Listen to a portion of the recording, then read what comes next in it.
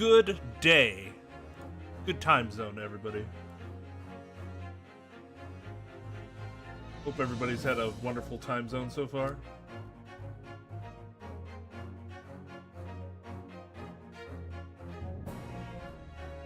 I just clapped my hands and hurt myself.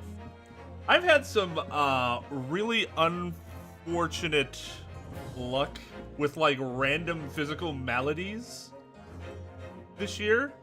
So I had the thing on my nose. I had these things on my lip for a while.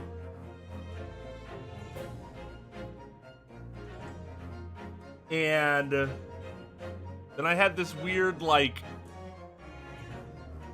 I guess it was like scaly skin, like around here. All that went away. And so, because I can't have a normal body for more than like a week, I got like a spider bite or something on this knuckle. Just doing this hurts. My hand's kind of discolored, as you can see, a little bit. It's warm to the touch, so it's probably infected. Don't worry, I have sought medical counsel on the issue. My doctor just hasn't gotten back to me yet. Doesn't hurt other than when I move it. But like, if you touch it, like, that's pain. Ibuprofen and ice works, but like, it kind of has impaired my ability to type the past couple days. It's just painful.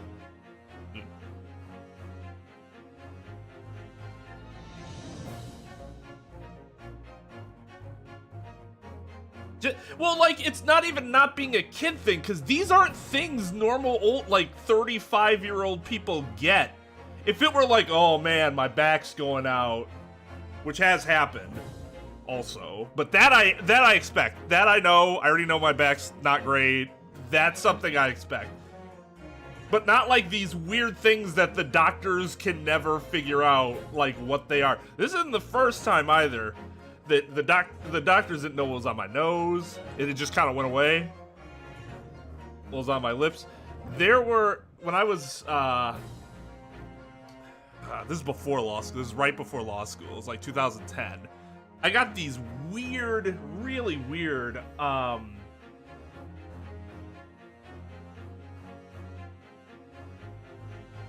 don't know how to describe them. It kind of looked like chicken pox, but they weren't like blisters. It was all underneath the skin. And I had it like all over my hands and on my feet. And that just went away on its own. I got it after I went whitewater rafting. Nobody had any idea what the fuck it was.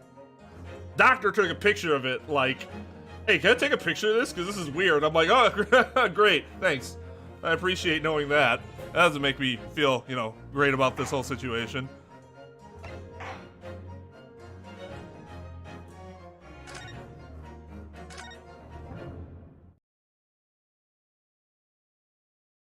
Right? Skyward Sword?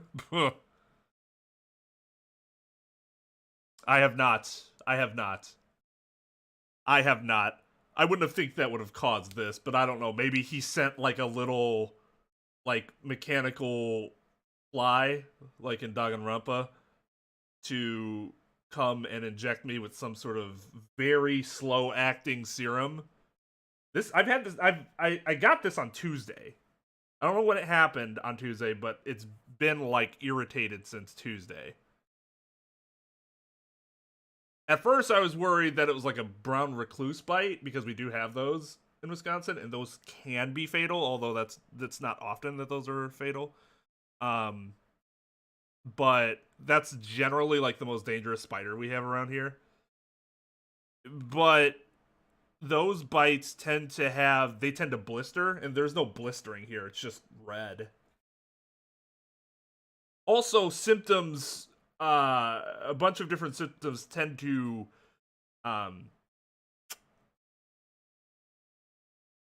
rear their heads within a day. And this is day, what, 3?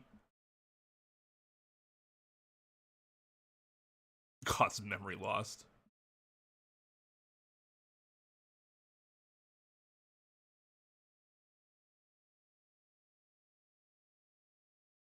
Hey, cheers to CJ's data.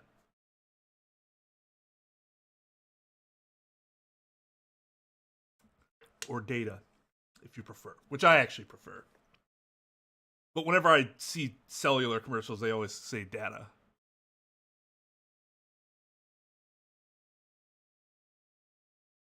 Yeah, which, like, the bug bites would make sense. It was just so weird how it was, like, only on my most, further extremities. Nowhere else on my body.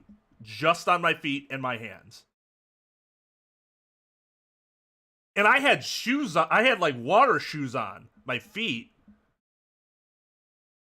So something happened where I had something where it only attacked my hands and feet, or those were the only things that touched it? I don't know.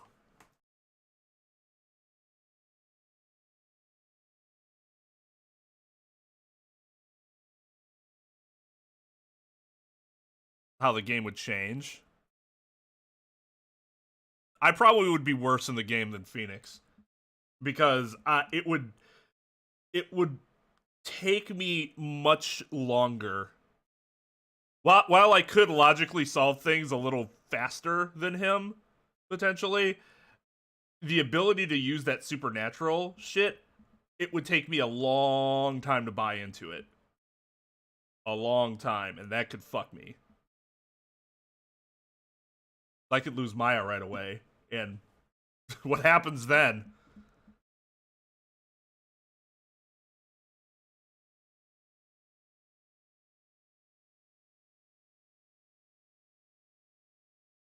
Clotheslined by trees every 5 minutes? Yeesh.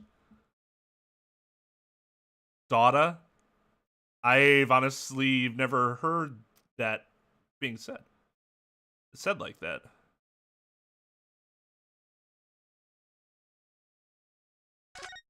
Alright, so another confession.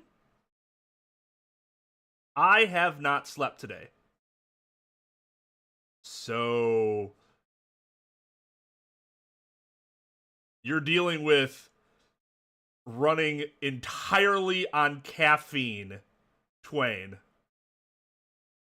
It doesn't matter. If I went to go lay down right now, I wouldn't go to sleep. I wouldn't be able to. I'm so wired.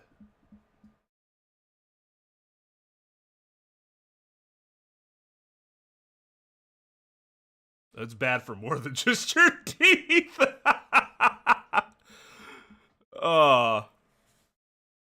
No, I was wired before the coffee. I'm drinking caffeine so that, like,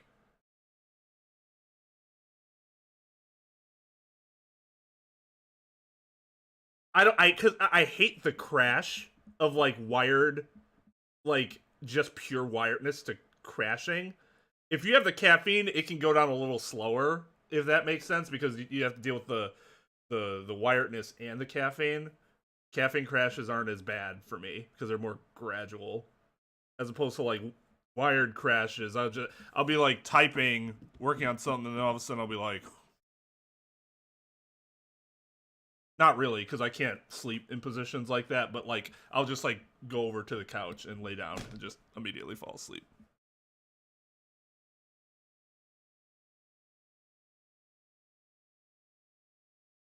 No, no, not at all. I haven't been in court since 2019. In fact, I think I started this game after I stopped litigating. So once I had started this series at the end of 2019, I had stopped my trial court practice.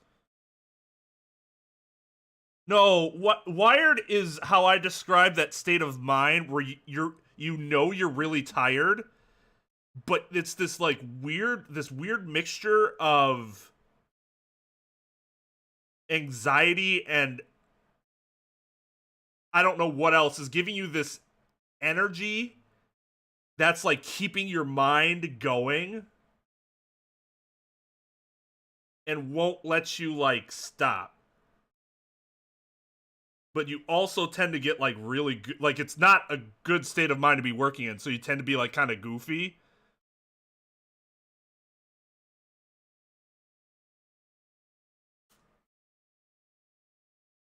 See, for me it's not like I could see the undead thing, but like for me personally, I'm energetic when I have it.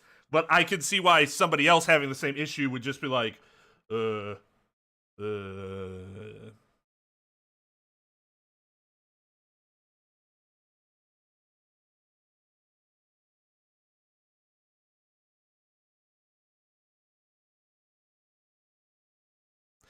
I'm honestly gonna try to stay up like all day and then sleep for like 12 hours. Go to bed at like 9 or something, 8 or 9, just sleep for like 12 hours. I'd be fine with that. But no, I'm gonna try to stream as long as I can. Maybe streaming's causing me anxiety that I'm not addressing. Sometimes that happens. I've had there have been periods of time. I think I've talked about this. Yeah, I've definitely talked about this because the time it happened the most like severe was during Justice for All, where like I have so much anxiety in general that like even streaming is causing me anxiety. Whereas like streaming's supposed to be the escape from anxiety. But every once in a while, you know, it happens. That's just the way it is. I don't think I feel anxious to stream. Normally I can tell, but that's no guarantee that I actually don't.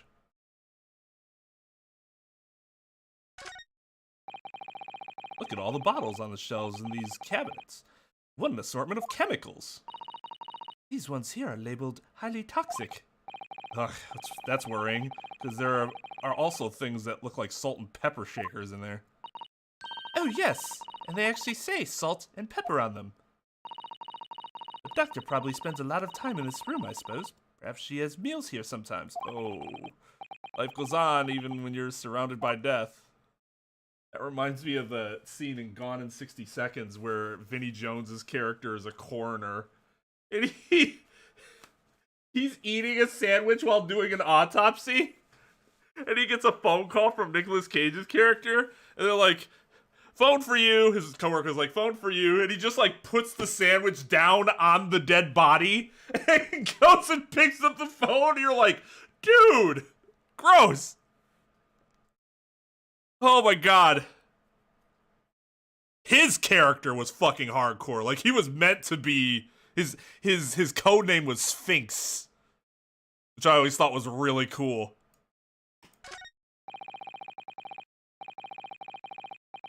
And that's kind of weird, isn't it?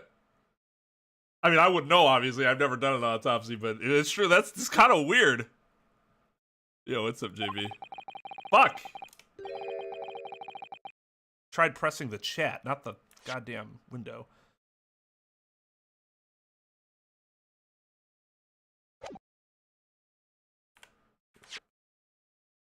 A table and a set of sharp tools. When you consider each in isolation, it all looks quite innocent. Does this look innocent? So why is it that when you put them all side by side, they all seem so horribly disturbing? I see what he's saying. Yes.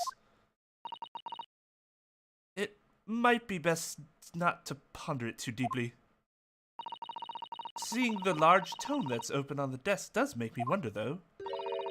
How can anybody concentrate on bookwork with this acrid odor?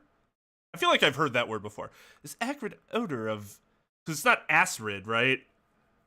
Acrid odor of chemicals in the air. You'd either have to have a cast iron constitution or a really terrible sense of smell.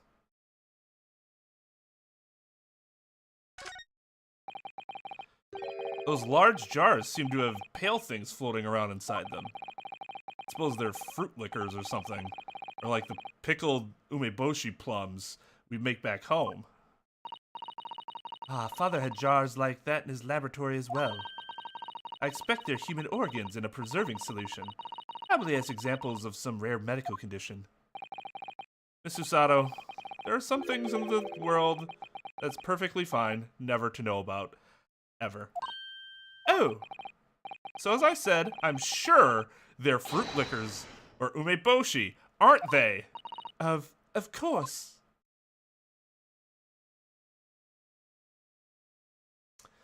I can understand the anxiety that would cause. I suppose this is Dr. Scythe's desk.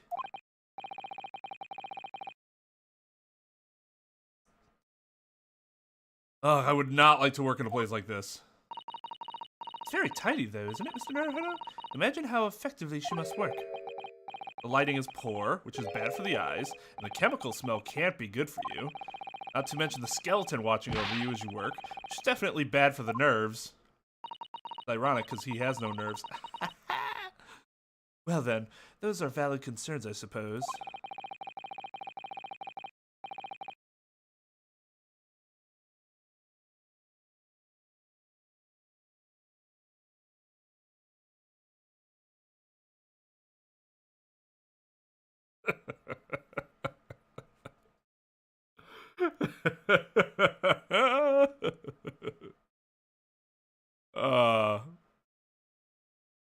Oh Lord. That is back of something, that's for sure. Whew. Gotta chill. I could just about cope with a one-eyed Daruma doll watching over me, but that's all. Well, look at this. What a magnificent display case. The cherry wood has been polished to a high sheen, and the intricate carving is a joy to behold. Western cabinet makers really are very skilled, aren't they? Do you have nothing to say about the skeleton inside, Mr. Naruhodo? I already said something about the skeleton. Miss Usato, can't you tell that I'm trying very hard to avoid talking about the terrifying contents of the case? It's how I cope. Avoidance. Not healthy. I'll be sure to remember that from now on.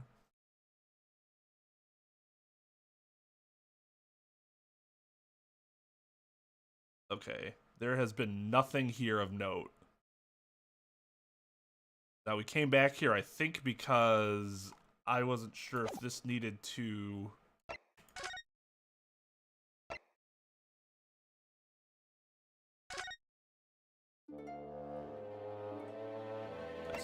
Based on what she said. Yeah, so I don't know what else is there. So there's something else here, and I don't know what it is. We presented everything to Gina. Nothing else to talk about.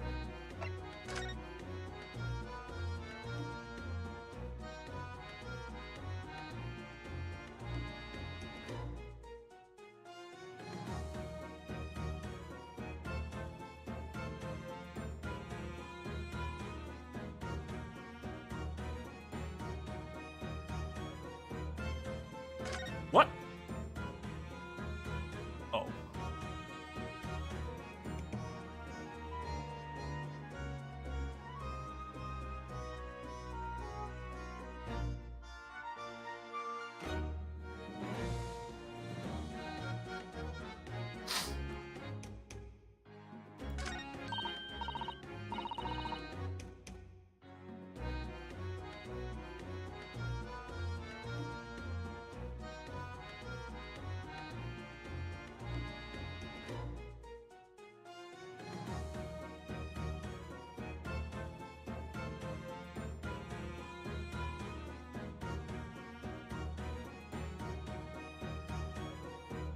That better not have been it.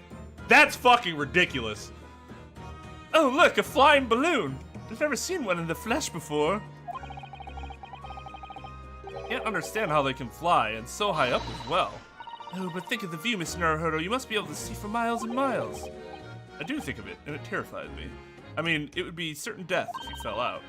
Sure, they're perfectly safe. After all, they've been invented by some of the brightest minds in the world. Not forget that we know at least one has exploded. I'm sure there are other ways to fly. Okay.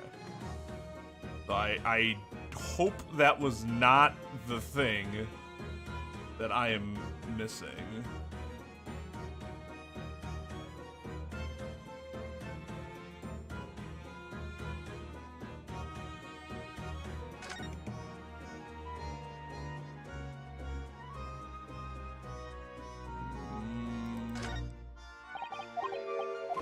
Okay, fit team's there.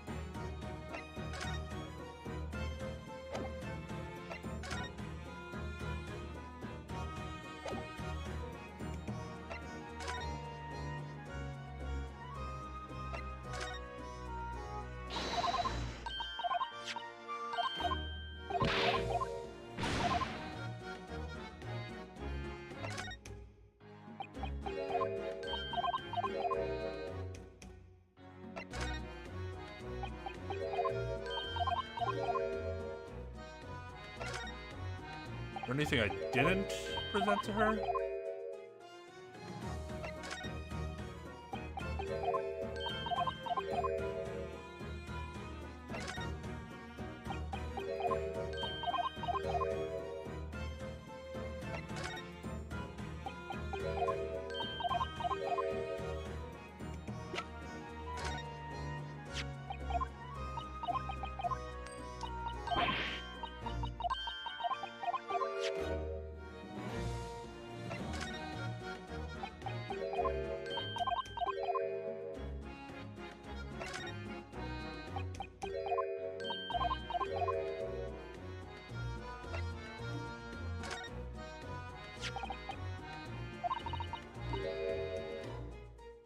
About this, Gina.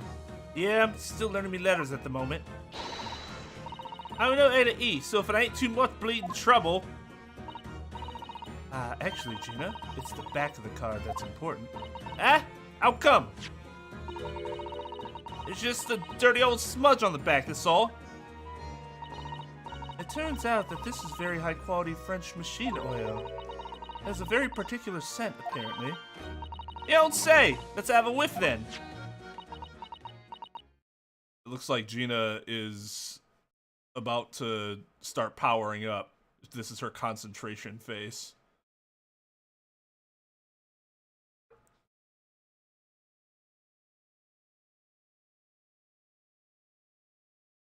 Yeah. We got that after I think we did the first round of presentations to her. You sure? I don't smell nothing. No, we didn't mean that you should smell it. Oh, right! You mean Toby? Makes sense. Since the smell is so good, he can track people over the oceans, can he? Mr. Hairbrain informs us that this oil is unique to Mr. Drebber's workshop. Sniff, sniff, sniff, sniff. Sniff, sniff, sniff, sniff. I think he's picked up a scent. So you mean if he follows the scent of this oil, Toby could lead us to that dodgy cove's workshop? That's right. That's exactly what we were hoping. Alright then, we'll give it a go. I'll just borrow that. What? Wait, when did you? Once pickpocket. I can lead everyone to that Drebber's workshop. I'll be the boss's boss before next week.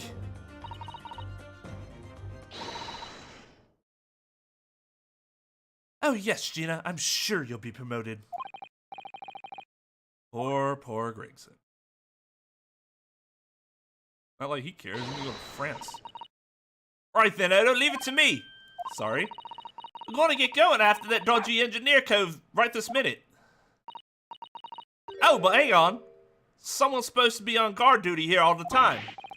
I'm afraid we can't help. We need to get on with our investigation as well, Gina. Oh, right. Oh well, never mind. It ain't gonna be me what gets it. It ain't gonna be what gets it in the neck. It'll be the boss. Poor Gregson again. This time, yes. Let's go talk to one of those guys over there. Ray, tell me, you got that oil scent, have you? Come on then, boy. See you later. I do hope the scent of that oil leads them to that swindler's workshop. Yes, I hope so too. Ideally before the dog swims across the channel to France.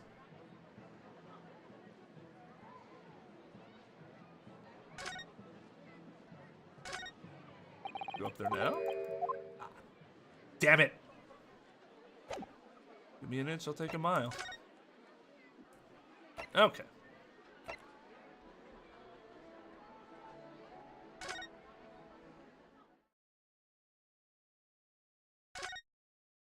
Spend a little more time investigating here. That lady is not here yet, though. How do we trigger? We must have to go somewhere else. Oh! Looks like an owl and a crow up there. I know. I know. They haven't even twitched since we came in here. Well, no, they wouldn't have. They're taxidermy mounts, Mr. Naruhodo.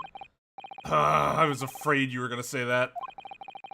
I've been trying very hard to tell myself they're just sleeping with their eyes open. Yes, I think perhaps you were wise to put something like your Daruma doll on display in the office instead. Look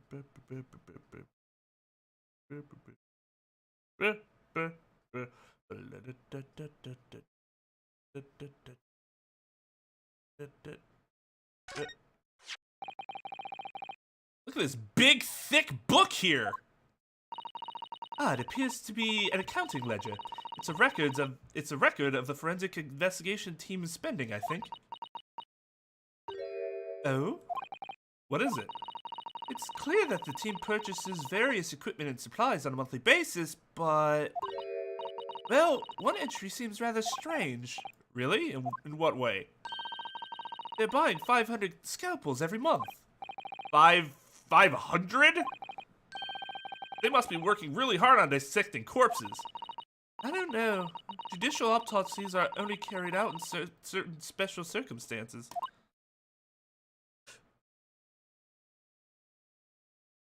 God. Well, if it's just a taxidermy cat. Scalpel blades can be sharpened too. It does seem a bit strange, you're right. 500 scalpels a month. What could they possibly be using all them for?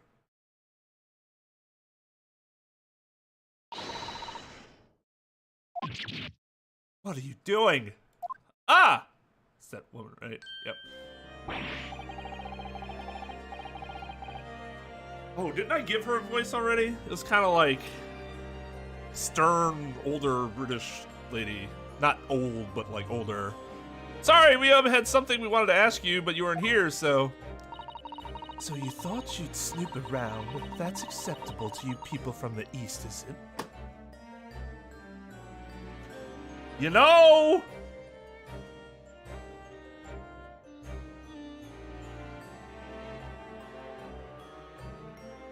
Let's see if that was my doctor getting back to me yet. It was not. Well, what do you want? Lord Strongheart told us, you see, that it was you who examined the victim's body. Mr. Asmund's body, I mean. So we came to ask you about your findings, and on Lord Strongheart's advice. Very well. If the Lord Chief Justice has given his consent, I'll tell you what our investigation revealed. But when we're done, you must leave immediately. Man, those eyes, cold as ice. Good lord! Well, this is straight to the point. I don't think I've ever seen this before. Has this ever happened in another Ace Attorney game where it's just one thing?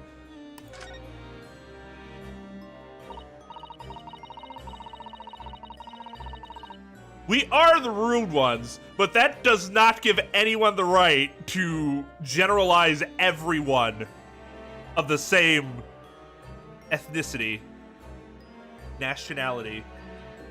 I guess in Far East would be ethnicity.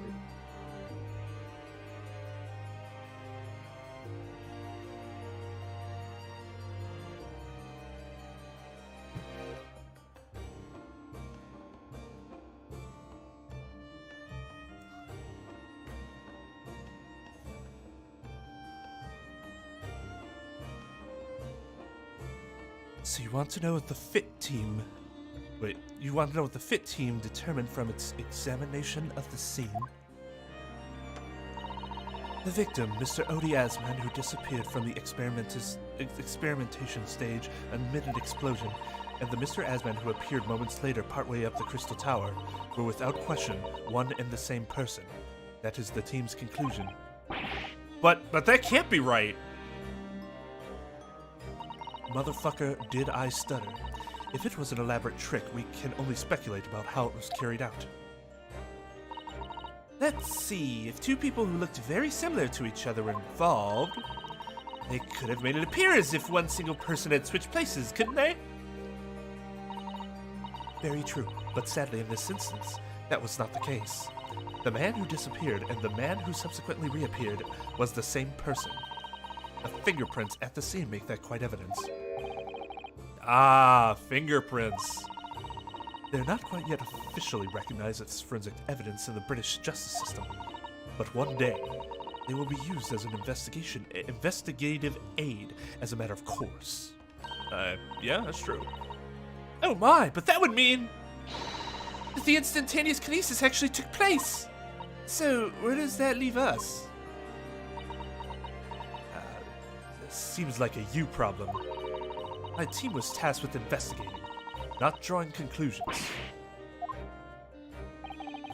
Instantaneous kinesis is impossible, and yet the body did move from one place to another. This hasn't cleared anything up at all. It's made the whole thing even more of a mystery.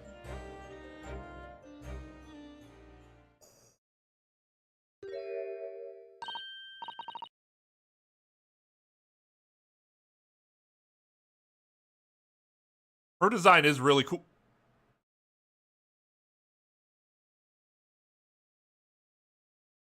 Really?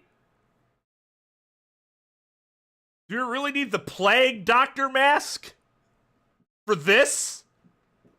That's just for aesthetics, right? That's just for aesthetics. There's no reason for them to be wearing this.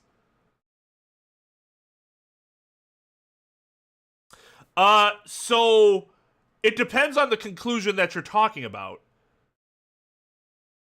An autopsy, for example, comes to the conclusion as to what the cause of death was, right? But it doesn't conclude anything beyond that. We have to get all the rest of the conclusions. So if the fit team was sent to determine whether or not that was the same person or a body double, they did draw that conclusion. But in terms of what else happened, we have to draw that conclusion. We have to argue that conclusion as the attorneys on both sides.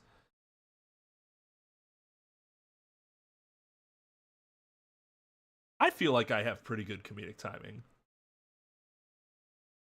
I don't know. Maybe I don't. Natural comedic timing. I'm not sure my scripted comedic timing would be nearly as good. I'm pretty sure this is a Mrs. or a Ms. JB. Right. And they like, and their task is to determine whether or not that machine works. So if they say no, the machine doesn't do what they say it does, that doesn't mean they can answer the question of how did the body get there. They just can tell you it doesn't do what he claims it can do. Okay, I wasn't expecting daughter scythe to happen. Wish I had like a gas mask. I do have a mask.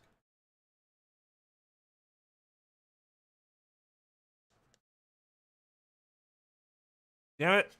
Come on. Come on. Come on. I need you to just stay on for a little bit. Give her a Bane voice? God.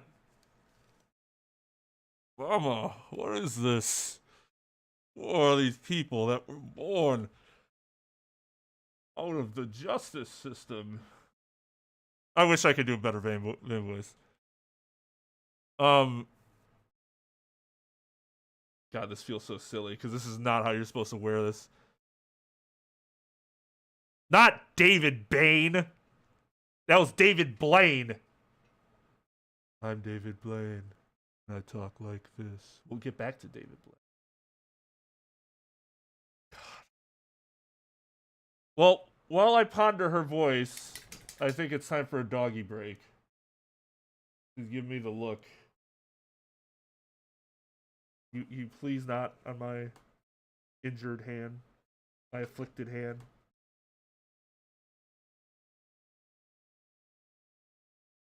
Blavid Dane. Good old Blavid Dane. If I had a Great Dane, I would call it Blavid. So I can call it Blavid Dane. Alright. I'll be right back. Do I have music?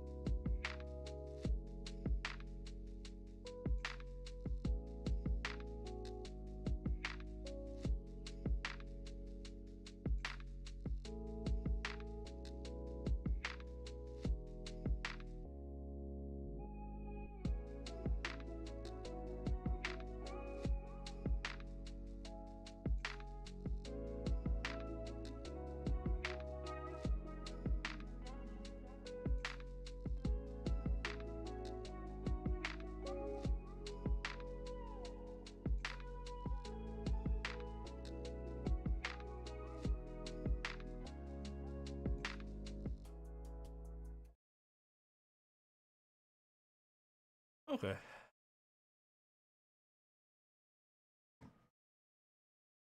Maybe I thought I was gonna fall asleep off stream. Yes. I still don't know. I looked over my list, my voice list. I don't have one female on there anymore. Not one. Not one. So I don't know. It's make her similar to I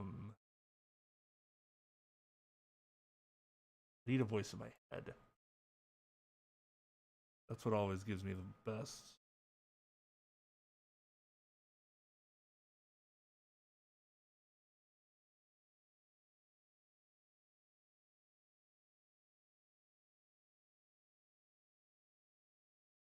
I need more. I need more context as the personality. Mama, what's this? Mama, what's this? Oh, I have an idea. Ah, where did she spring from? And did she just call the doctor Mama?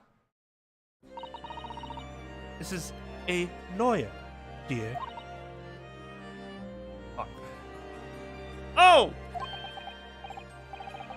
Hello. To meet you. Pleased to meet you. Yes, I'm a defense lawyer. Mr. Naruhodo. Mama! Yes?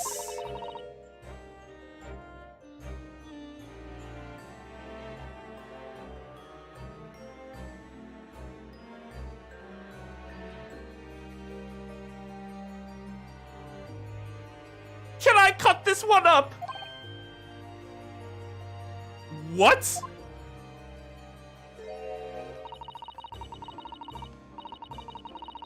I've never seen inside an Eastern person before. I want to know what it looks like. I want to know. I want it now.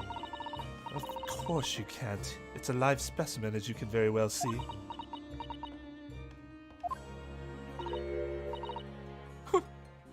Boring.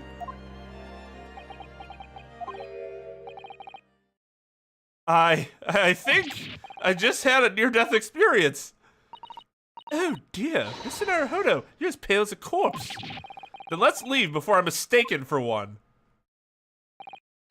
Well, I think we've done all the investigating we can for now. If we could just determine the whereabouts of Mr. Drebber, let's just get the fuck out of here.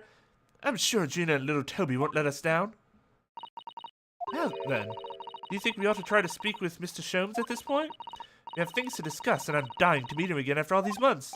Call him a filthy liar. Yes, it's quite possible he might know something useful, you're right. We ought to find him at Madame Two Spells. He's supposed to be working there as a temporary waxwork exhibit. Yes, Iris told me Iris told me all about his latest unusual venture. Let's get the fuck out of here. The problem is, I don't know if she's going to have the mask on the entire time, so I might have to come up with another voice for anyway. So, I thought I'd do What's-Her-Face from Willy Wonka and the Chocolate Factory. And once she started talking about killing people, I'm like, yeah, we'll go with that. But I want it now! I want it now, now, now, now!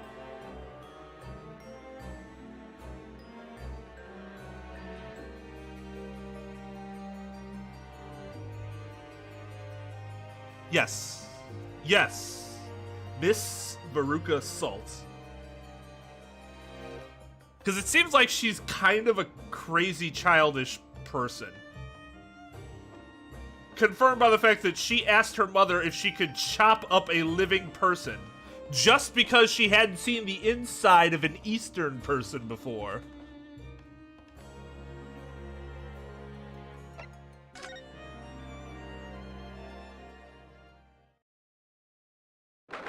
I can't do Gene Wilder's voice. I wish I could.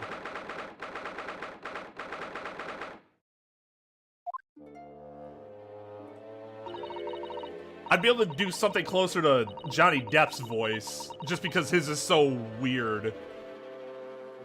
It's more exaggerated, I guess. And it's easier to do exaggerated voices. Hey, Angelica works too.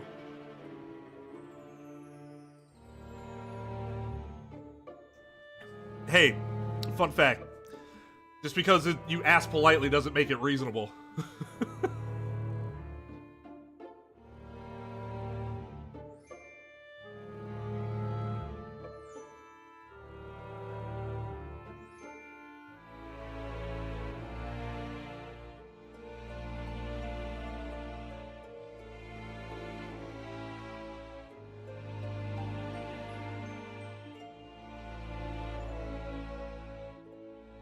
Sorry. Just looking at to see if the poison had moved at all. I think so.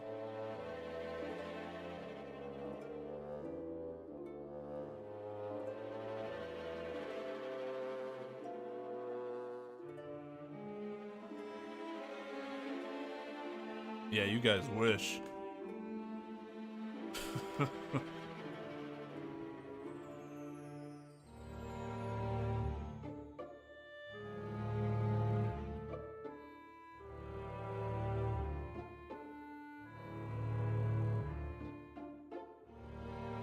Can you do a good French?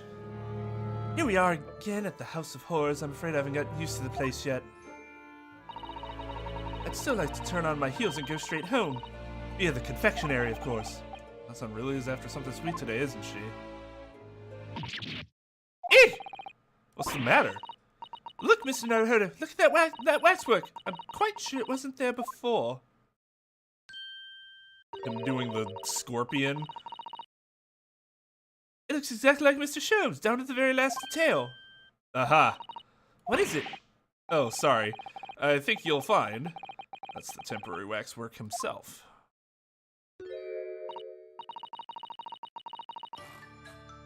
Ah, yes. The friend of my dedicated employee. Oh, yes. Hello again. It's Rinosuke Naruhodo. I must say, I am quite spellbound by the great detective. He is a marvel. My precious waxwork is already back where it belongs. You don't mean... But yes. The mystery is solved already. Wow, Mr. Sholmes can really engage his brain when he's hungry enough. So as you can see, he has returned to his habitual duties. Yes. His habitual duties? Alors, do not disturb her.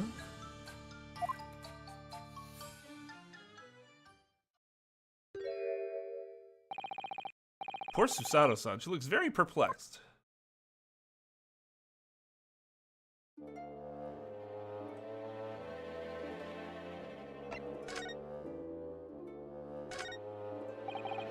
Ah yes, the heavy curtains in the middle of the House of Horrors.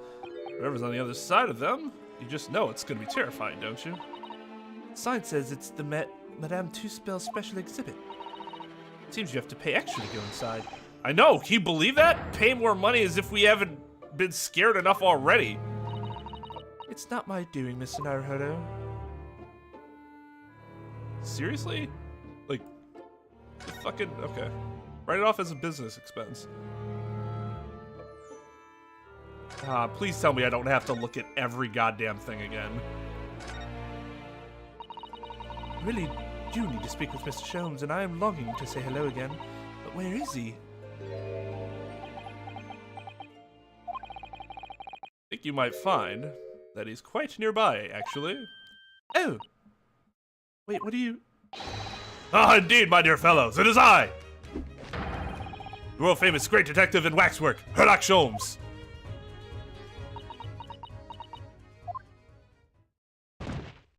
Ah! Susato-san! Susato-san!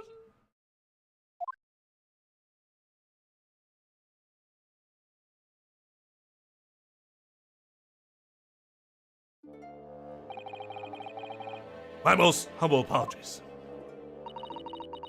thought I'd died and gone to eternal paradise for a moment. Via London. My dear madam, allow me to make amends by offering you a tasty free deduction at some point. As long as it's not of questionable street food quality. I don't understand. Why are you working as a waxwork here, Mr. Sholmes? Didn't she say that Iris told her all about it already? Merely a secret identity, you understand. Though the case is largely solved now. Largely solved? We're talking about the waxwork abduction, I presume? We're talking about the waxwork production? We're talking about the waxwork abduction, I presume? Indeed we are, my good fellow. As I predicted, it was as easy as proverbial pie. Though I confess, I'm yet to partake in a pie, proverbial or otherwise, or any food so far today for that matter. That stomach mumbled echoed around the whole museum. So how did you manage to solve it so quickly? Ah, well, you remember I said it was largely solved. Anyway, I simply negotiated with the culprit. Are you familiar with the so-called telephone? Oh, yes. It's a most modern invention allowing you to hold a conversation with people far away. In Japan, only the imperial capital and a handful of other cities are connected as yet. This morning, a telephone call was received here from the perpetrator of the abduction. As such, I was able to negotiate terms, and in the end, the waxwork was returned.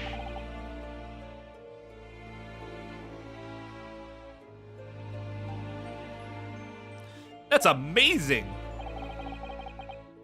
Just between you and I, it would appear the culprit had always intended to return the stolen waxwork in any event. Oh, but I thought whoever was responsible had demanded a ransom, no? Yes, I think perhaps the ransom demand was necessary to avoid unwanted suspicion regarding the true motive. But does that not mean your negotiation was entirely unnecessary? A fact that I must ask you to keep from Madame Two-Spells at all costs. A hungry young Iris awaits my return to Baker Street, after all. Poor Iris. Now then, do I sense that you have some business with this great waxwork?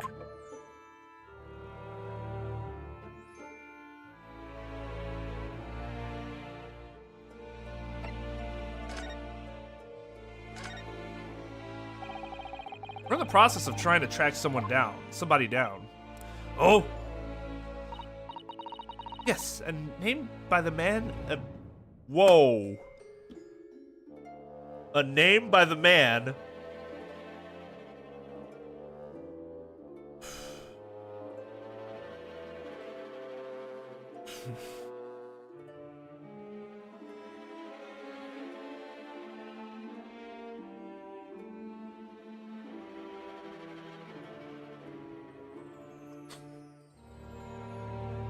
Yes, a man by the name of IncogNotorious.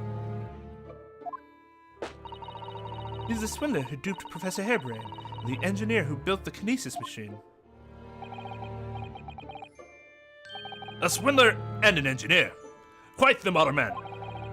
He also seemed to be a conjurer of sorts, too, with considerable knowledge of stage magic. We really need to locate him before the trial resumes tomorrow morning. But we have so few clues to go on. That's trouble. It's something else, I said. Do you have any good ideas? I have no data yet. It is a capital mistake to have good ideas before one has data. If I knew something of the man's appearance, at least, I may be in a better position to help. Yes, Trevor's appearance. Fortunately for you, however, presently I have little to occupy myself and little to fill my stomach. As soon as you find any clue, no matter how small, I should gladly give you my thoughts on it.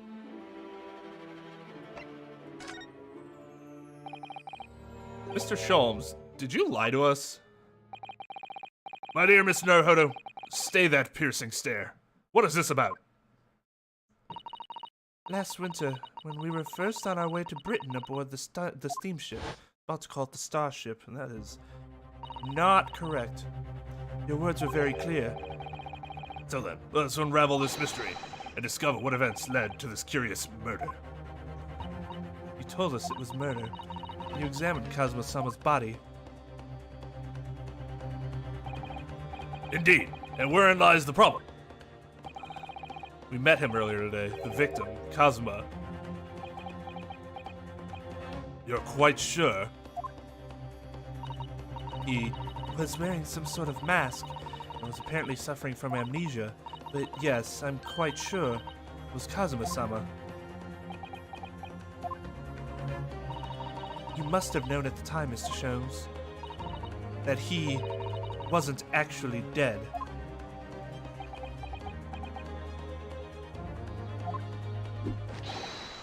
Well, I can only assume I was swept up in the murderous atmosphere of the moment. But the fellow wasn't dead at all? Ah, ha, ha, ha, ha, ha, ha. Priceless.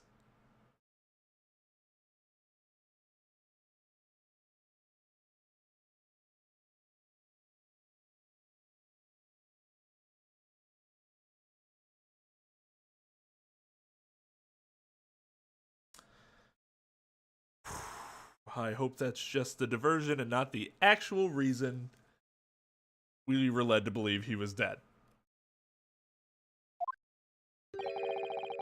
I don't suppose that performance would pass muster, would it, Mr. Naruhodo? I can believe that the crewman present at the time made a mistake, but not you, Mr. Sholmes. I will now tell you something of the first importance, my dear fellow.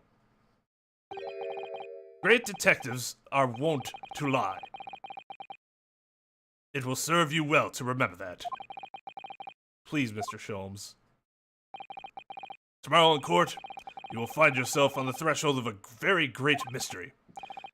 For now, I'm afraid that is all I can say. Alright, we need to present him with a clue. Oh shit.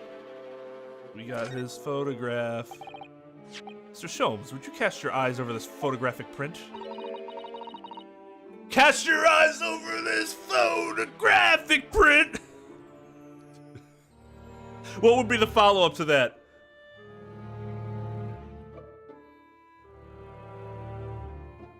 Every time I doth engage, it brings thine to hysterics. No. Yeah, what's a better word than hysterics?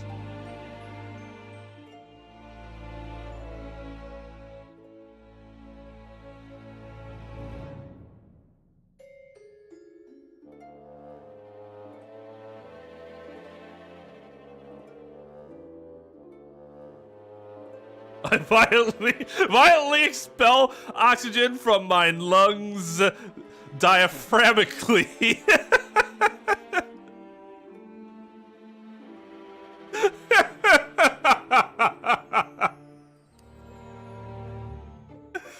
Oh. It's of Mr. Enoch Trep, the face of the engineer we seek. Well, all Englishmen look broadly the same, of course. So looking at the photograph won't be particularly instructive. Are you alright, Mr. Sholmes? Ah, yes, forgive me. Very interesting, this. Very interesting indeed. What's wrong, Mr. Sholmes? You've turned quite pale all of a sudden. I had a bad habit of doing that lately. I have a suggestion, Miss Naruhodo. Will you indulge me? Oh, well, what is it? As I explained to you when you arrived, the missing waxwork has been returned. And I personally reinstalled it in the exhibit from which it was taken, behind those thick curtains. Oh, yes, the professor exhibit, isn't it? Would you like to see it? For a mere 5 shillings. That's a special, one-time only price, you understand. What? The opportunity won't come again, I might add. Wouldn't you like to see the fruits of my labor? Oh, well, we do have a rather pressing investigation to carry out. Perhaps we could postpone? The price is a very reasonable 5 shillings. I think you'll find it's well worth it. He's hinting. Are you being quite serious, Mr. Sholmes? Surely you need only look at my expression to ascertain if this is seriousness or silliness. I can never tell with you, that's the point. Very well. It couldn't hurt. Here's your 5 shillings. Gratefully received. So the special exhibit awaits behind the curtain. I invite you to peruse it at your great leisure.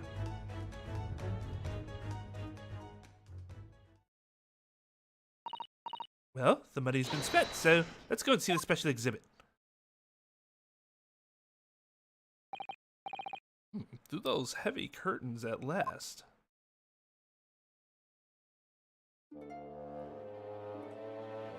Just take us there! 5 shillings we have to pay, it doesn't seem right. Let's just get in the room. We don't need to have this conversation right now.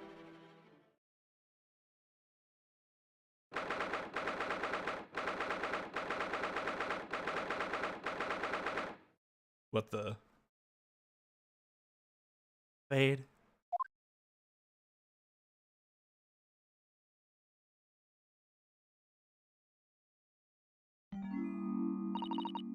Oh dear. I felt a shiver run down my spine as soon as we walked in here. Mr. Sato, I say we turn on our heels and go straight home. Be a really big confectionery. We certainly can't do that. We've paid 5 shillings already. True. Actually, no, looking a little more closely. We paid good money to see an exhibit that's clearly incomplete. The nerve of the great diddling detective is...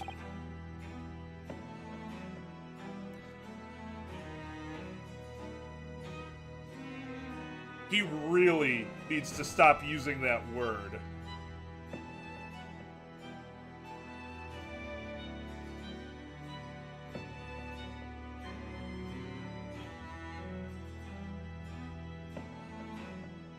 Like, really needs to stop using that word.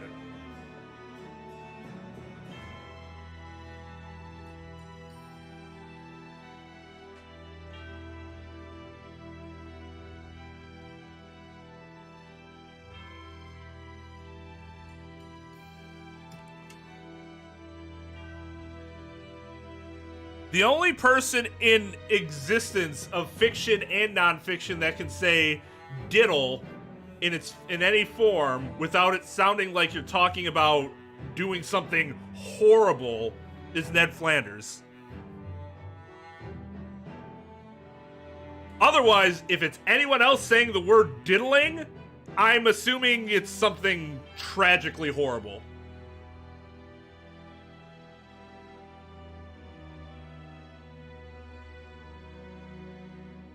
Thanks CJ for spelling that out for us.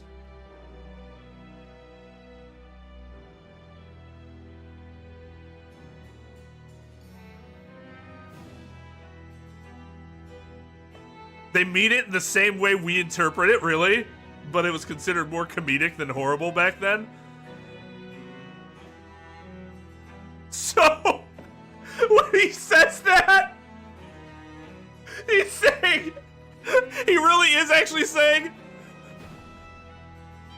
The nerve of that detective that diddles with... that plays around with genitalia.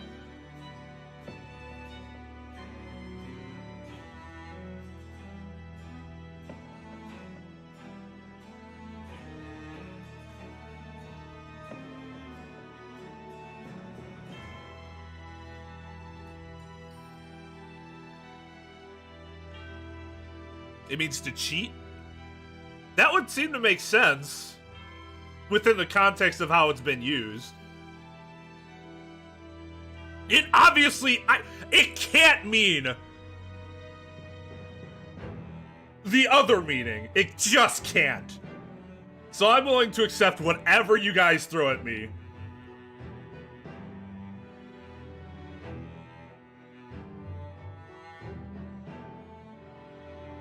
Because of your data, CJ.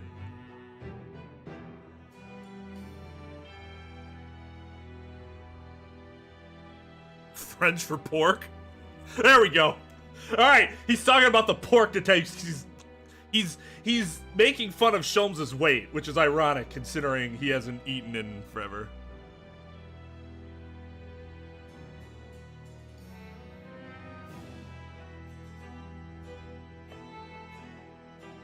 I see. Because even if you're cheated could have the same meaning in that you're messing with someone, right?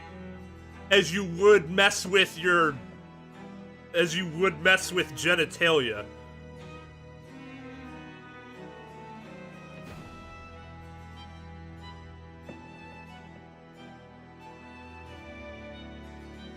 Maybe that was the morph. Is that it was cheat or swindle, as Dog gives us the actual definition.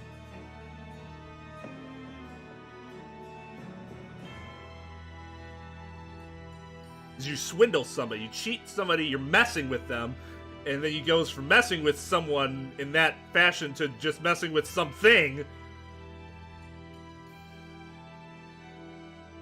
Oh, that's an unfortunate name. As we look back in history, it's an unfortunate name.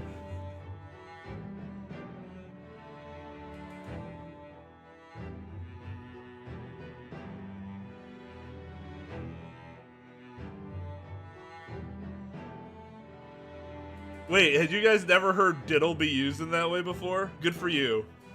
Good for you. Your minds are more pure than mine.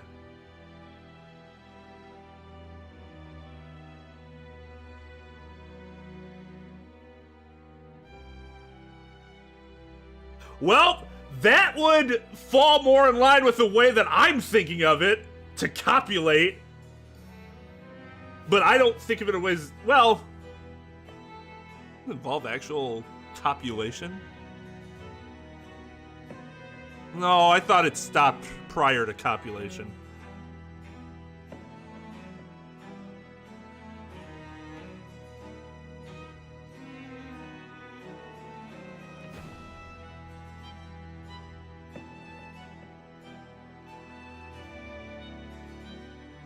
Alright, hold on. I gotta put my mask on.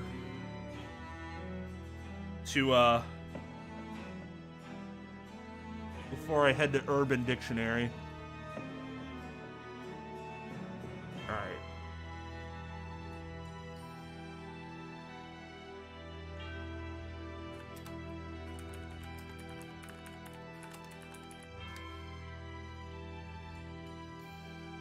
Diddle. Urban Dictionary.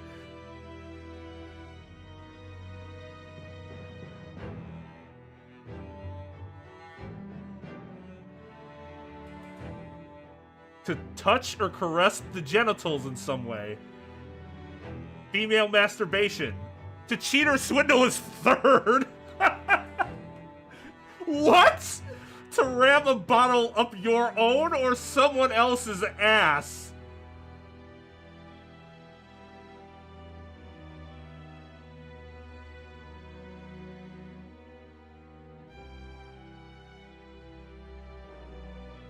Female pleasuring herself by rubbing her vulva.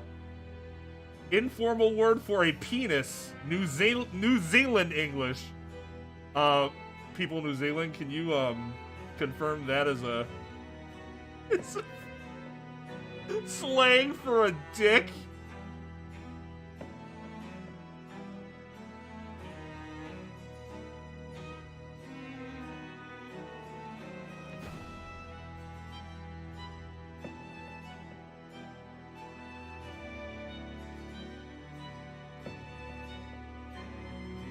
I mean, I'm sure there was multiple words for cheater.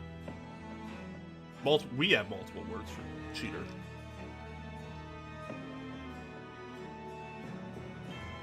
Okay, so the problem is that his use of this word seems to be ambiguous at best and vague at worst.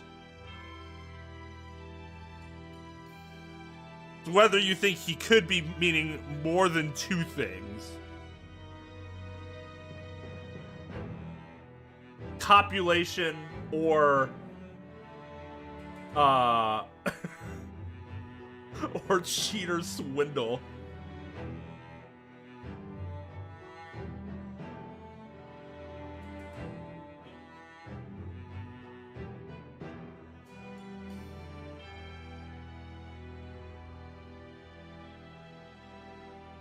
That's how I've been thinking of it in my head.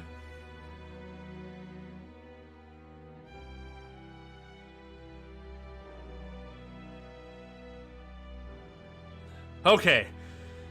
Whew. The nerve of the great diddling detective is far more terrifying than anything else in this place.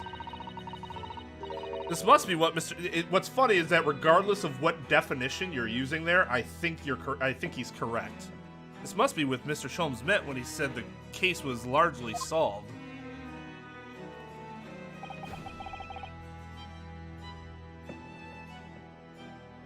Be that as it may, Mr. Sholmes heavily implied there'd be a clue about the engineer in here, didn't he? But where? Since we've paid 5 shillings, let's do 5 shillings worth of investigation, shall we? Yes, we will get what we paid for.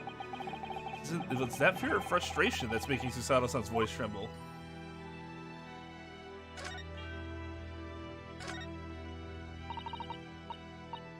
This part of the exhibit is just as disturbing as the rest. It looks so real. It seems to be a young man in a white overcoat, and he has a large shovel in his hand too. Look. Perhaps we should investigate it a little more detail.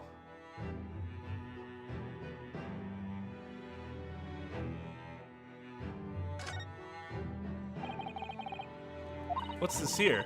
Oh, this would appear to be a lens in the middle, so I believe it's probably a camera.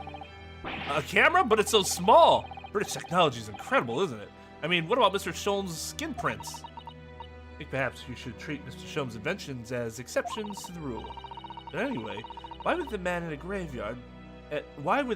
a graveyard at night with a camera? I wonder, perhaps he was trying to capture the moment a dead body came back as a ghost on film. You know, Susato, you give us all that ellipsis, but some people have literally made a living out of that. We'll just borrow this for a little while, I think. We just took it? By looking at the photographic plate inside the camera, we can see what picture was taken. Okay.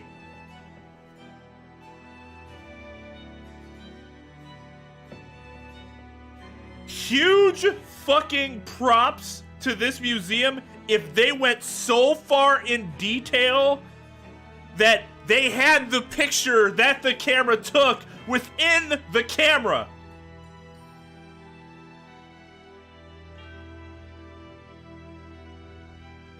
Am I misunderstanding what's happening here? Doesn't that seem fucking crazy?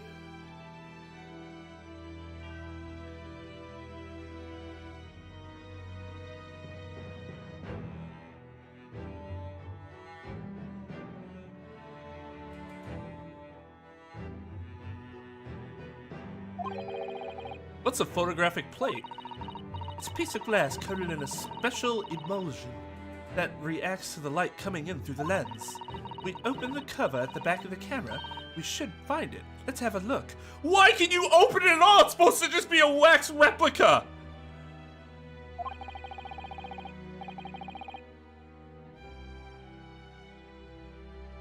Or somebody put a real camera here for some reason. Which I'll give Susato credit because I wouldn't necessarily thought of looking at the camera like that because I would have assumed it was probably, well, I might have touched it, I guess.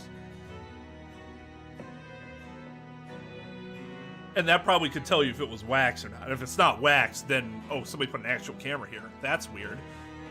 You should see yourself, Susato-san. Your eyes are shining.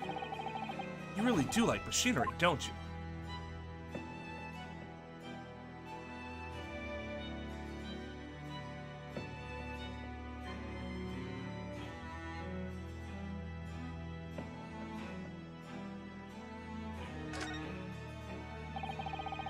Quite a large lamp the man's carrying. Or is it a lantern? It's not unlike a Japanese chochin paper lantern, actually, is it? Lamp, lantern, chochin. The point is, it casts very little light. If you're walking alone in a graveyard at night with only this, well, it certainly couldn't do it. I'm not sure I could visit a graveyard at all, even in broad daylight, to be honest.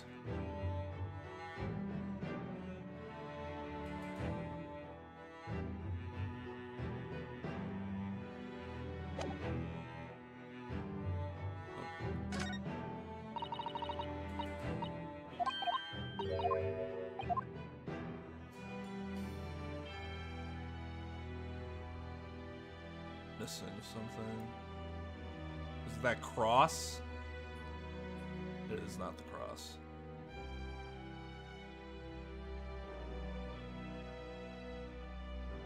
Ah, I tried doing that earlier. I guess I did it on the handle.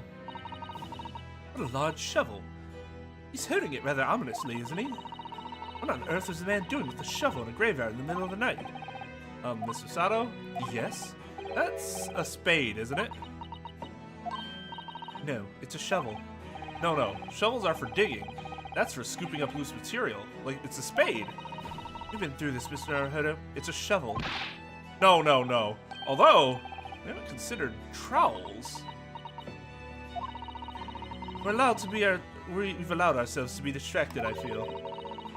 Perhaps we should concentrate on what the man was doing with the implement. We're going to bury the hatchet? You're right, though. What was the man doing in the graveyard in the first place? That's the real question. Is that the stepladder debate of this game?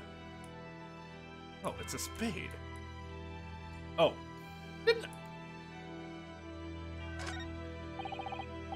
I can't see his face very well, can you? Perhaps if I just... Oh, do you think you should be manhandling the exhibits, Mr. Naruhodo? Put it back exactly as it was, don't worry.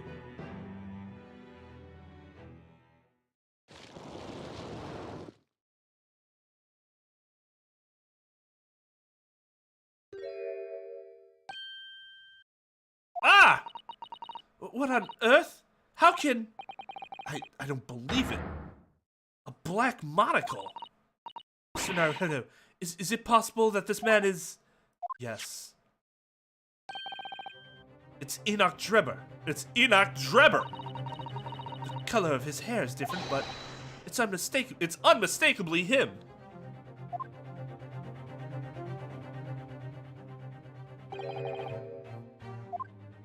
Indeed it is. Mr. Sholmes! This man is the subject of your present hunt, I believe. Yes, that's right. Just who is this man? Why is he here in this exhibit? And why does the convict behind him have no head? The head was missing when the model was returned by the thief who stole it. What a surprise. So then the case isn't yet solved, is it? Did I not say so myself? Largely solved. Were my words, I believe. But I must locate the missing head. Tell this sweet.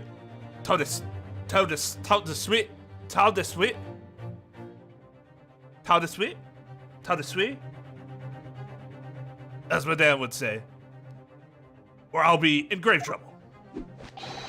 A very hungry Iris still waits my return to Baker Street. Preferably with rations. Ugh.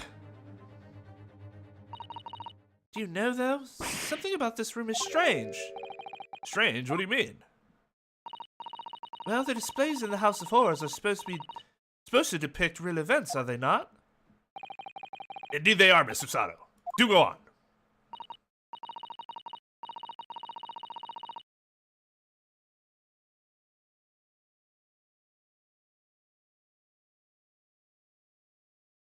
Tout est sweet.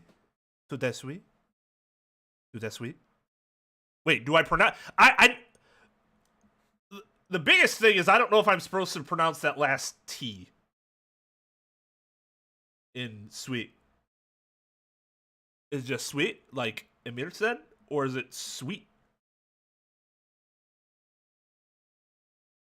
Tout sweet. Tout sweet. Tout sweet. Tout sweet. Man. That's a fascinating language. I've never seen so many letters just kind of ignored. Or like, they influence it a little bit. Like how the sun influences the Oort cloud around the solar system. Only kind of vaguely. It's got you enough it has enough gravity to pull you, but not to actually put you into standard orbit.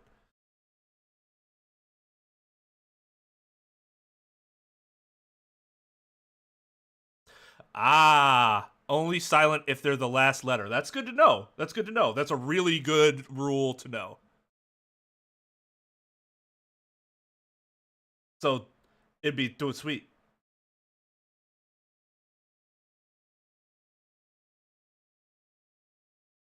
And as terrifying as they are, the scenes in the other exhibits are believable. But this one... This surely couldn't even really have happened, could it? I think it's time I educated you a little.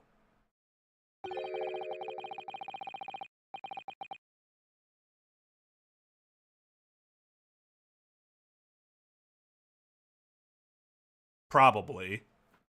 You're probably right, Devin.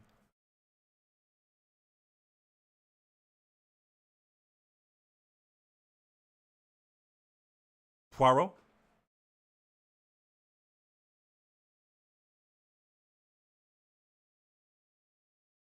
God. I don't think I'll ever forget the first time I saw the word noir. I was pretty young. I was probably like 9 or 10. I was like, no ear. What a weird word.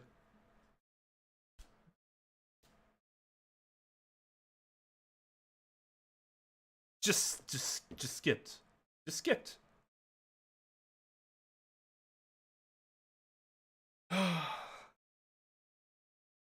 Cause like I don't even know, like, so Japanese has, I don't know if CJ's still here. He could probably explain it better than I can.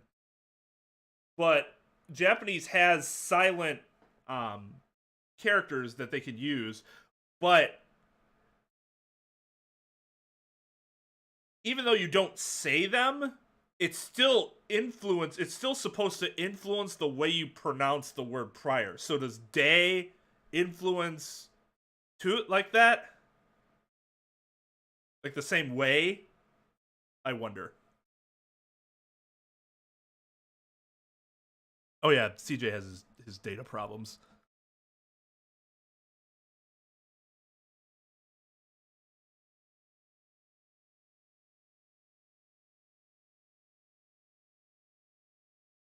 Yeah, I mean, well, English always has to be doing things its own way.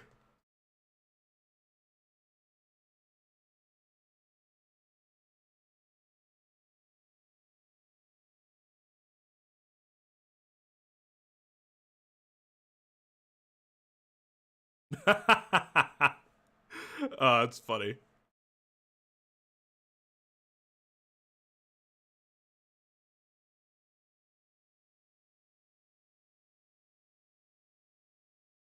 I would love to learn more. One thing we're thinking about doing is, because I'm so interested, is helping my nephew learn. Like I can learn a language with my nephew. I can kind of be the tutor who's only slightly ahead of him. That's never super good, but like it's more of like a working together thing as opposed to like a teaching or tutoring thing. Because my sister wants him to learn many languages, which I am not a big fan. I am not at all. Well, I am mostly not a fan of forcing your kids to do forcing your kids to into extracurricular activities insofar as they should be able to explore what they're actually interested in. So if my kid looks at soccer and is like, that ain't me, dog. I'm not gonna be like, well, I'm gonna sign you up anyways. But one exception to that rule is that my children will learn another language from a very, very young age.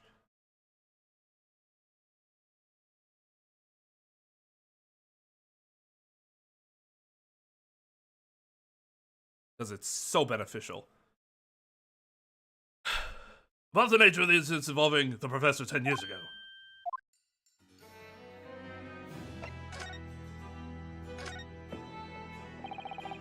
I believe I told you a little bit about the professor yesterday, did I not? He took the lives of 5 victims, every one being either a member of the aristocracy or royalty. All were attacked by an enormous hunting hound and had their throats ripped from their bodies. Oh gosh, an enormous hound? How awful. Might this be a hound that was associated with Baskerville?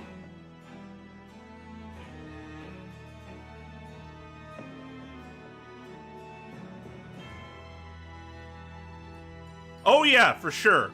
And like, I understand that partially what I'm doing is exactly that.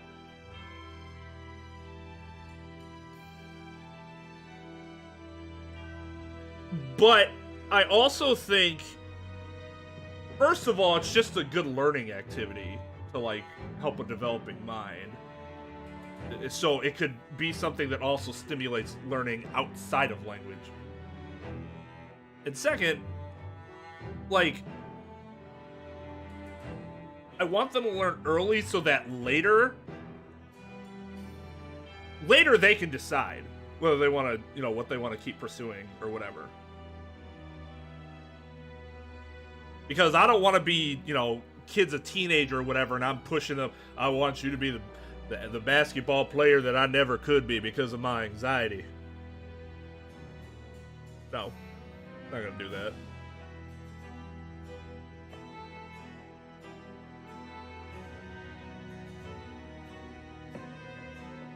Oh yeah, yeah. No, I agree.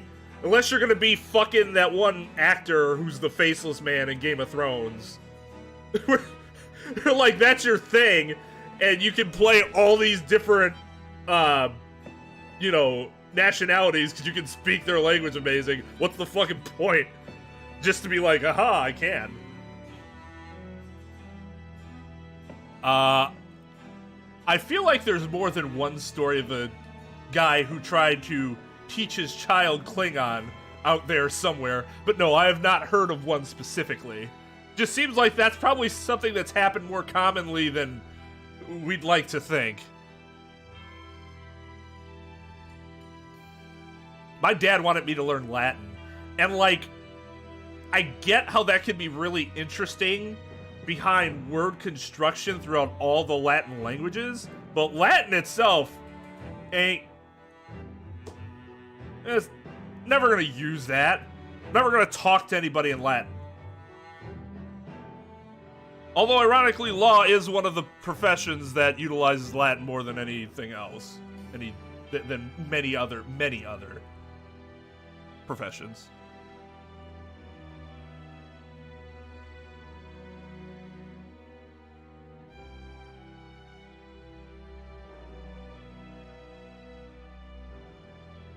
Yeah. Yeah, that's it. So, like, part of your learning can be good just as foundation for other languages. It might help you learn them better because they're all, you know, they're from the Latin. They're all Latin languages. But in terms of like actually using it, fucking worthless. And that makes complete sense that the kid, it's like nobody's using it. Why the fuck should my brain remember this? It's a waste of brain space. I'll instead focus on other shit. It could have still helped him in some other capacity though that he didn't realize.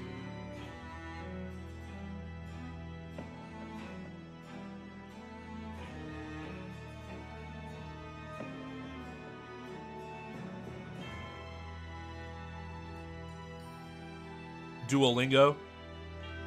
I've heard of Duolingo, Babbel, there's Rosetta Stone, obviously. I've heard they're all good.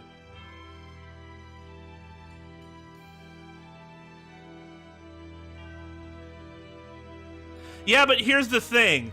I don't need to learn Latin to learn those things.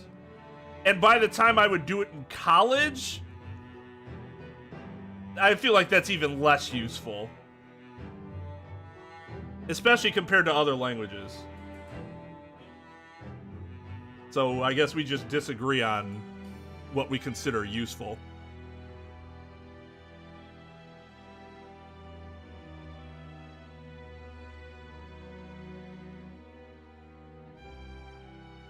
Or I should say, it can be useful, but I wouldn't consider it quite useful. If something's quite useful, then it should be encouraged, and I wouldn't encourage learning Latin.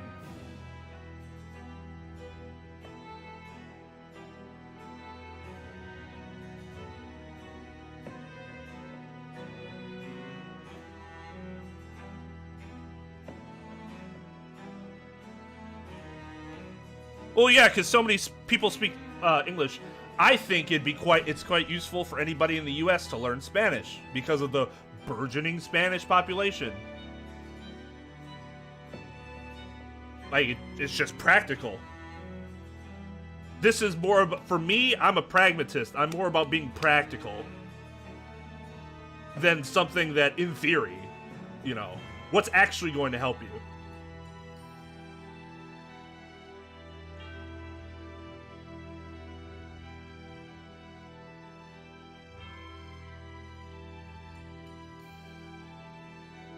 Why Polish?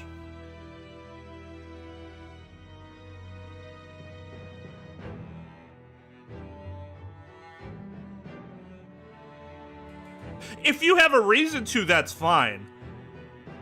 That's great. But like, not many people here have a reason to know that many languages other than to flex. One of my friends, he just picks up languages. It's astonishing. It's astonishing how that guy is able to do it. Most people would be able to do it if you're just thrown into that culture, which is what he did. So he knew Spanish really, really well, so he went to Mexico for a while, and then he just went to China. Knew absolutely no Chinese. Now he can speak it fluently and write it fluently. And he did it fast. He did it really fast. I think any of us, if we're in that area enough, we'd eventually learn, as long as we were trying, right? But the way he's able to pick up languages that fast without... There was no, like... There wasn't really any formal teaching or anything like that.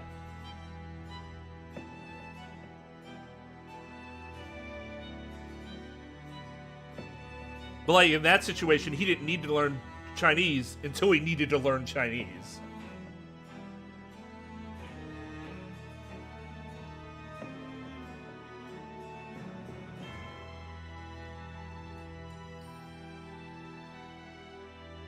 Well, it's like, I don't understand how people can, like, Hairbrain can write all those equations on the board and know what the fuck he's talking about. That's crazy to me. I know it's, in this particular case, it's a video game, but we know there are people that can actually do that, and that's absolutely insane to me.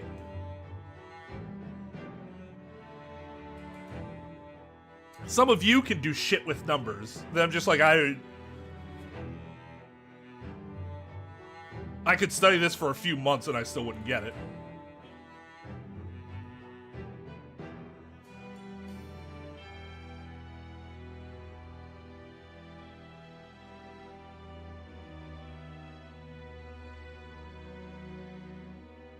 After taking the life of his fifth victim, the killer was apprehended. It was a case of unprecedented magnitude in Britain, you understand. Accordingly, the professor was tried in a closed court. No members of the public were permitted. Closed court? So you mean that the professor's identity... As you've surmised, my dear fellow, his identity was never made public. That seems to really go against public interest.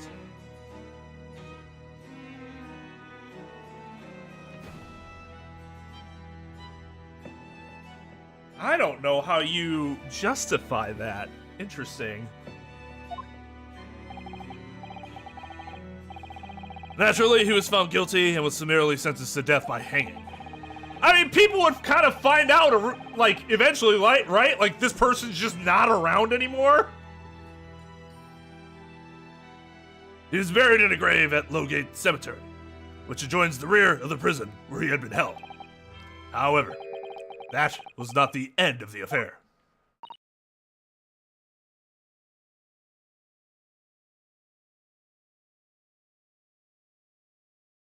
Oh yeah, I'm sure, like, I'm absolutely sure that didn't actually mean anything. And that's why I specifically said there are people that could do it for real and not just put a bunch of gibberish up there for it to mean, you know, and it actually means something.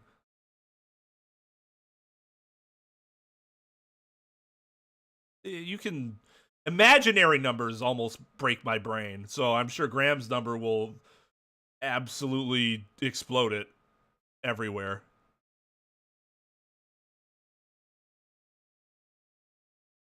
Oh. The very night that he was buried, the convicted man came back to life. Came back to life? Bullshit. He clawed his way out of the ground and emerged into the moonlit graveyard. Did he have no coffin? I guess not. How'd he move that big old slate of stone? Yeah, that's some strength. The exhibit here depicts that very scene as described by the sole witness to those chilling events. There was a witness? But of course, my dear fellow, it was none other than the young man in the white overcoat. Enoch Drebber. He saw it happen?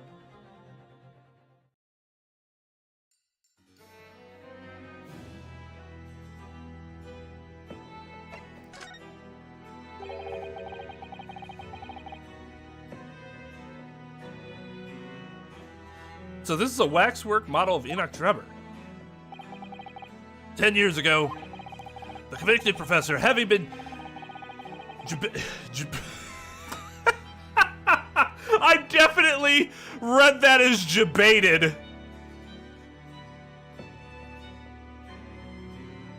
That's obviously not what it is. Is it jebaited or is it gibbetted? How are we saying this G? A hard G?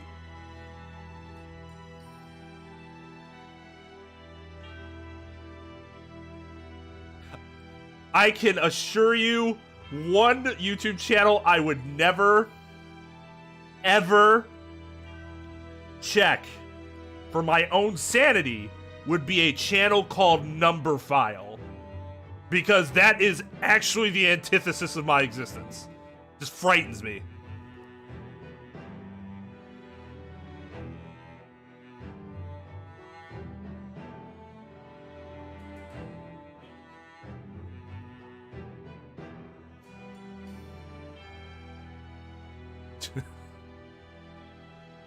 Wait, Gebet? Gebet? No, that would be a long E with the two E's in the ED, would it? Really? All these old words. I'm sure Number File is a great person. Everybody vouches for them. I'm sure they make great content. I am not trying to disparage the person and their character. Just that is a topic I have absolutely no interest in ever seeing a video on. My brain would melt and come out of my ears. Let's just go with Jebate. Oh, Jebet? Okay. So it was, okay. The convicted professor, having been Jebeted and buried, emerged from his grave in the dead of night. The sole witness to that unimaginable scene was this young man.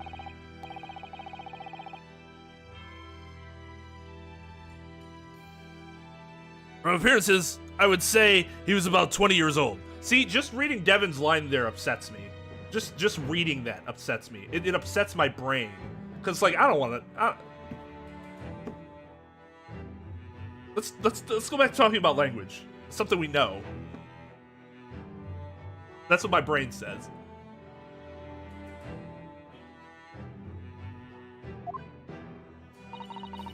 It's so horrifying. Scared out of his wits, the young Drebber ran to a nearby police station to report the incident. And the sheer terror of what he'd seen is said to have turned his hair white overnight. Yes, as shown as the photograph we have of him, his hair is completely white. That could have been normal aging, too. For the following few days, the story of what he'd seen was on every front page in the capital.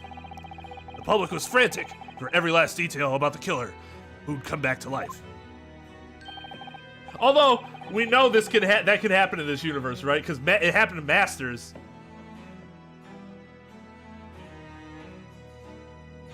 No. Rand's right. Nobody tell me about Rayo's numbers. Don't need it. Don't need it. I can live without. Thank you. Although, okay, there is one instance in where numbers are sort of interesting to me, but only insofar as I connect them to the subject itself. And that's stuff involving astronomy, which I understand has some of the most ridiculous equations.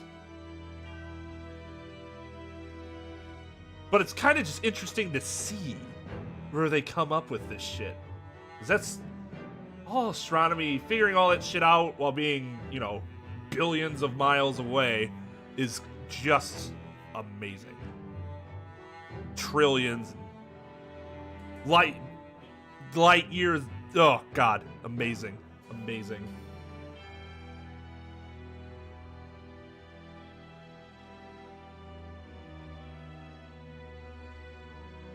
I liked the introductory logic course I took, intro to logic course I took as an undergrad, where it was initially it was like, this looks like math, and then you realize it's not math.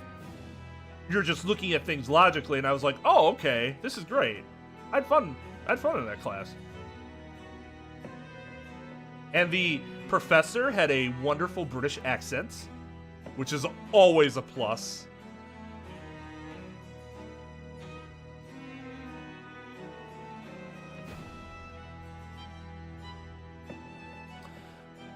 You know what we're talking about. Arithmetics, then. Arithmetics. Involving numbers.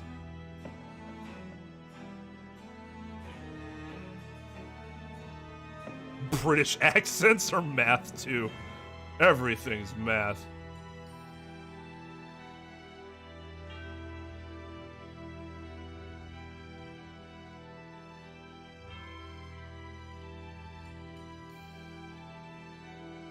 Incorrect. Incorrect.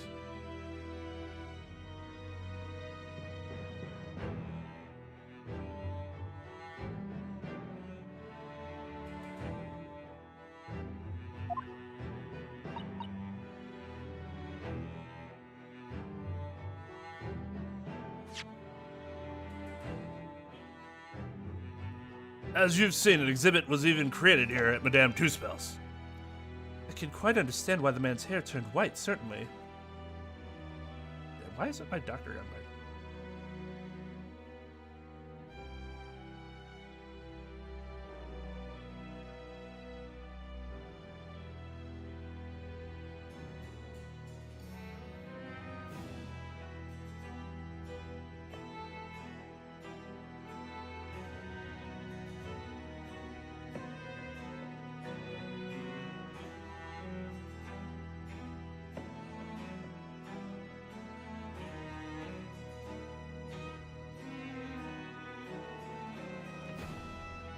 I can quite understand why the man's hair turned white, certainly.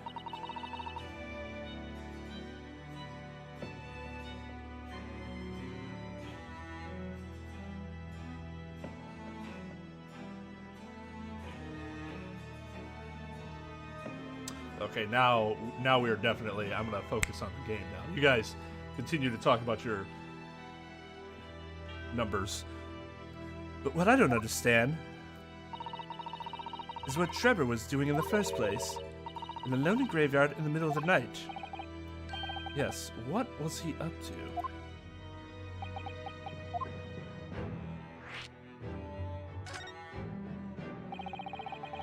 The professor's acts of terror threw London's upper classes into complete panic 10 years ago. It was a great scandal, one might say, at the very highest levels of society. And since the killer's identity was never made public, rumors abounded. After all, no killer had ever before systematically employed a dog as a weapon of murder. Yes, I can imagine the impact the case must have had. But in time, of course, the rumors abated. So too did the talk of the shocking witness account of the convict who came back to life. Except for that it's here, so not entirely. It was forgotten, dismissed as a dubious ghost story, a preposterous parlor tale.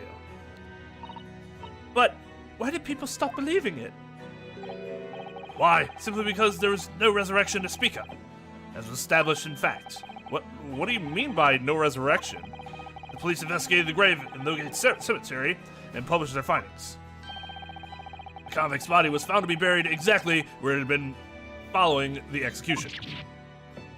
No, but that would mean Mr. Drebber must have lied to the police and the newspaper. That would appear to be the only logical explanation. Yes. Well, he is an illusionist, so this could have been just a whole big thing. The young man subsequently vanished from society, and nothing has been heard of him since. It's rather striking, then, that he should resurface now, don't you think? Of course, the convicted murderer couldn't really have come back to life. That's not possible. Trevor's hair is unusually white. If that really did happen... Fuck! No. No!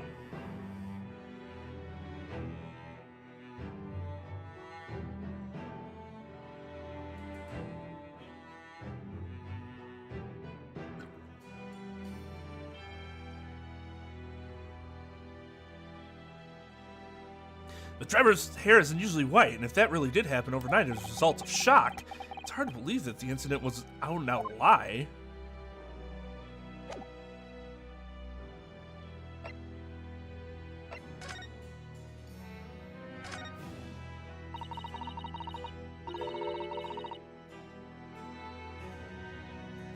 This must be the killer, the fiend known as the Professor. Yes, I think so. According to what Madame Two-Spell said, he killed 5 victims, all of noble royal blood. The waxwork is so lifelike, isn't it? Like all the models in this place. Well, except the head. Looks like it can start moving at any moment, doesn't it? If only it had a head, that is. Perhaps we should examine it in a little more detail.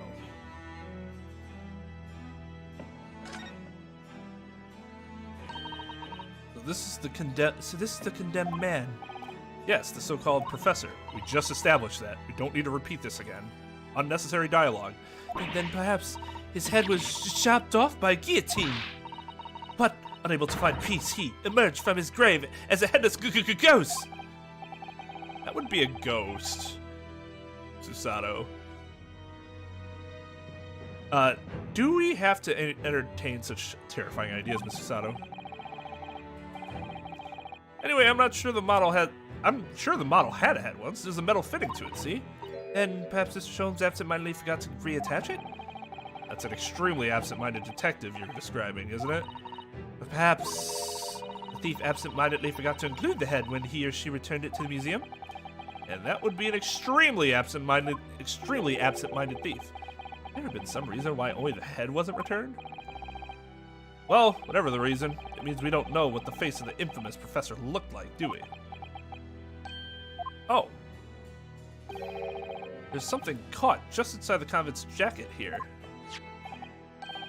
It looks like a piece of broken glass. Quite a big piece, too. It's very thick, isn't it? About 5 times thicker than normal window glazing, I'd say. Where could such a thick piece of glass come from? I suppose it had been made thick to increase its strength? But why? Well, perhaps because the glass had to span a particularly wide area, such as in a big building. A crystal building, as it were. Well, we've seen a large glass building recently, haven't we? Some of the glass is broken, too. You don't mean...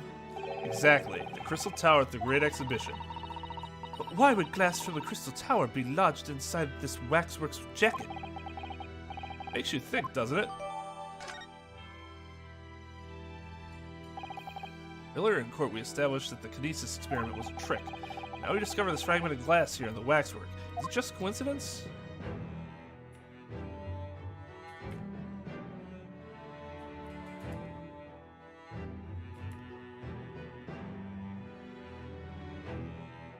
Is that it? Dude made us come closer.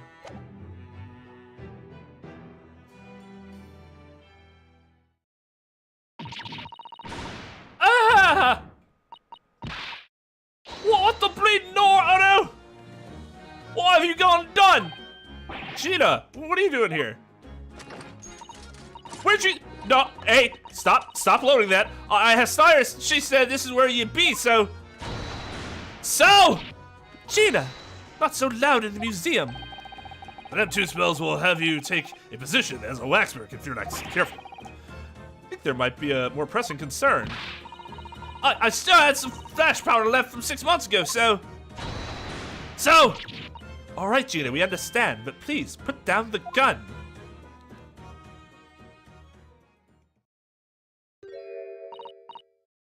Crystal Tower. It is me, villain. Sorry, I got scared. Should try being the one on the other end of the barrel. What brings you here, Gina? What brings me here? What'd you think? We found it. We found that dodgy cub's workshop. What? You found Drebber's workshop? Oh, I'm glad this place is pet friendly. Yup, Toby's nose took me straight there. The boss and the others are headed over there now in a drag, so come on. Here's the address. I got the boss to write it down. Ouch. Sorry. I'm English. Oh, thank you, Gina. We'll make our way there at once. Alright then, see you there. I want that as an emote.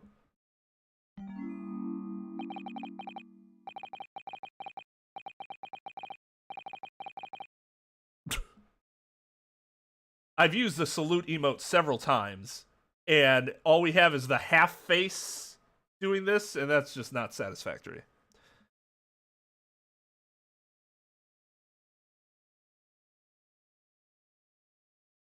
I'd love if Villain came out of nowhere and was like, haha, I did everything. Oh, that was red herring. Hugo, don't mind me. I'll just stay here, being still. What?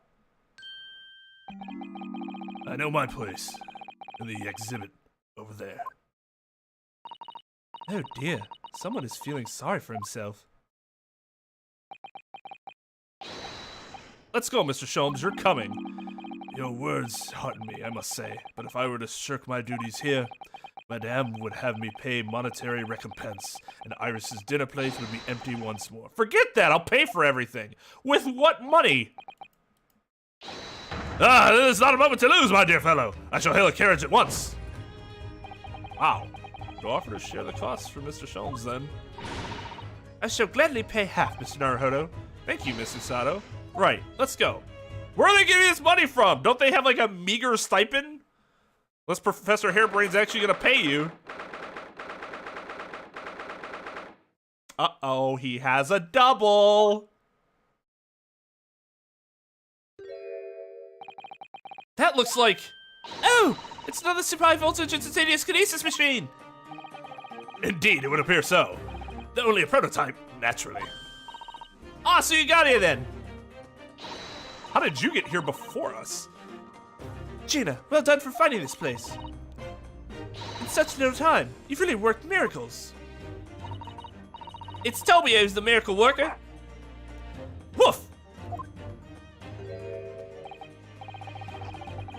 What the is he suffering from allergies or something?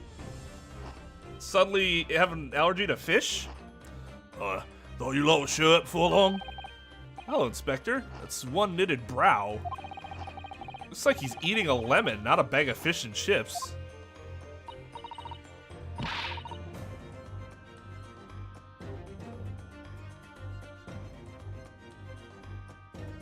Saying what quickly? I don't even know anymore. He's suffering from proudness. Oh, I'm so proud of what I want here, yeah? Want to find soon? Be Chief Inspector yet. So, Inspector, is there any sign of the engineer? Sadly not. We didn't find a soul in here. Oh. Okay, yeah, that did feel like it came out unnaturally fast for me. Oh, what a shame. Maybe it's that accent. I don't know. Something about that accent just gets it out right away. Well, thank you for letting us know about this place and giving us a chance to investigate. According to what Gina tells me, I found it thanks to a clue that you all turned up. I wouldn't want to say, go to Paris with a debt of gratitude unpaid now, would I? Thank you. Anyway, if you're open to snoop around in here, I'd get cracking. Both Zeeks and the forensic investigation team are on their way here as we speak. Them again. I imagine you got the picture by now. They don't take too kindly to lawyer types. He's a lawyer! Me as a lawyer don't take too kindly to lawyers. Fuck off! Fucking hypocrite.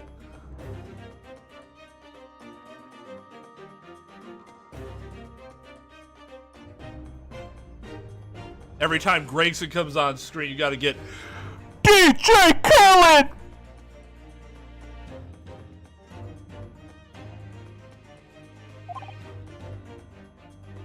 We can make that assumption, but the problem is that he left it ambiguous.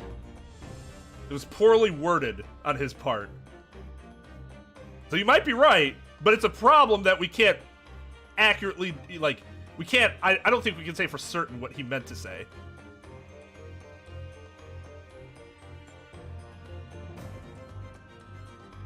Ow, my freaking ears!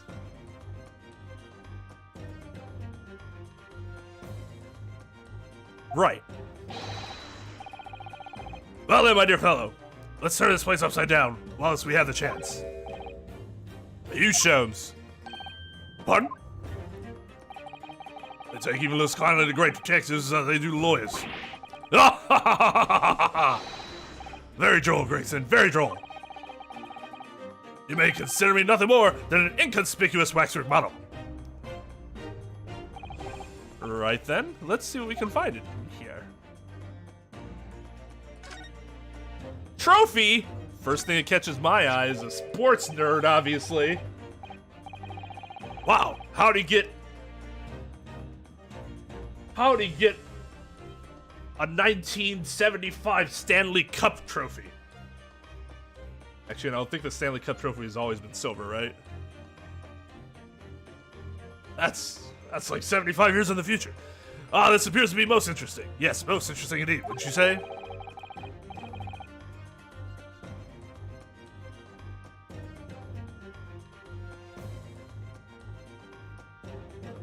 Diddle our ears, oh god.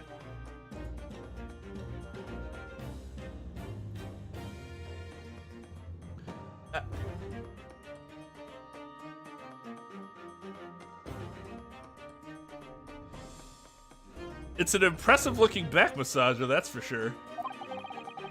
I've no doubt that if you hit your shoulders a few times with that, your aches and pains would soon go away. It's a Royal Society trophy for excellence in science. A young scientist could wish for no higher honor. Ah. Would you like a massage? No, I'm fine, thank you.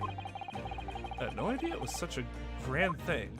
Man, not that I have no problem accepting a massage from a male, but not what I assume are incredibly calloused and rough hands of Sherlock Holmes.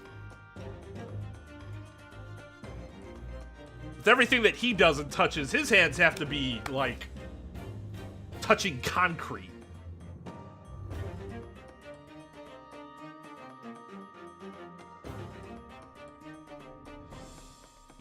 No, I don't mind. That's fine. If it's like an actual crashing problem, like the game just outright crashing, then that's something I would like to know. Because it's not something where somebody's like, you better save here because it's kind of tough. But if it's like, the game might have a problem here where you could lose all of your progress if you don't save now. I mean, he wears fingerless gloves, right? He doesn't wear... Oh, yeah, he does wear them in the house.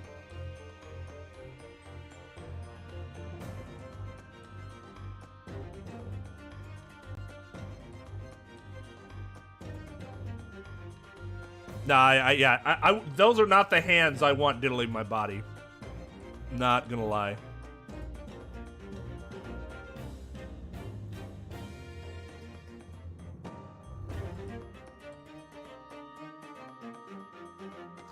Hear that, Amir?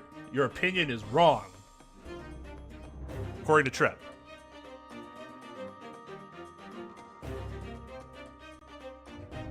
I'm so irked You have irked Amir into silence.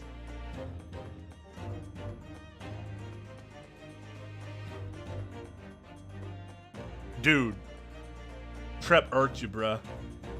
He irked and marked you. Woo! Impressive. I think it's becoming increasingly clear that there's much more to this Mr. Enoch Drebber than conjuring tricks. I couldn't agree more, my dear madam. And how about you, Mr. Naruhodo? Would you like to take it with you? For your tired shoulders, of course. I'm not gonna let that go, is he? You use trophies as a back massager, I step on cats. We all got things that we wish we had never said out of stupidity. It's curious, though, isn't it? You'd expect such an important trophy to be proudly on display somewhere, not haphazardly cast aside. English gentlemen can be quite a mystery at times.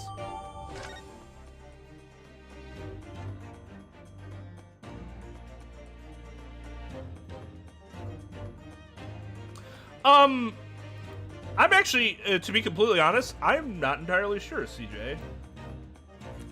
So, it would...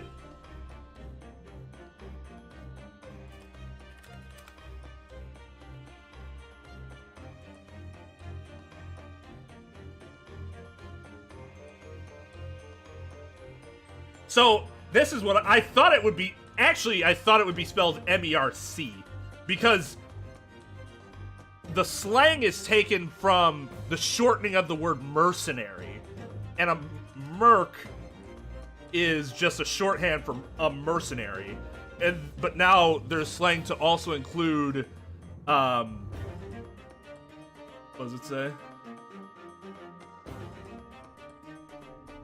The slang merc generally means to perpetuate violence, usually killing, but can just mean to beat someone up, usually to teach them a lesson, send a message, or it can be used figuratively, and that MC just got straight murked in that rap battle. Similar... Oh god, I went into Urban Dictionary without my mask. Okay, here we go.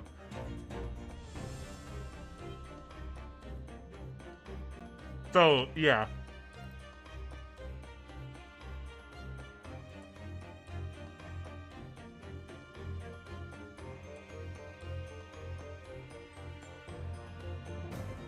Oh yeah, I was using it as there was violence that was had, and Trep inflicted it upon Amir.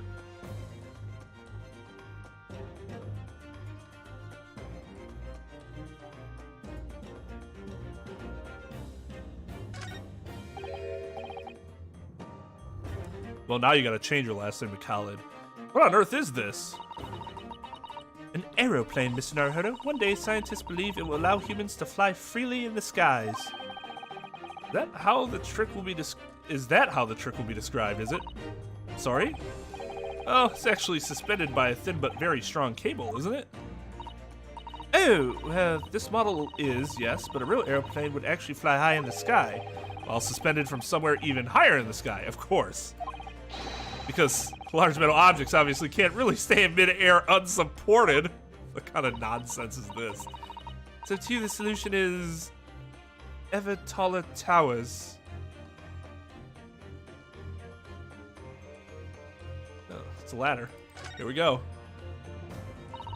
I'm sorry, Mr. Naruhodo. That machine is covered by the Special Dispensation for Scientific Equipment Act. There'd be serious repercussions if you were to examine it from the Crown and the government. Okay, so that's the... Whoa, okay.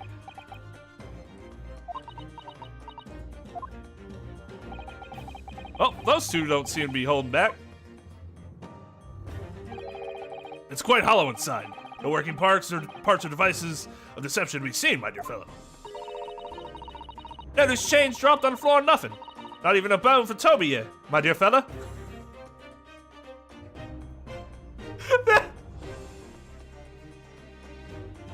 That's her. That's her Sholmes face. British people are very much ruled by their own ideals, aren't they?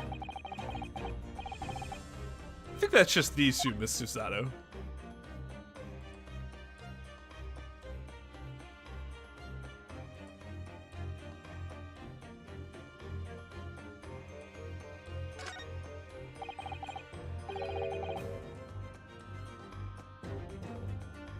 This door doesn't want to open.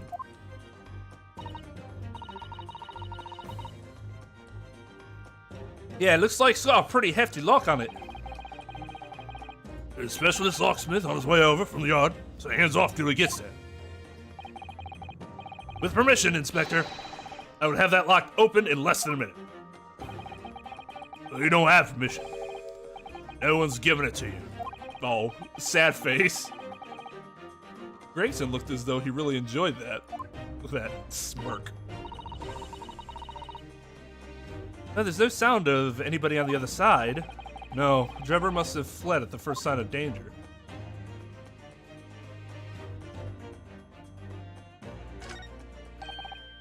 This is arrows to go with that crossbow that I found.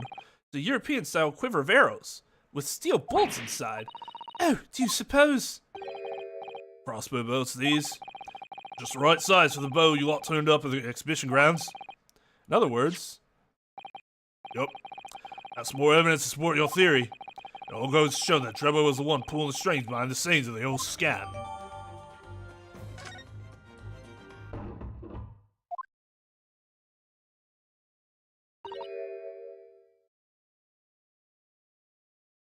Smug ass face.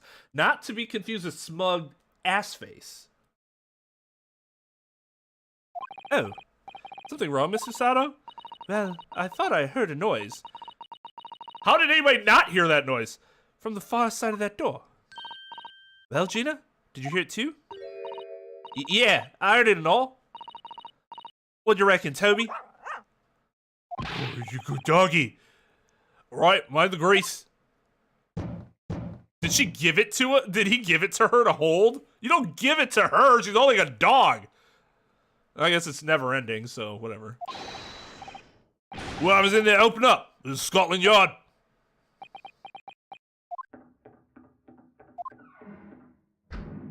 Great job, Gregson.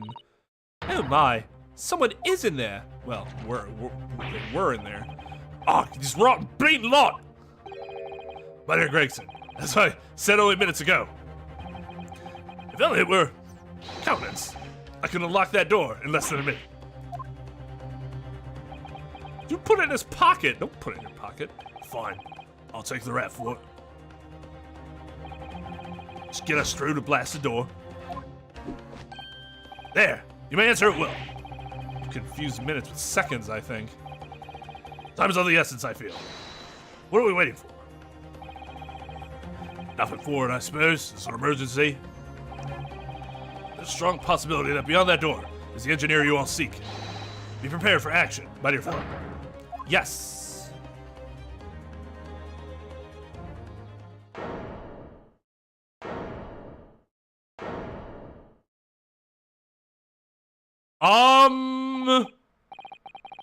What's happened in here?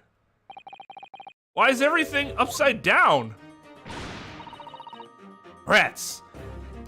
There ain't no one in here after all. But there must be. It was only moments ago that we heard those noises. Maybe that was the sound of Drebber running away. There's only one door in this room. And no windows that can afford to escape it. The skylights are too high. Yeah, well, footprints there, so. What's that up there? Are they footprints on the ceiling? Blow me. What do we have here then?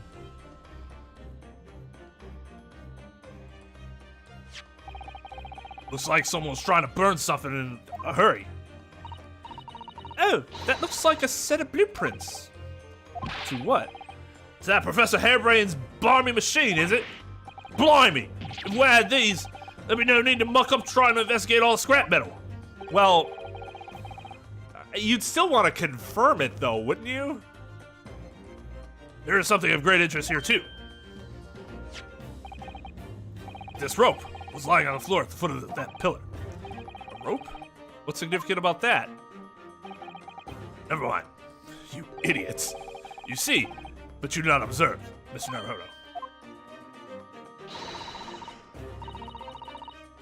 We must investigate the entire room thoroughly, and before the forensics investigation team arrive too.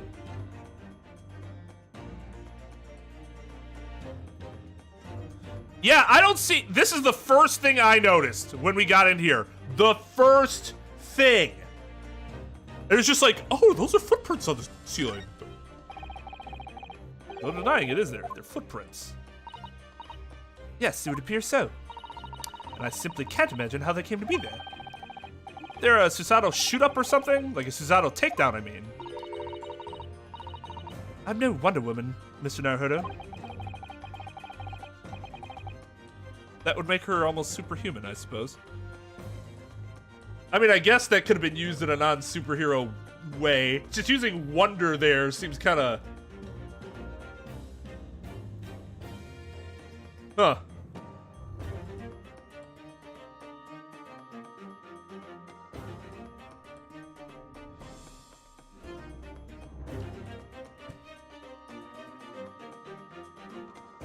They didn't learn Latin in school, so they don't know what TNT is.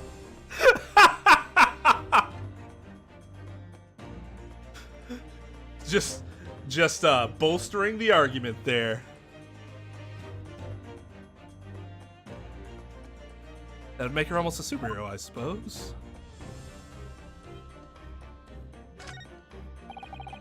That's a really lovely model. It just looks like a real flying balloon. It's also green. Could that be a coincidence? I think it's probably staying aloft on the same principle as a full-size balloon using gas. A green flying balloon. Must have the hallmarks of that amazing deception at the great exhibition, doesn't it? Could it be that the whole thing was planned here in this very workshop?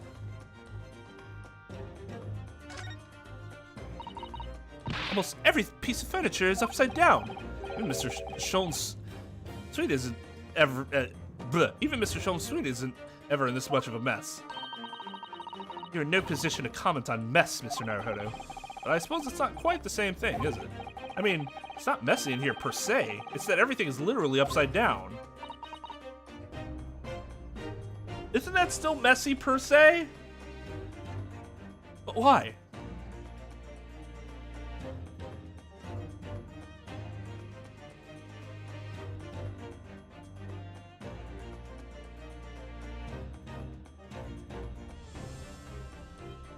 It's not that my room is messy per se. It's just my clothes are not where they're supposed to be.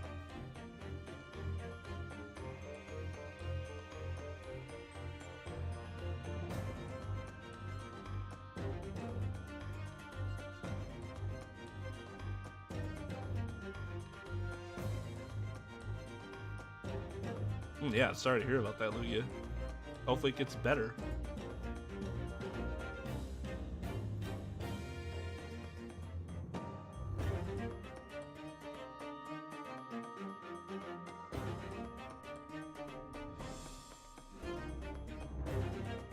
I don't know, Miss Naruhodo, apparently. It's not messy per se. It's a very large safe. I don't suppose even Mr. Shones could open that lock. Although, if you were a thief, you could just steal the entire thing, I suppose. It's bolted to the floor to prevent exactly that sort of underhand trick, Mr. Naruhodo. Well then, you could just steal the floor as well, I suppose. Get dunked. I'm sorry, but you really aren't making any sense at all. Anyway, I think we can agree that whatever is inside must be very important.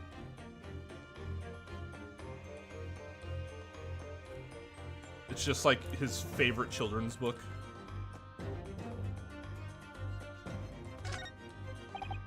Mr. Sholmes, have you found something? Ah, Mr. Naruhodo, yes, in point of fact, something rather fascinating. What do you make of this? Let's see. I've never seen anything like it before. I never took Latin. Ah! Miss Susato, what's the matter? That's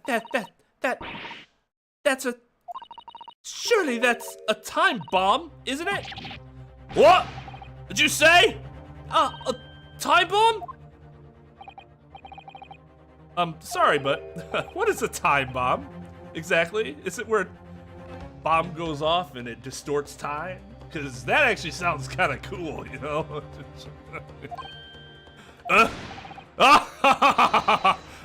You truly are one of a kind, Mr. Naruhodo. I won't take that as a compliment. Ha! You don't know nothing, do you, Odo? You haven't got a clue what it is either, have you, Gina? Pretty sure she knows what a bomb is. I invite you to consult a dictionary later, Mr. Naruto. But this particular specimen is no time bomb, though I confess it has a very similar appearance. Oh, well, thank goodness. But then, what is it? I see, so that's it.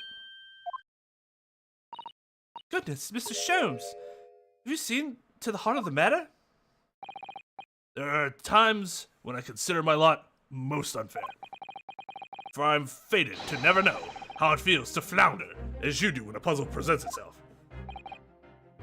But I have learned to accept the hardships that come with being a great detective, Mr. Sato. Good lord.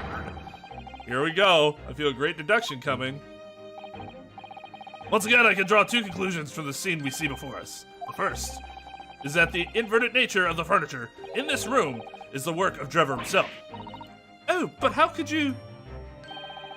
And the second conclusion is that the small device on the floor there is, without question, completely genuine. Please, Mr. Sholmes, you must explain everything. It would be a pleasure. Let's explain with style. After all, it is a great detective's civic duty to teach Scotland Yard the finer points of the trade. That's what happens when I eat an orange. Twain's orange face. Well, Inspector Gregson seems delighted with the idea anyway.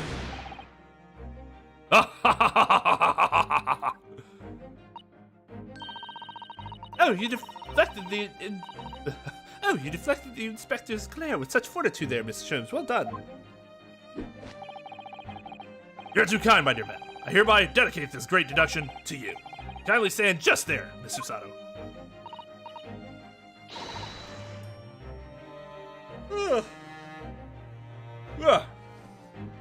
Oh, yes, I'd be delighted. So, shall we begin? Once again, Sherlock Holmes is proud to present his logic and reasoning spectacular.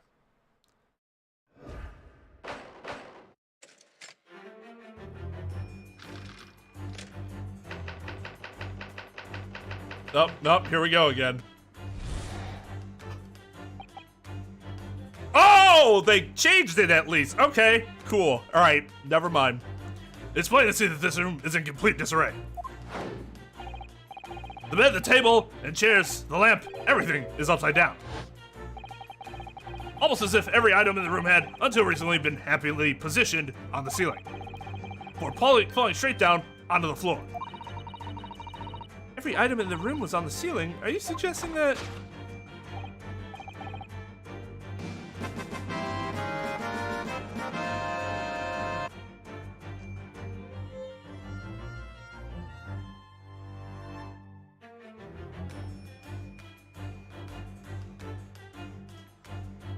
Well, I was feeling tired. That would wake me up.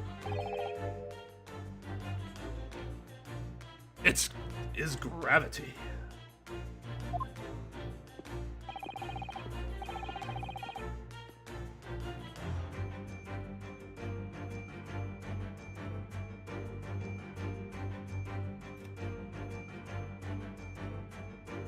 Thank you, CJ, for the $5.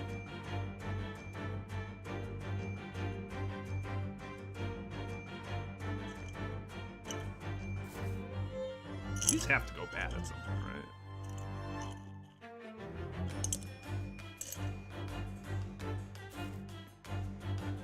I mean, they're already bad.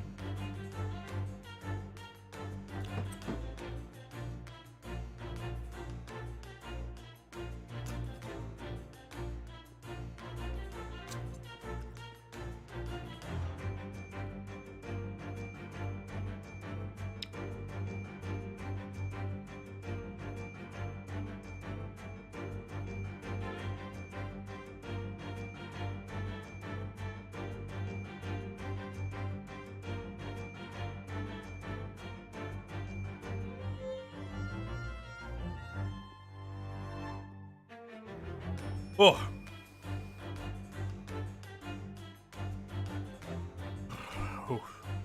It would appear that technology has at last succeeded in freeing us from the great pull of the Earth.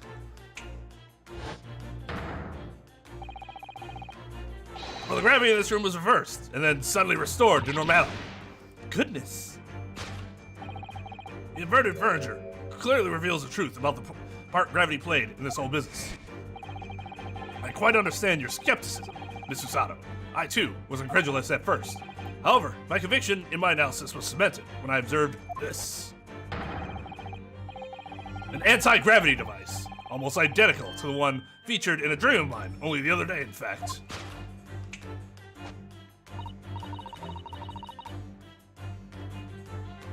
But why does it have a clock on it? A most relevant question, indeed. That is a timing device that controls when the gravity direction will switch. There was clearly a requirement for the engineer to be able to restore normal gravity automatically. And the commotion we heard earlier from the other side of the door was the moment that restoration occurred. Yes, the reason why everything in here has been turned upside down is because of the anti-gravity device. So you see, we need to look no further to explain the state in which we now find this room. The direction in which gravity acts in here was reversed by Mr. Trevor, before being restored to normality in an automatic fashion sometime later by the timer device. I've witnessed precisely this scene in a dream I once had when I fell out of bed.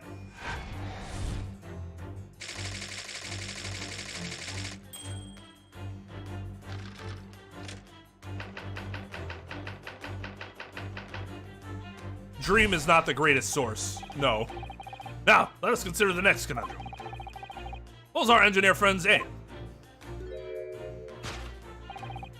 Indubitably, the greatest clue we have to explain his actions is above our heads. Yes, how is it possible that there are footprints all the way up there on the ceiling? A question whose answer will lead us neatly to the truth, my dear madam. The reason there are footprints on the ceiling is because of the nearby skylight. Of course, Trevor's aim was singular, to escape. However, there's but one way into this room. Accepting the skylight, that is. Ah.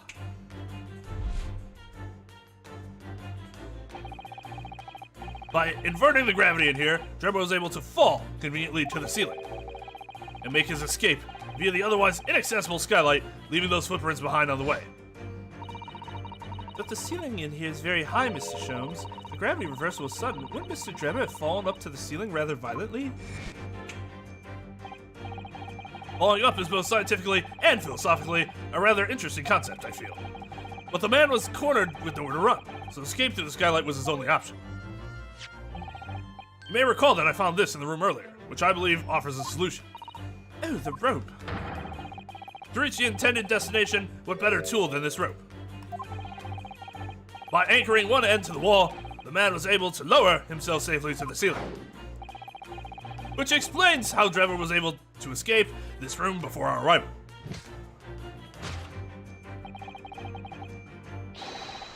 He reversed the pull of gravity and fled the scene via skylight. And personally, I should very much like to reverse the pull of gravity now, just for fun.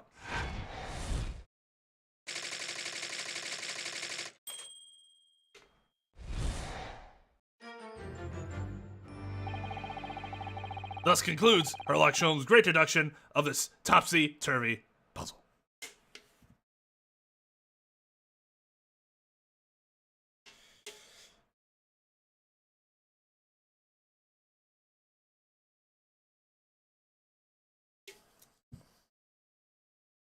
Actually, his least believable. Spectacular. He just started off absurd.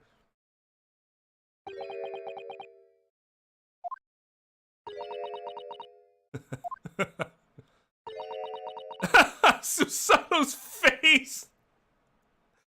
Ah, sure. Uh-huh. Mm-hmm. Yes, Mr. Sholmes. He's completely spellbound. Mr. Sholmes, there's just one thing that troubles me. I expect nothing less. You're destined to be troubled by just one thing for the rest of your life. The thing... The thing is such a thing actually possible? An anti-gravity device, I mean. I would say that with the man's current scientific knowledge at the turn of the 20th century, it's no more possible than instantaneous kinesis. But your whole deduction hinges on it. Ah, but my dear fellow, when you have eliminated the impossible, whatever remains must be the truth. However improbable it may seem. Have they quoted that yet? In any of the games? Because that's like one of his most famous adages, isn't it?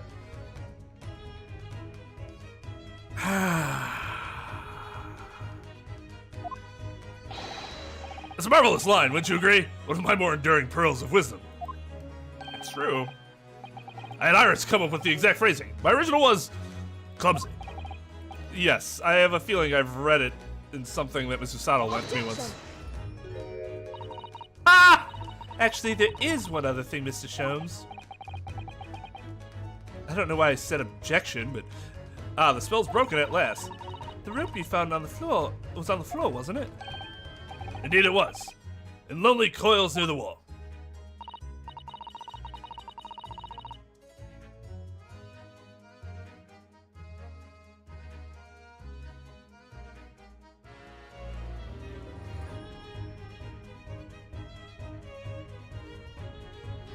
Well, no, it's not Godot's quote. Godot quoted something else. He quoted Sherlock Holmes. Or I guess, what's his fucking author?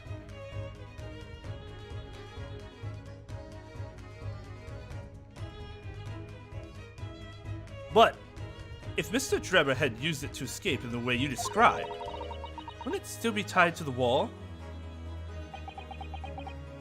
Arthur Conan Doyle. I can never remember that guy's goddamn name. I don't know why. I feel like a douche.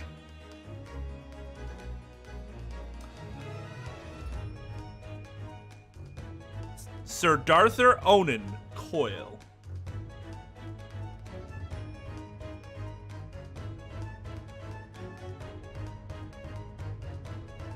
Author Conan Doyle. Yep, I could go for a beverage. Friday beverage at this point. Mysteries inevitably unravel in the end. As I think you'll find, do ropes. And as evidence of such, you need only look at the mystery we faced in this room, now skillfully unraveled. The argument is as circular as the coils of rope.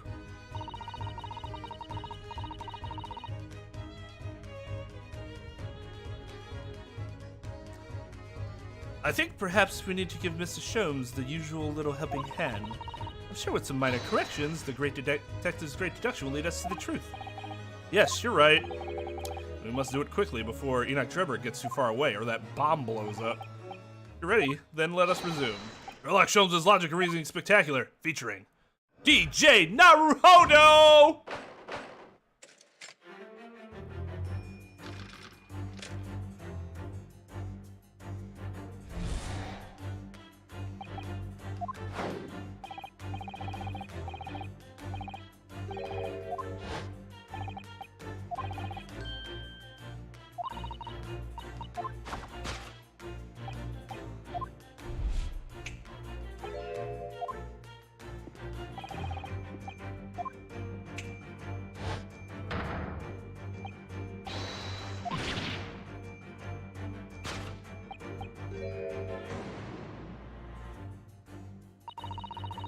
I think gravity could have been reversed in this very room. I find the whole idea utterly enthralling. Only Mr. Sholmes could conceive of such an explanation. The man himself admitted it was a scientific impossibility, so... Yes, you're quite right. We must completely discount the idea at once. Oh, that's unusually merciless of you, Susato. When you have eliminated the impossible, whatever remains must be the truth. However improbable. The great detective himself said so, didn't he? While refusing to part with his dreams of anti-gravity devices. Well, I suppose so. It reminds me of that Office joke where Michael wanted Phyllis to find him an anti-gravity machine. And she calls, like, information, and she's like, they're like, anti-gravity.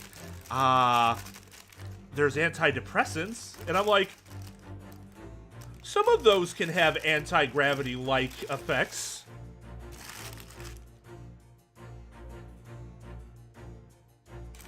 having sampled my fair share in my endeavor to find the one that works correctly for me. Well, let's see if examining this topsy-turvy scene a little more closely reveals some proof that shows exactly what the gravity in this room was or wasn't doing.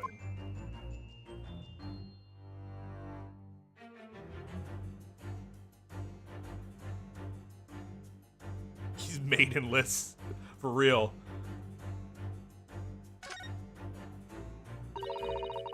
All the furniture in here is very conspicuously upside down, certainly. Yes, it does immediately put you in mind of some strange quirk of gravity, I admit.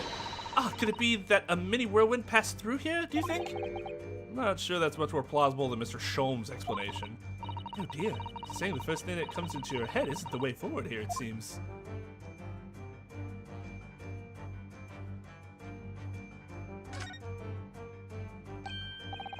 Ah, look, Mr. Sato. When everything seems to be upside down in here, the safe is conspicuously the right way up. Have you noticed? Yes, that's true. Look more closely at the safe's feet. Ah, that's a lot of very large bolts fixing it to the floor. Eat before you speak. That's what you wanted to say, isn't it? I really put my foot in my mouth there. I certainly didn't say that.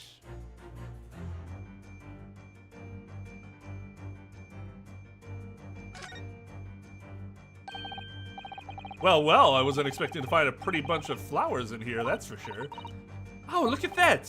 I know, that slender little vase looks like it's about to topple at any moment, but the flowers are thriving. Somehow it makes you think of the fragility of life, wouldn't you say? To be honest, Mr. Naruto, something else about it made a rather deeper impression on me.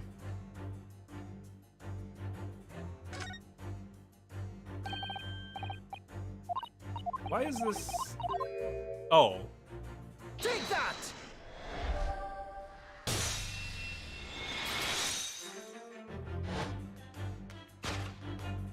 Look at that drip!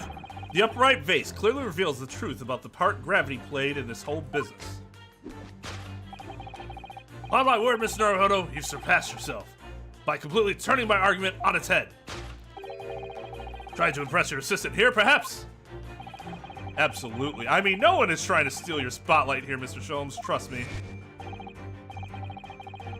As you rightly say, though it appears at first glance that all the furniture in the room is upside down,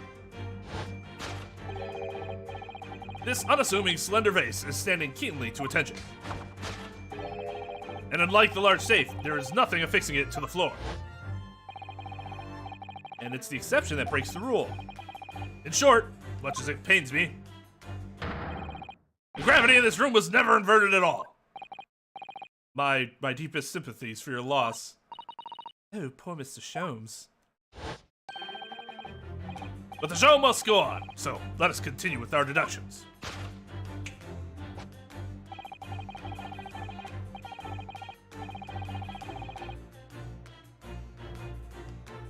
Oh, that's weird. That's really weird. You played it on Steam, right? Did you say you played it on your laptop?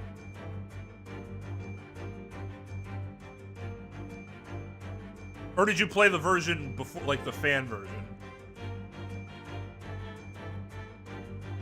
Now that we know this, contrive. But you don't say contrivance. Hey, contrivance.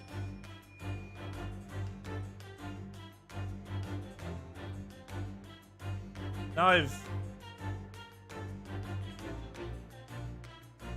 confused myself.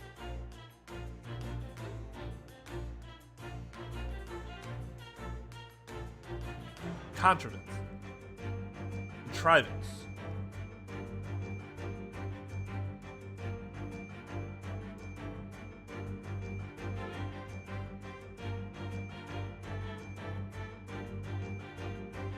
That is not the word, CJ.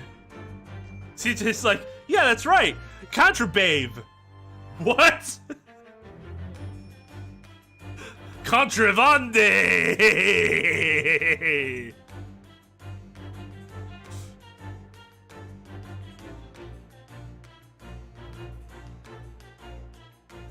Let's get that contrabande going.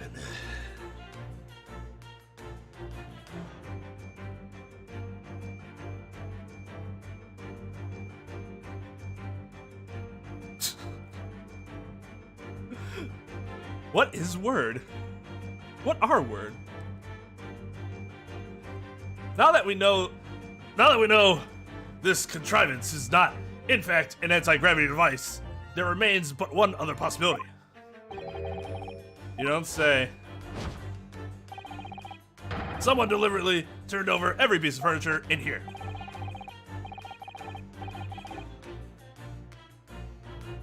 Which might sound obvious, but leaves one mystery very much unsolved. Namely, why would anyone choose to do that? Quite. And naturally, there's an explanation. Yes. The reason why everything in here has been turned upside down is because of the anti-gravity device. He's absolutely determined that this device must have something to do with it, isn't he? I'm afraid the lure of an exciting scientific explanation is too strong. Well, and it not blowing us to smithereens, too. Well, there's no doubt that someone did this. Someone turned all the furniture over. But whoever it was must have had a reason. I'm afraid nothing comes to mind, though. Well, let's look around and see if the answer presents itself.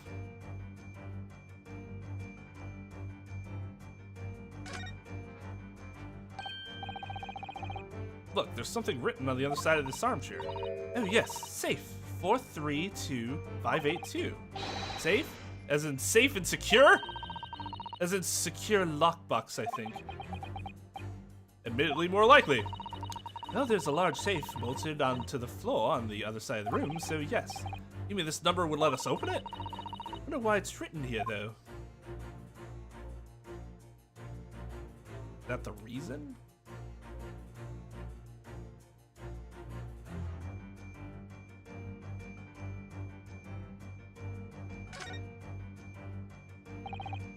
We've already established that gravity wasn't actually reversed in here, haven't we? In other words, this isn't an anti-gravity device at all.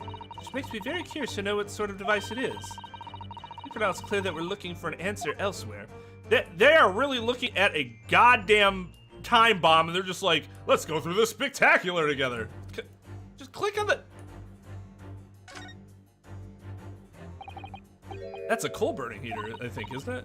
Yes, it is, but it's not just for heating, you know. You can grill on it, bake in it, boil, and steam things with it. It serves all sorts of purposes. That seems like having your cake and eating it too. Not unlike a heated kotatsu table with a nabe hot pot. A mikan orange, a cat, and an elderly relative. Oh, you mean it seems too much? Suppose perhaps it does. You realize only some of those things on your list are edible, don't you? And the mikan orange is not one of them. Take that!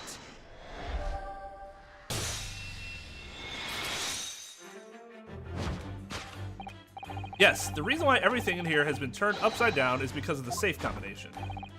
Precisely. I believe, Mr. Naruto, that you had a very similar experience once, did you not? Yes, last year, when I bought a lottery ticket and noted the ticket number down on the inside cover of a book, just in case.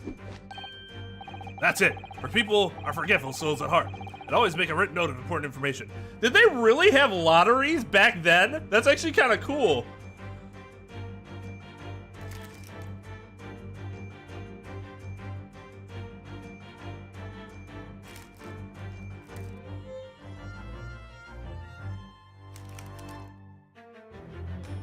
Please excuse my hunger.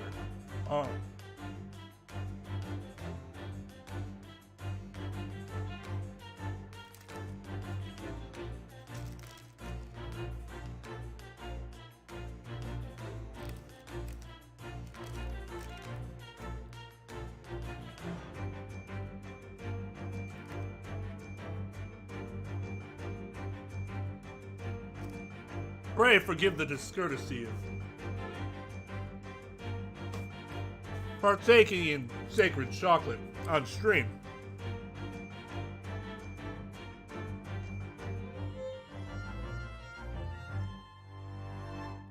Holy shit! Wow! That's awesome. I'm a gambler, so even though I know the lottery's stupid, I like to gamble. But in moderation. Remember, you should only be gambling what you can afford to lose. Anything. That's it. For people who are forgetful souls at heart, and always make a written note of important information. Just keeping the ticket itself safe would be more sensible, I think. And what, pray, happened next, Mr. Naruhodo? The day of the draw came round. I'd forgotten which book I'd written the number in and had to turn my room upside down to find it. That's it. For people who are forgetful souls at heart, and always forget when they've noted things, where they noted things down. Not if you always note things in the same place. I actually won the second prize, you know. But I couldn't remember which magazine I'd slipped the ticket into, so I had to... Thank you, Mr. Naruhodo, but I believe I've proved my point now. Just that very similar scenario has clearly unfolded in this room. Finding himself requiring access to the safe, the occupant of this room needed the combination code. He remembered that he'd written it on the other side of a piece of furniture, but forgot which one, leading to the state in which we now find the room. Could have been somebody who wasn't the occupant of this room that learned through some means that that combination was somewhere.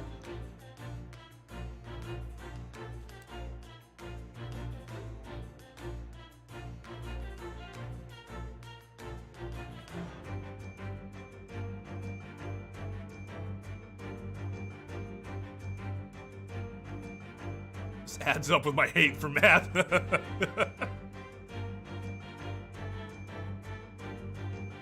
Yes, Mr. Trevor overturned all the furniture in here. In a desperate hurry to locate the combination code that would unlock the safe.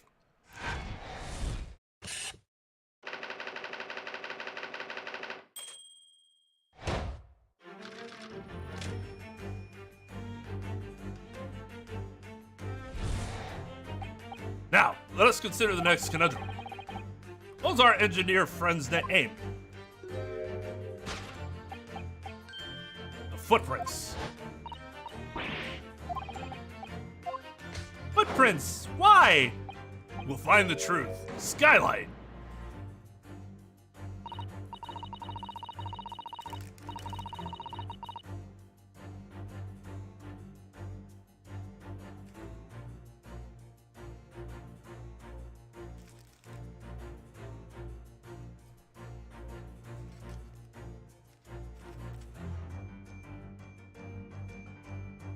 You know, sometimes you have something that's so good, you're like, why would I ever bother trying to buy this same thing in the store when you know it's not, just never.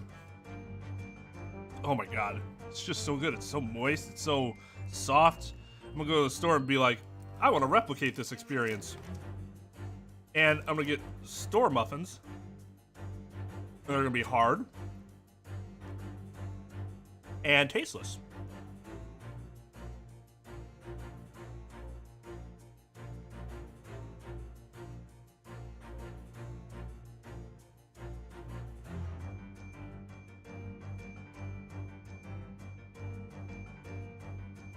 I'm gonna regret eating that too fast, but I'm hungry. Mmm. Mmm.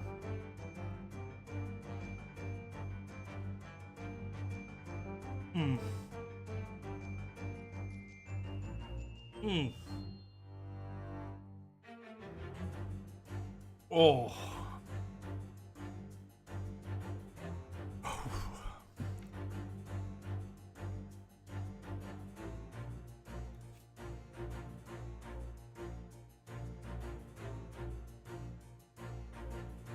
Whew.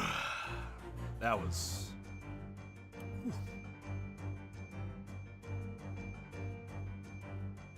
Well, if a change in the direction of the gravity can explain it, then how did his footprints get there? Can't explain it. Yes, I feel as though that particular mystery has just become even harder to solve.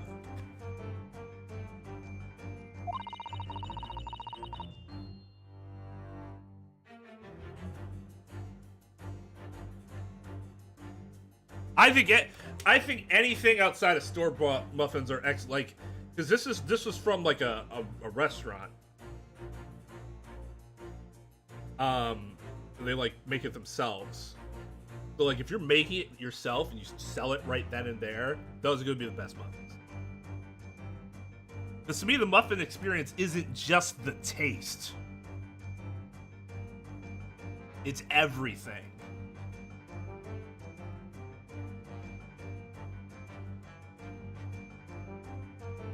No, see, it doesn't even have to be fancy.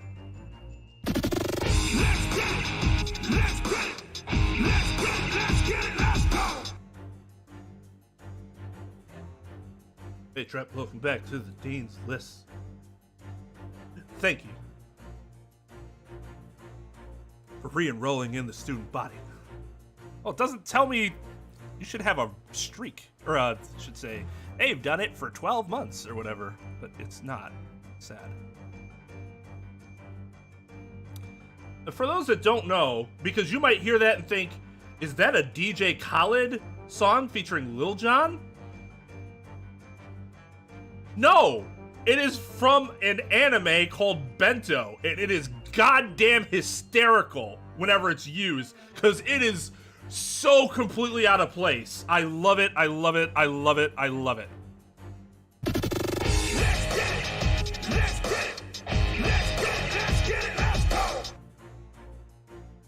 Hey, Theo! Thank you for re-upping, my dude. 9 months. Jones' anti-gravity theory makes me drink tea. Perhaps a Long Island iced tea.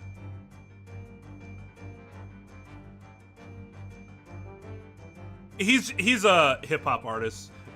He mostly is known for being a producer, though. Like producing the song and having other people provide the lyrics, but he provides like the beats and stuff, and, like the sound mixing and all that. But he has his own songs too. In hip hop, in the world of hip hop, producers can become just as famous as famous artists because they brand themselves well by yelling their names out in songs. DJ Khaled! Rick Ross, another example. That sort of producer.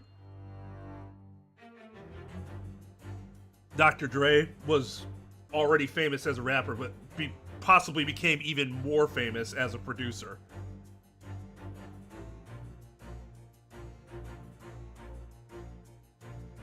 Yeah, I agree. The songs, it starts off 50-50. But, like, really good lyrics can make up for slightly lame, boring beat or bad beat. And, like, really good beat can sometimes make up for bad, boring lyrics. Sometimes. Not all the time, though. That's Dr. Pepper. He also has ventured outside of just producing music. He has Beats by Dre, is a very popular headphone brand now. They're very good. The problem is that they're kind of fragile, at least in my experience, which sucks because they're so damn expensive.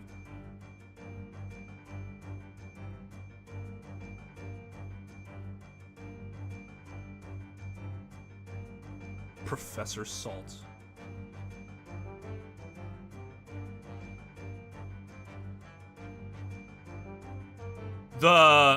Which demos? The most recent ones?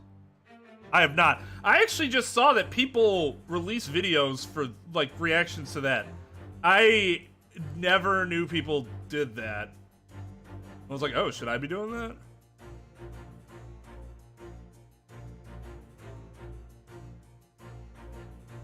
Dude said iced tea. When I first read that, I didn't even think he was talking about people, because I'm like, iced tea. Okay. It's just iced tea. I'm surprised you didn't get Ice Cube mixed up in there. Vanilla Ice, Ice Cube, Ice Tea, Mr. T. There you go, just like that.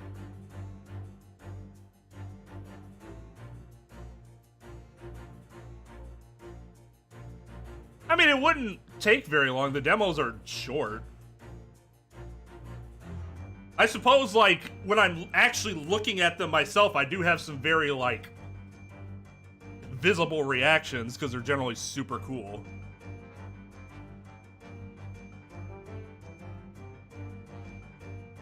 Oh, anti-pain.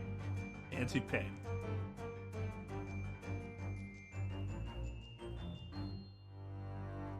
I can't think of any other way to explain it at all.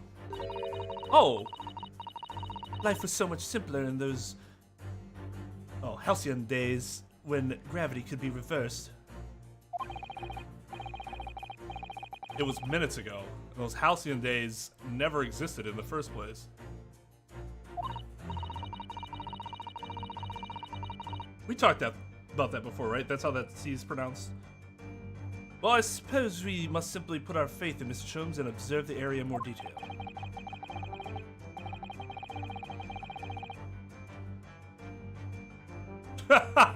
Yeah, that's creepy. Yo, what's up, Coulter?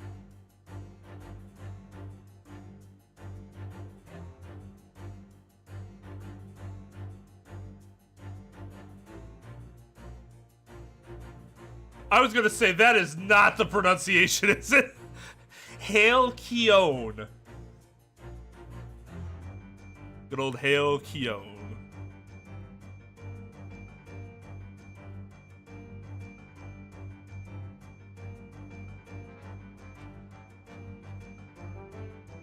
Is Lynn trolling me? That's a troll, right?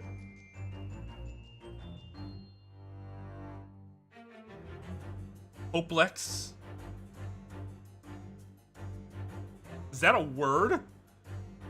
Is there hopeless, but just the one S is changed into a C? I'm gonna keep going. Putting our faith in Mr. Sholmes is what gets us into these situations in the first place. Oh, you mean when we eventually figure out what we need to figure out?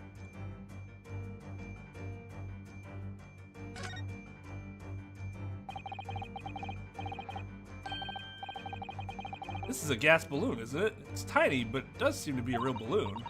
Yes, I think you're right. I think it's helium that's keeping it up. Ring gas balloon. Why does it seem to ring a bell with me? You can see there are footprints on this balloon too. Look. Oh yeah, surely that's a clue, isn't it? But what it tells us, I'm not sure.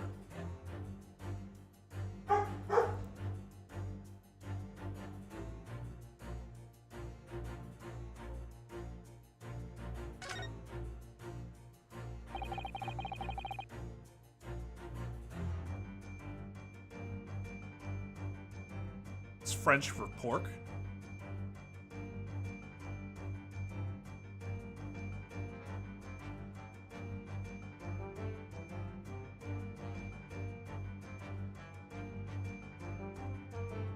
It's not Truck-kun. I don't know what she's barking at. Her name is Lucy. She solved the case. That was her. I know what's up. I know the answer.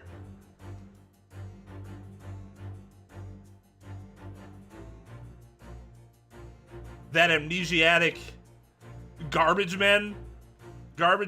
people we had on Wednesday that obviously forgot what their route was and that they had already picked up our garbage, so they came through 4 times.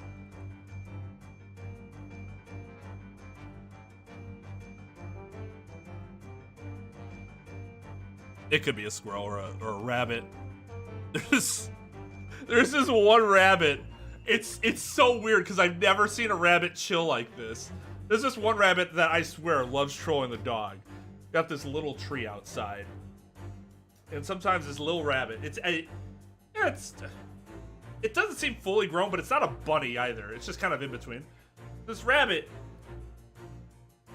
like chills like this on its side, and its leg is like way spread eagle out that way.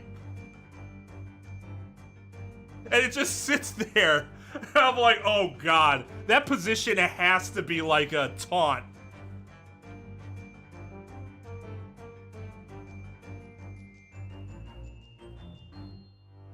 Squiggle!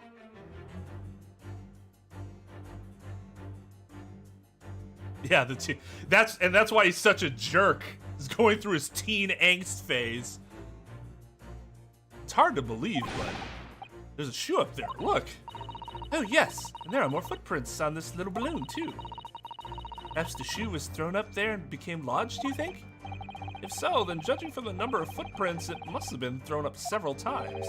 Why would anyone be throwing shoes up at the ceiling, though? Oh, dear. That's beyond me, I'm afraid.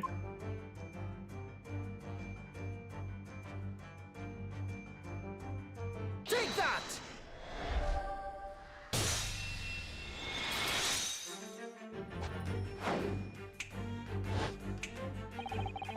The reason there are footprints on the ceiling is because of the nearby shoe. There, go sit down. Go sit down on the couch. Daddy's in the middle of a great deduction. Sit down. Down. Here.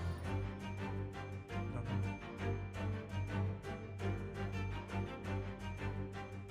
Sit down. Sit down.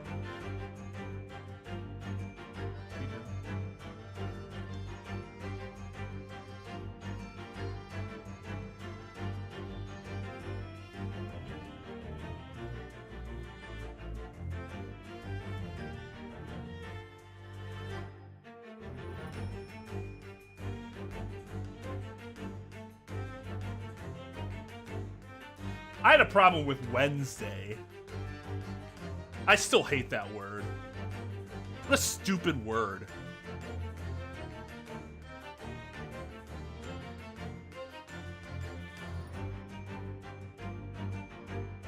Wednesday.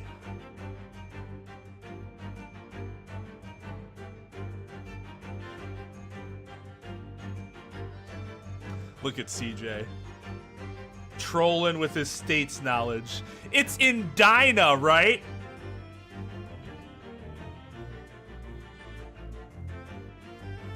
In Diana.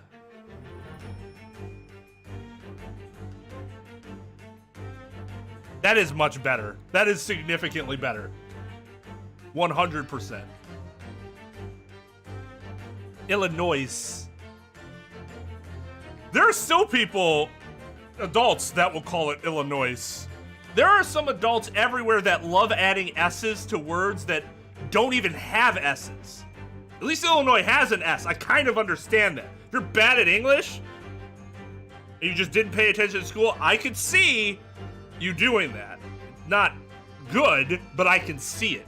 However, just adding S's, people do that with names too. They just add S's to the ends of people's names. You're like, why? Why'd you add an S there? There was no need.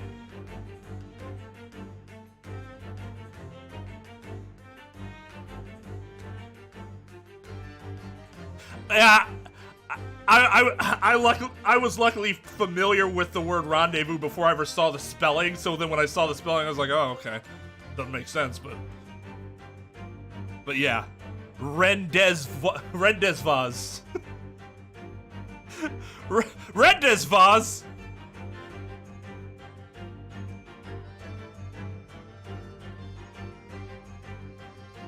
Illinois. Arkansas.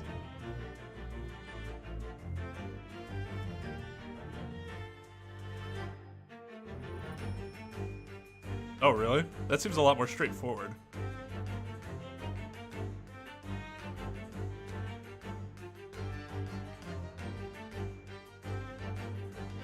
I never knew Mississippi had an L in it.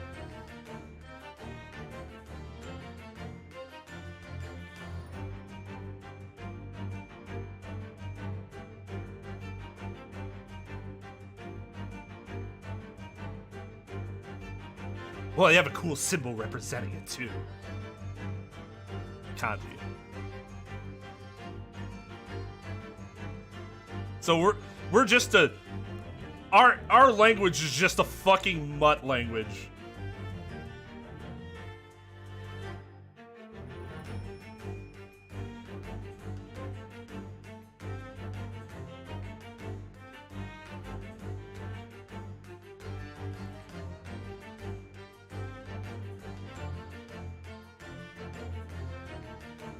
Why is this one Kansas, but this one is not Arkansas? Kansas. Arkansas. Fuck English. You do have the word muscle, which is pretty cool. What? Where the fuck did that come from? That's such a random word to be like, well, you got muscle. Or as Chads call them, oh, these muscles. As Giga Chads call them, oh, these guns. No, they don't do that. Welcome to the gun. 2 tickets to the gun show, though, is a common cringe thing to say. And belly button. Belly button's cute. It's your belly button.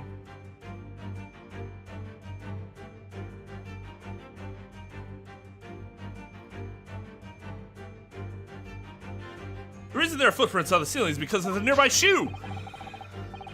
And on closer inspection, there are clearly footprints all over the balloon as well. In other words, the aim was never the skylight at all, but the balloon. But for what purpose? A green balloon? That seems somewhat familiar data. Ah! It was a piece of a green balloon's envelope that Mr. Naruhodo and Iris found at the scene. And inside the green balloon that Master Gotts claims he saw above the stage when the incident occurred was the second birdcage, the crux of the whole instantaneous kinesis deception. The Finnish word for muscle is the same as fat? Okay, that seems confusing.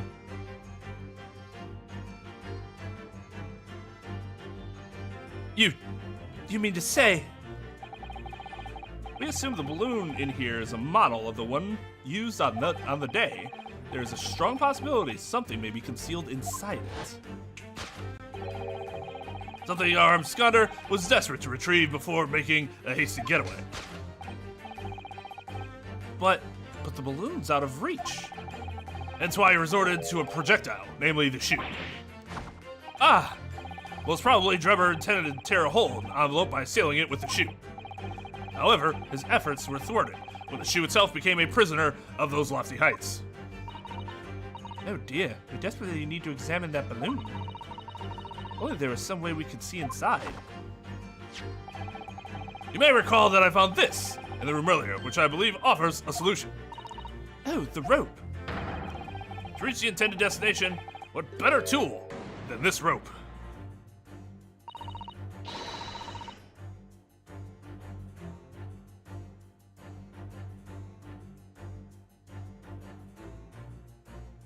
Susato's irritated me where she's supposed to pull something out of her sleeve, but she doesn't have the big sleeve in the new outfit. So she it just kind of materializes and she pulls it from under her arm, forearm.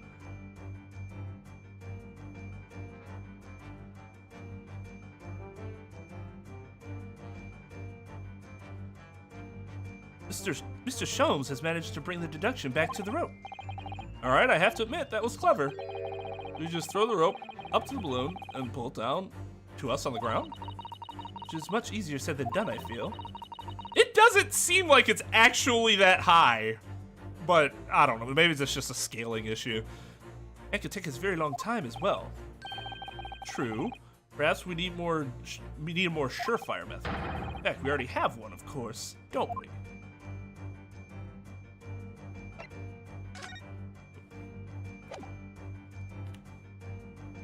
Take that!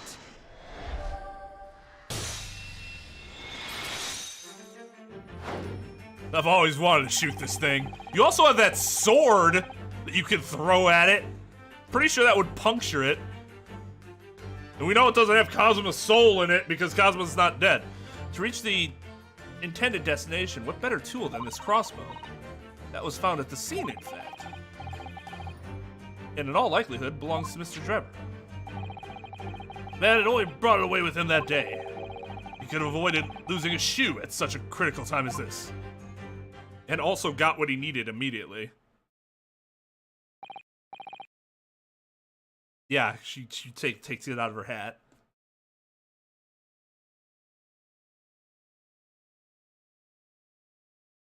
Any armpits? Wait, are there differences in armpits?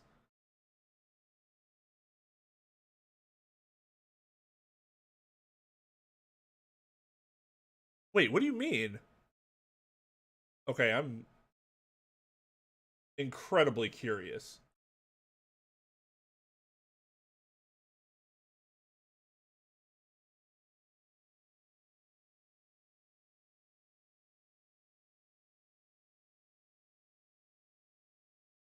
Yeah, most honest person here, my ass. Lynn's been trolling the entire stream. I might have missed, like, something before that gave context. Although you were talking about belly buttons earlier. So, shall we? Your curiosity is deeply stirred, no doubt, my dear fellows. What is it that Enoch Drebber has hidden inside that balloon?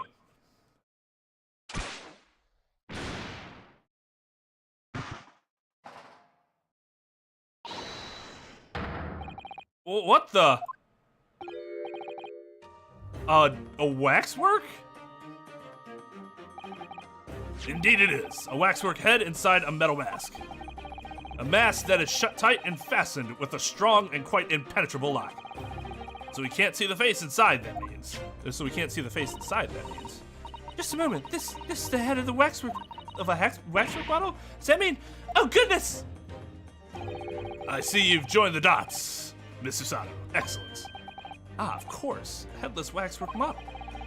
In case of the abducted Madame Two-Spells model that you'd largely solved. It was only the head of the killer that was still missing. Indeed it was. But I believe Madame Two-Spells will now have to settle her sizable account with me. This, as you have now surmised, is the head of the infamous professor. Yes, but why is it here? This conclusively confirms my suspicions. That man responsible for stealing the professor from Madame Two-Spells and returning it, sans tit. Tet?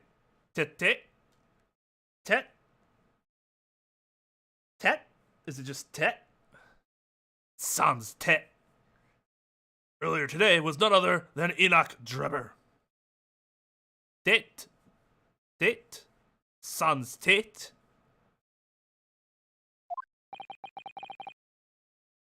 This is incredible. Professor Harebrain's case and the waxwork abduction they're inextricably linked by Enoch Drebber's workshop.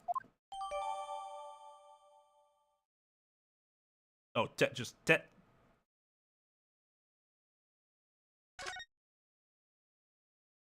Open the damn safe! Actually, no. Get the fuck out of here, because that bomb's gonna go off. Well, it appears our logical pleasure cruise has come to an end, my dear fellows.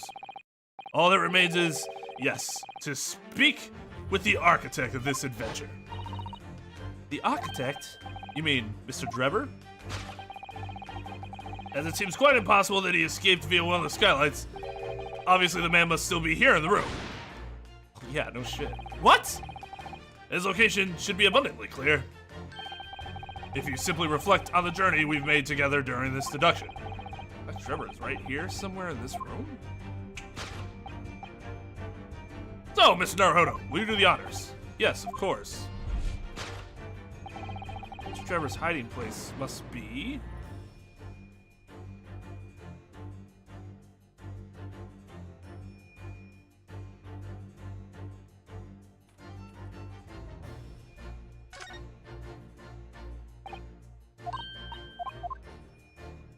Take that!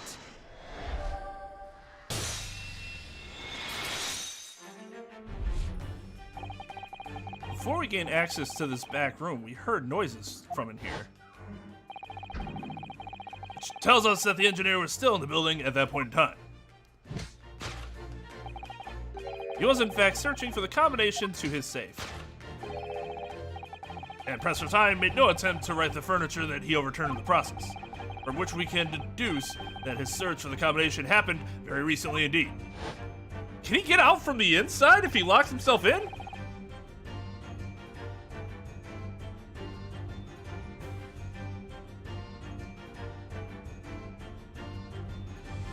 The hell is going on?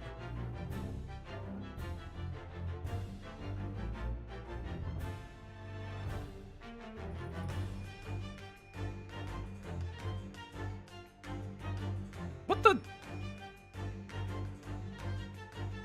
What all just got deleted? Oh, I see. Thought they were like it was something raunchy or something. Like, it's like whatever. In summary, Mr. Enoch Drebber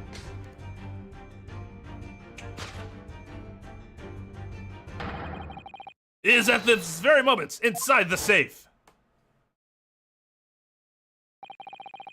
Thus concludes Herlock Sholmes' great deduction of this topsy-turvy puzzle.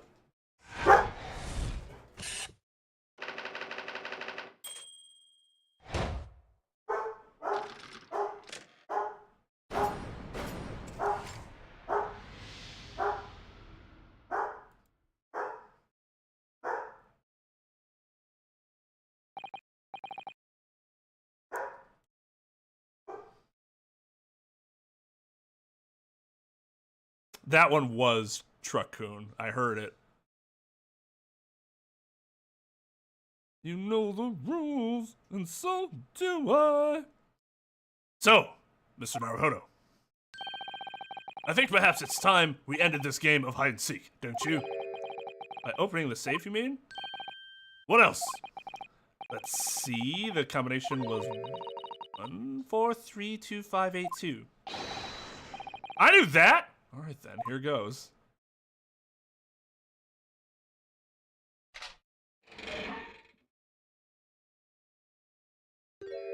Hello.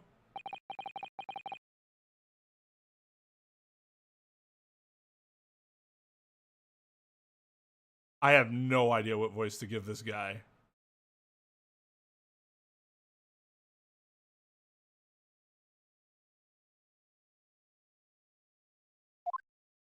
You found me. Found me.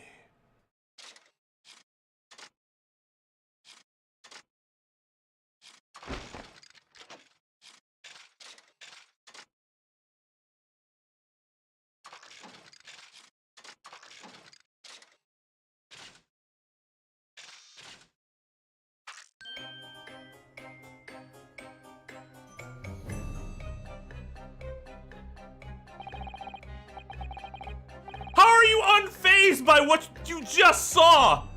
All that shit happening, Grace is just like, right then, we have some questions for you.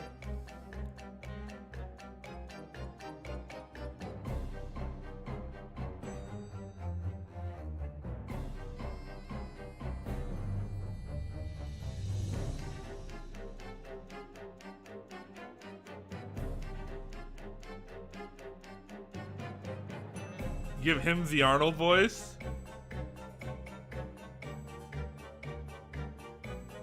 Oh, Magic Dog says nay. Nay. Arnold voice is not a voice to be taken lightly. Says the guy that wanted me to give it to Iris.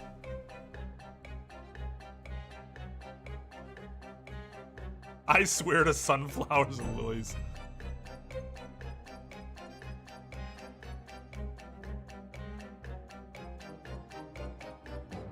Jack Skellington? I can't really sound like him. Mostly because I can't sing.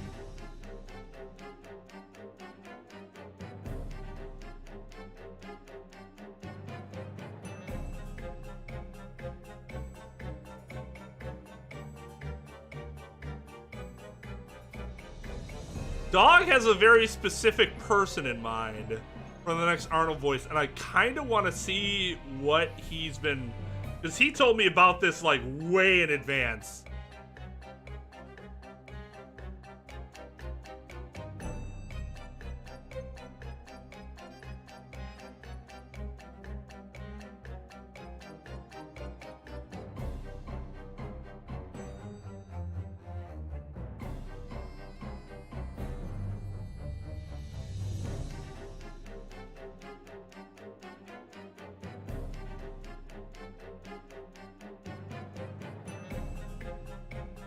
It doesn't.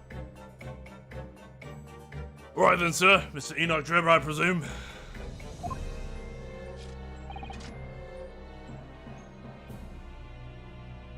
Is he an actual robot?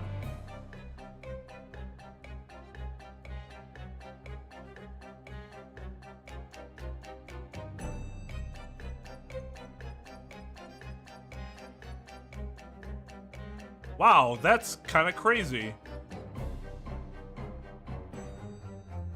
Look at that. That's nuts.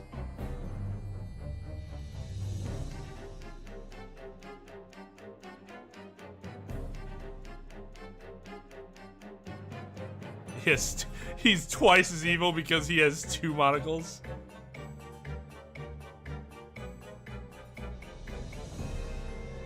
I know what that voice is. I'm not sure I can do it. Somewhat high British trickster voice, cold, calm, and collected. And also sort of an imp figure. Correct. Better start talking, you tricked Professor Hairbane with that bogus machine you built. And you shall have to explain the theft of the waxwork from Madame Two Spells as well. Whilst I would be delighted to answer your many questions.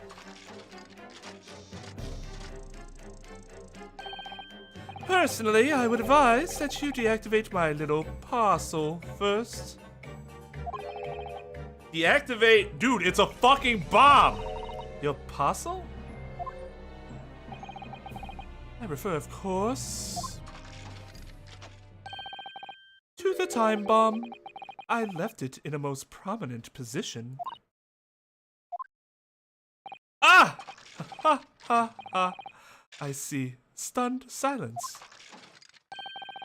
You're all gearing up to die with me then. What a smile! No!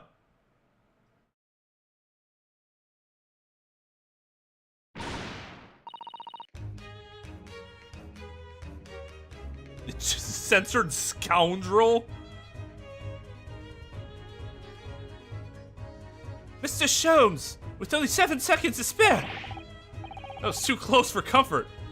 I've got 1 foot in the grave already. Oh, they couldn't show that? That's kind of lame. Are you trying to help? Are you trying to help us get a killer or get us killed? He just up, dude, shut up. Mr. Sholmes' deductions can be completely life-altering, can't they? Well, my dear fellows, that was a close shave. The resemblance to an anti-gravity device is really quite startling, I must say. Anti-gravity devices don't exist. Whew, I wouldn't push it, Mr. Sholmes. Alright, Anakin Skywalker, what the fuck happened here? What on earth happened in here? You've found me, haven't you? No need to screw me down any further. What?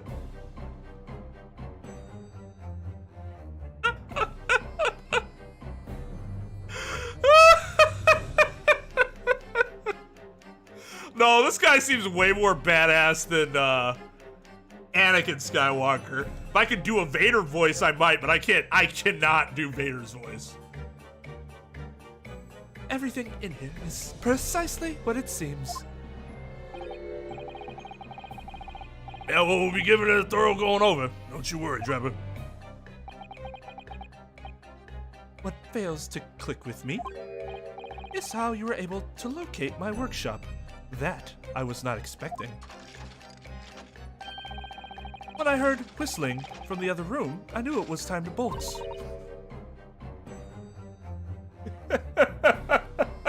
I wasn't expecting puns from this guy. Whistling? Ah, that would have been me. Oh! For some reason, I woke in fine fettle today. You idiot. No words, just tightly squeezed chips. Clearly I must have a screw loose. Oh, as I couldn't remember the combination for the safe. And another one loose as I couldn't remember on which piece of furniture I'd written it down. We also found a rope over by the wall. Yes, I had hoped to exit through the skylight, but sadly, the rope was too short. So, I then set about searching for the combination code to open the safe. And burning the incriminating blueprints, don't forget. Regrettably, though, you failed to retrieve the head from the balloon among the rafters.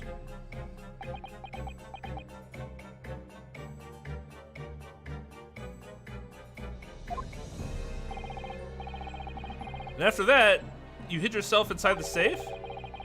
Having first set this parcel ticking? Well, I had no intention of being nailed by the police. By the way, haven't you ever seen Indiana Jones? The Kingdom of the Crystal Skull? As long as you get into a household appliance and close the door on yourself, you can survive a nuclear bomb. Evil smile there. Evil smile there. That might have to replace our evil Joey, or be side by side the evil Joey. That's a really good expression.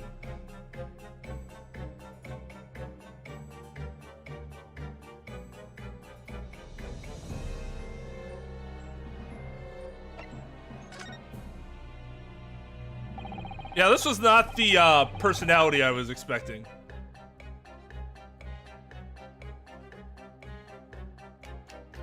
There we go. 20 months! Thank you, Trep, for 20 months. Much appreciated. Yeah, do it then, but not...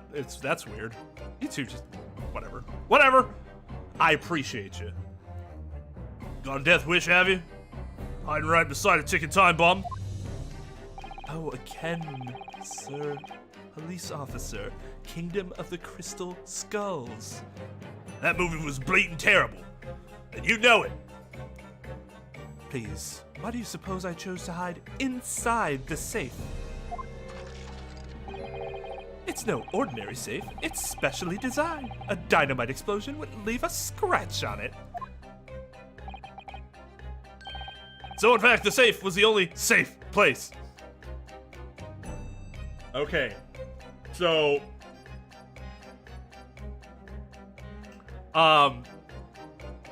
quick SOG story. Not about gaming specifically, but... I don't think I've ever seen Tone so visibly upset about something than in Saw 2. Jesus fucking, are you kidding me? At the end of Saw 2,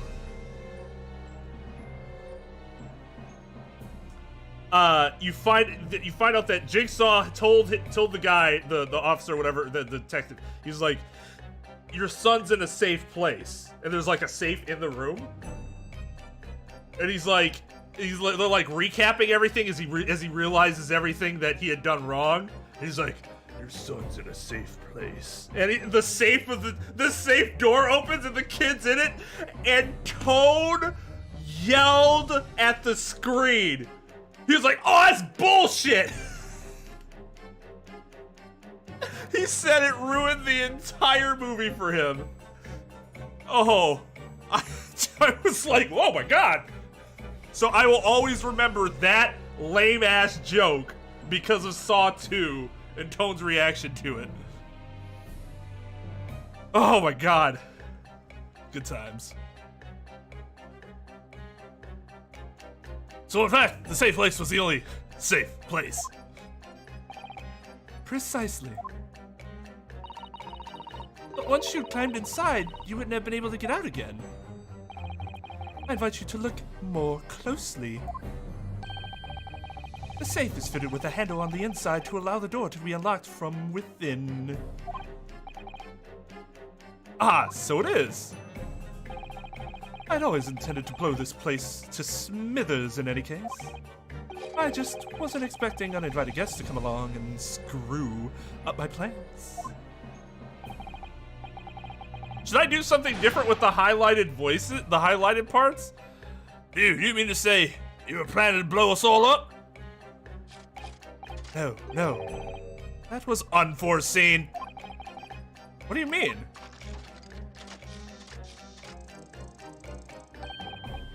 Most people run, you see, when they see with a ticking time bomb at their feet.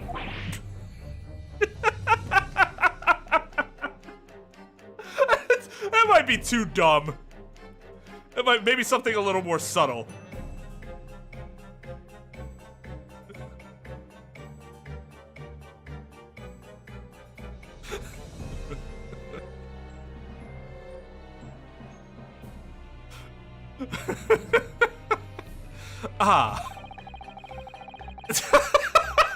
Okay. I calculated the time required. I calculated the time required for retreat to a safe distance and set the device accordingly. But your seemingly endless discourse in here threw a spanner in the works.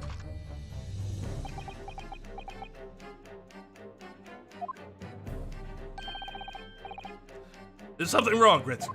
Is something wrong, Gregson? Gregson! Do I have something on my face besides the usual eyes, ears, nose, and mouth?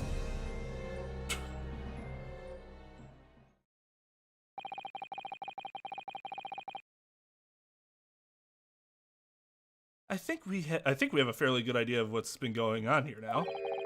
What about the 2 incidents you evidently been involved in recently? Professor Hairbrain's instantaneous kinesis experiment at the Great Exhibition, and the waxwork model you stole, which this head belongs to. That's no ordinary head, you know?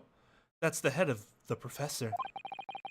Clad in a mask with a look so strong, I'm unable to open it safely to reveal the killer's identity. I've been considering carrying it around as protection. After all, that's enough.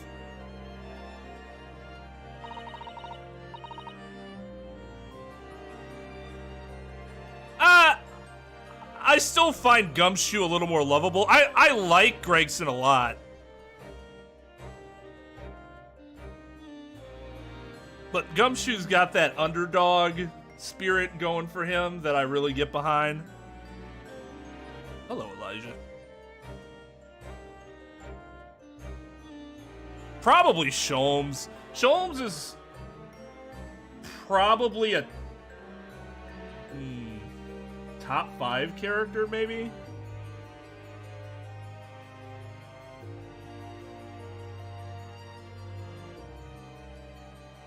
Oh yeah, Dr. Scythe is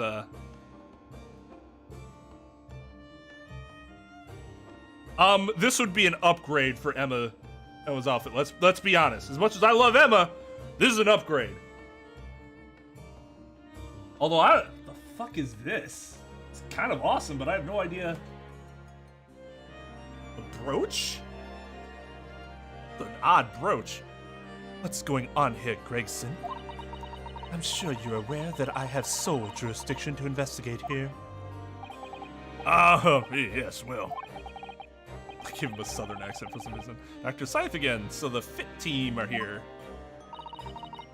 And you know full well, this engineer is a key witness. Why are you allowing this lawyer access to him? If Lord Strongheart knew of this, you'd be finished. Okay. For once, this is in alignment.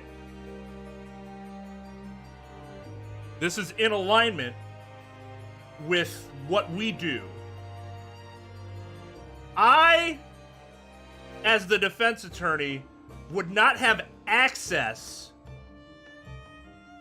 to that witness beforehand.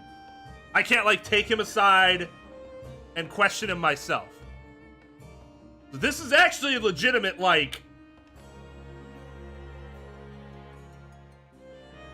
problem. I'm not sure it rises to the level of tampering. I'd have to look at the statute for tampering. But this is a legitimate problem. So the game's not off base here.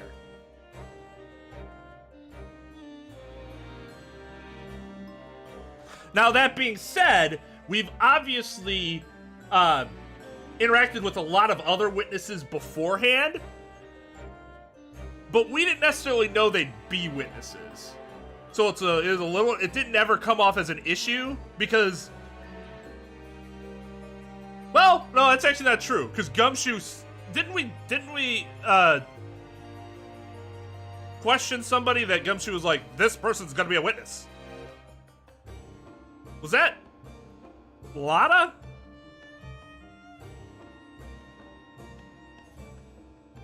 Anyways, it's happened before. April, May. Okay, so April, May. Like, they're under no obligation to talk to us. And the more we talk to them, the more likely we are to get in trouble for doing so.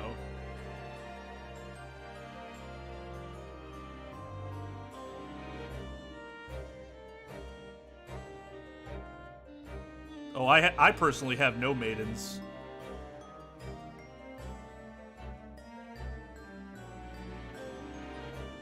Oh, that's Mercury sign? I didn't know that.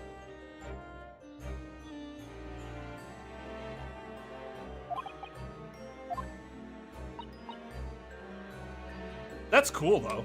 I like it. Her design's awesome.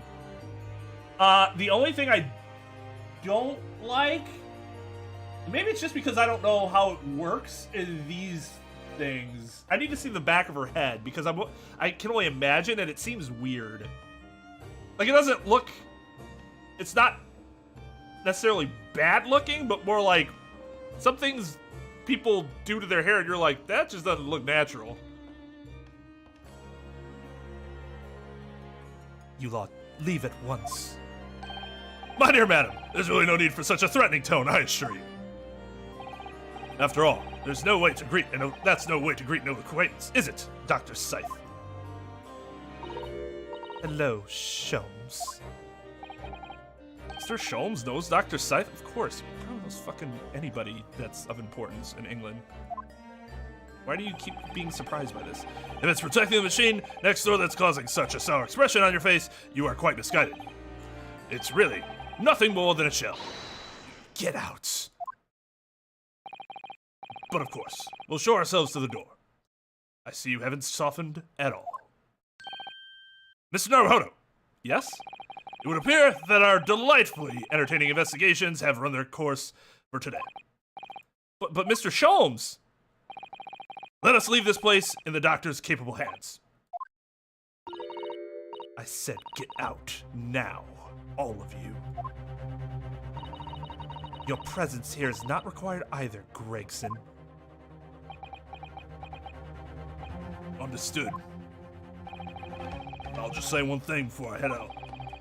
If it wasn't for this lawyer and his companions, we'd have never found this place. The whole workshop would have been blown to bits. There's a time bomb set in here. This lot disarmed. Inspector, he's right. I don't care, yeah. So maybe you should stop being such a cold bitch about it. Something giving you a chuckle, has it, Drebber? Ah, so sorry. Didn't mean to offend. You're quite right, of course. You did disarm the time bomb, didn't you?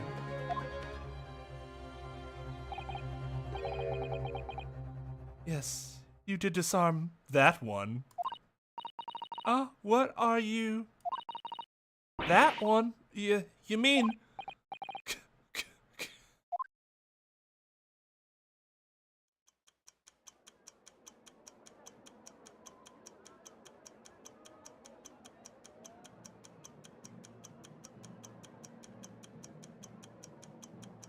Oh, that's unfortunate.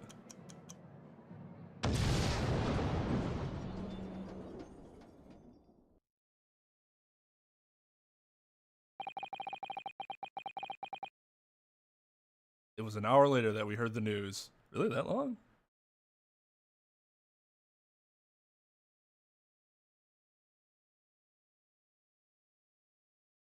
I mean, that's we actually researched the pronunciation of the word. It's odd to me because I'd rather say scythe, but it's not scythe. It's not scythe. It's scythe.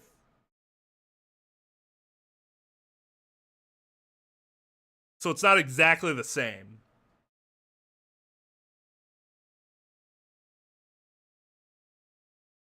She is blindingly white. Fair skin. Seeing prototype character design is always really fun. Adrian's prototype characters, I was looking at a couple 2 days ago, something like that. And I was like, wow, you really bounced around on what you wanted to do with her.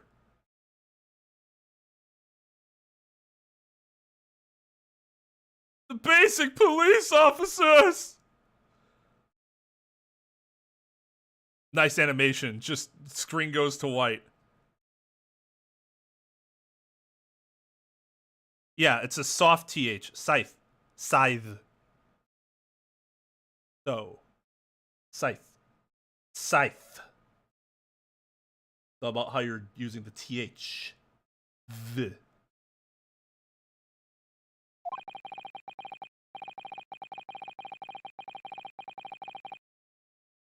Of the enormous explosion that ripped through the experimentation stage at the Great Exhibition.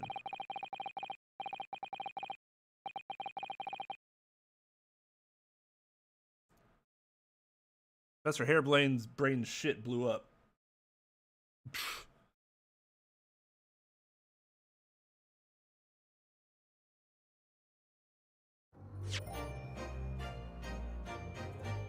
Saw 2. Saw number 2. Through. So. Oh, here we are, back to what our word.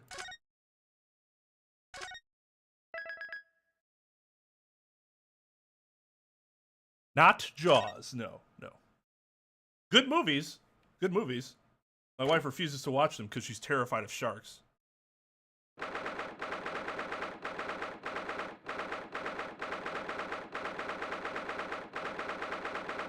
One of my greatest achievements was actually getting her to go into the ocean a little bit. Didn't go super far, but she went in a little bit. I was very proud of her.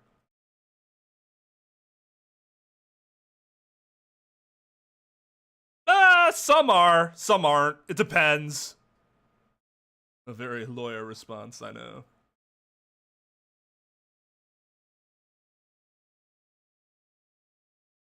I mean, I know that. I wouldn't go looking for sharks, per se. But I'm also not like, oh my god, a shark's gonna come up to shore and eat me. Like, that's not gonna happen. That's just not how things work.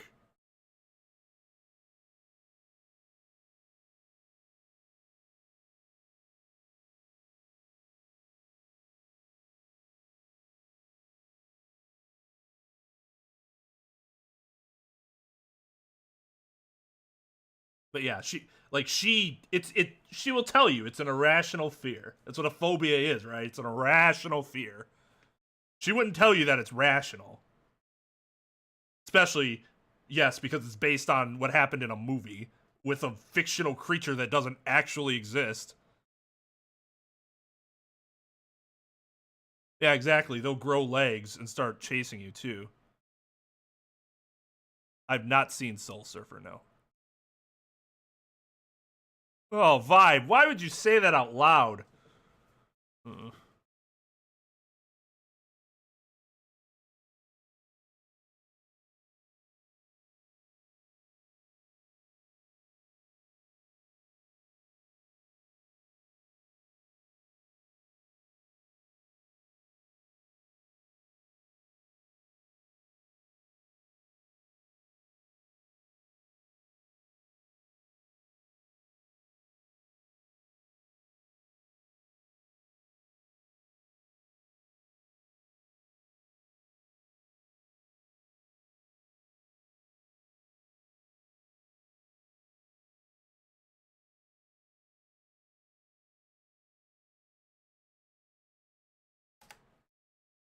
That one's for you, Coulter.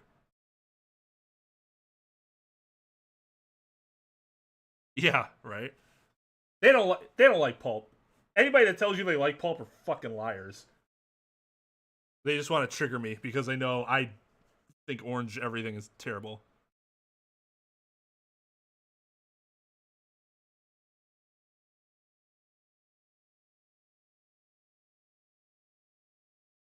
I'm more afraid of like, well, not afraid, but the stuff that creeps me out are those deep sea things. Like, I'm never gonna run into one of those, right? So I'm not afraid to get in the water because of them. But in terms of like, if I'm gonna be creeped out by something in the water, give me that light fish that has the light antenna in front of it and like the actual razor sharp fucking teeth.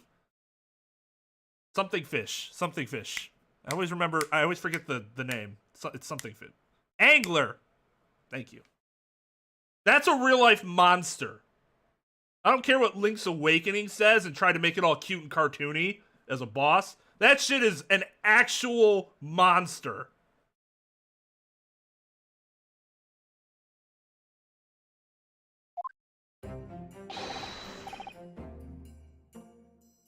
Good morning to you, Mr. Naruhodo.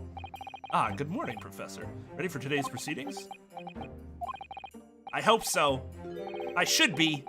Even I, with nothing left to... Good morning, my dear fellows. Ha! Oh, Mr. Sholmes, you're here. Why, naturally. A true gentleman stands shoulder to shoulder with his friends in battle at all times.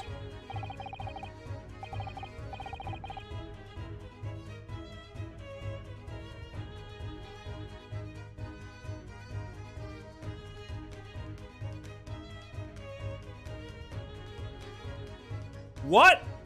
Why? Why is that a thing? Man, some species have some really fucking weird mating habits. They gotta look at him and it's like, oh, you mean you don't clamp down on your wife forever? Yeah. How does it eat? Does it just open its mouth and hope stuff kind of just goes into it? Oh, it dies when that happens? And so the female carries around a dead carcass with her? At least with the praying mantis, they're just fucking eaten.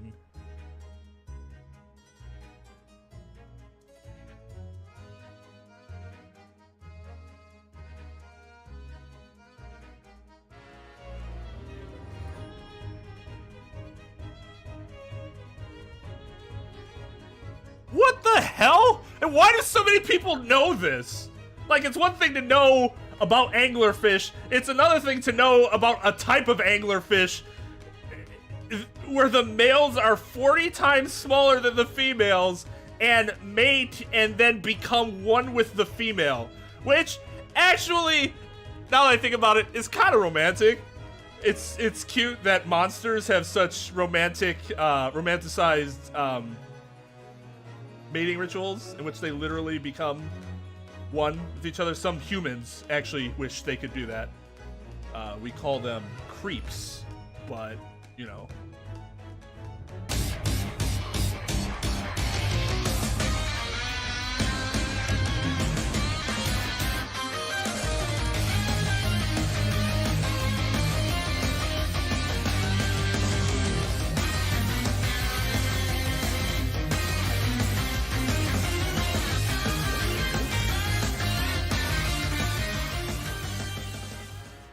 Hey, JB, thanks for the raid. I don't know. God damn it.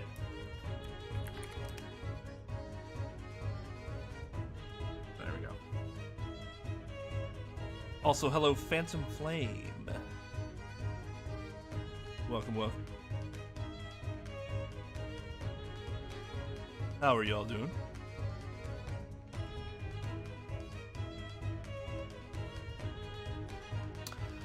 It's because you watch Number File. Well, I guess I'll just never know then.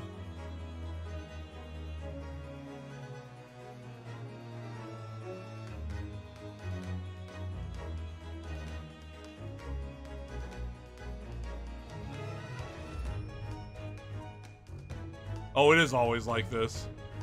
It's either I'm playing the game or we're in a weird-ass conversation. Alright, later, Elijah.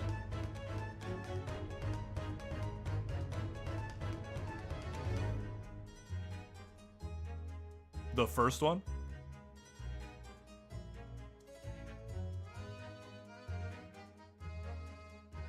I want them to know. No fucks given here. That's the only Devil May Cry game I finished. I really enjoyed it. I don't know why I never finished the second one. I played the second one, never finished it though. Also, remember, Trep, I'm not necessarily making the best decisions of my life, considering I am going on...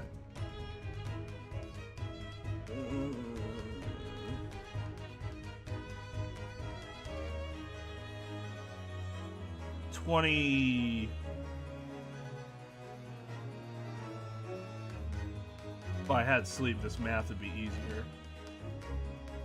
It's almost 2. What time did I get up yesterday?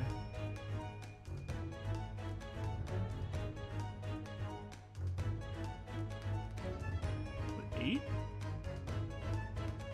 No, it was 11. 7 hours. 27 hours. 27 hours of no sleep. Oh, you finished it today? That's cool. That's cool. Well, GG's. Thank you for the raid.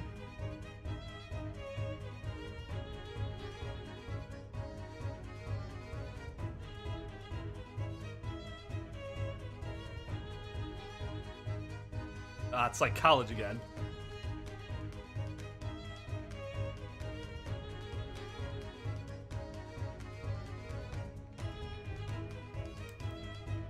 I don't think I could do it during your age, like around your age either. It wasn't until I got into college that this actually became a thing. I think I did an all-nighter once before I got to college, and I'm pretty sure I fell asleep. Oh, hold on, sorry. I need to check this. It's my doctor. Gonna update me on the poison that's in my hand.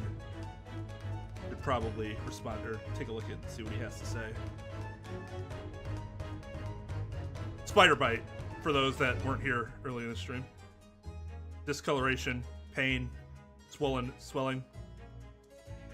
My skin's warm compared to the rest of the skin. Moving it hurts.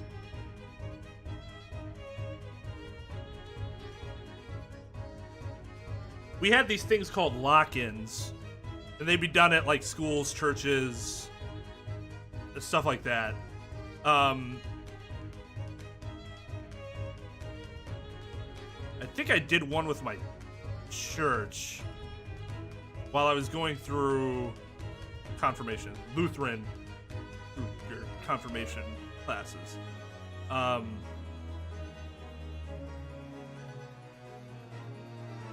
pretty sure we did one.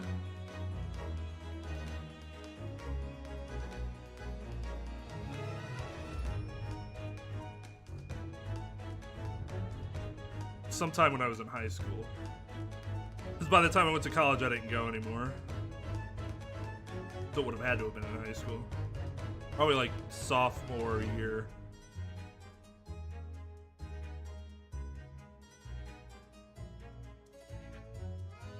Alright, hold on. Let me read. Message. It's so nice that you can just message your doctor now. When I was younger, we'd just have to go in and see and hope it wasn't anything, you know, whatever, but you'd still have to pay your copay and stuff like that. Now I can just message and save myself money and them time. Make sure that schedules are way more efficient.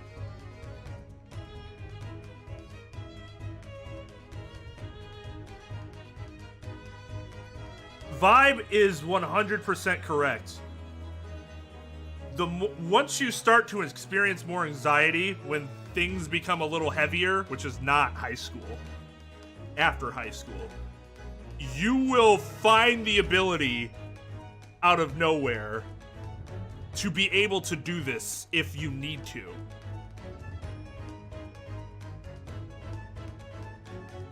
Well, I mean, Amir's in Turkey. Maybe they don't have that in Turkey.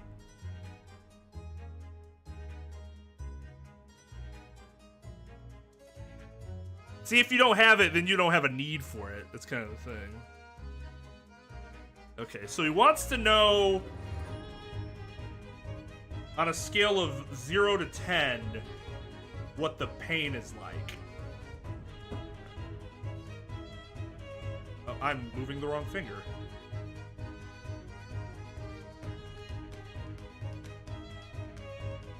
I don't know what you... How would you guys categorize, like, a 5 in pain? Like, what would be the equivalent to a 5?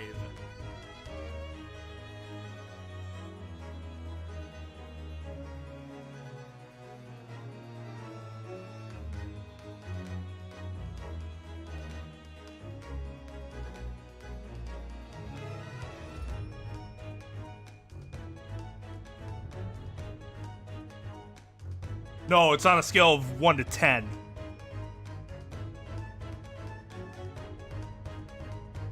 Bumping your funny bone in just the correct way.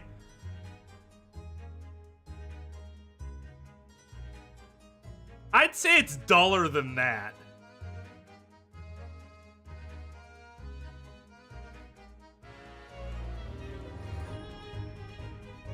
Like, it's actually better than it was before, but that also could be the ibuprofen.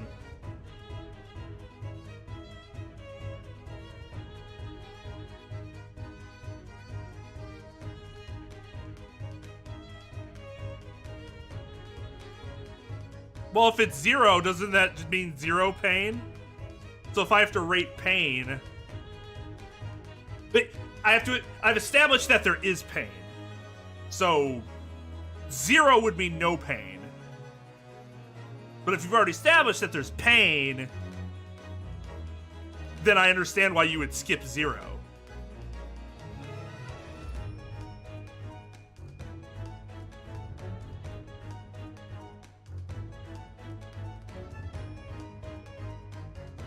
One is propane.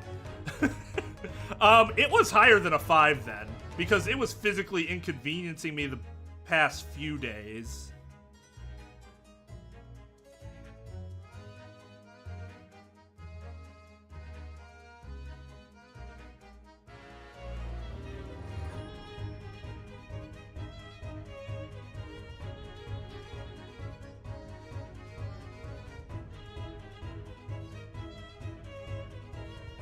When I would use my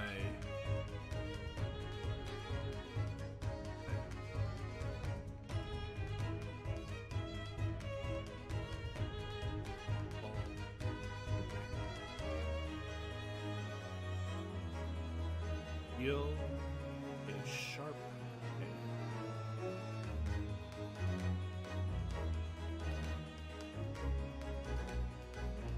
Moving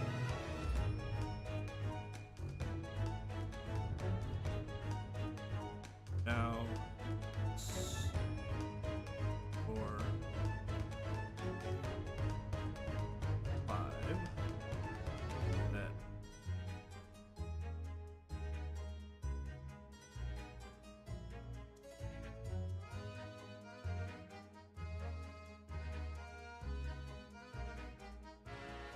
ibuprofens.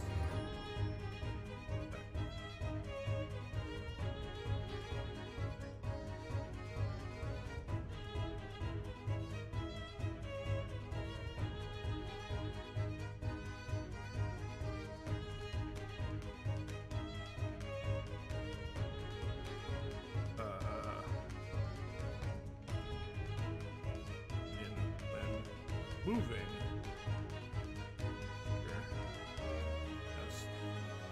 Is about a 5. Now, yeah,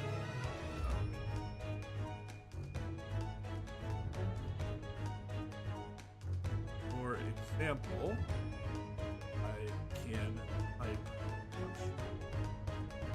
comfort now, and I history.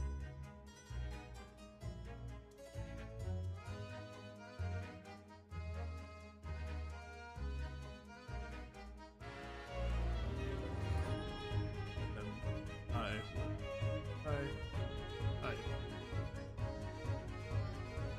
days the pain would hinder my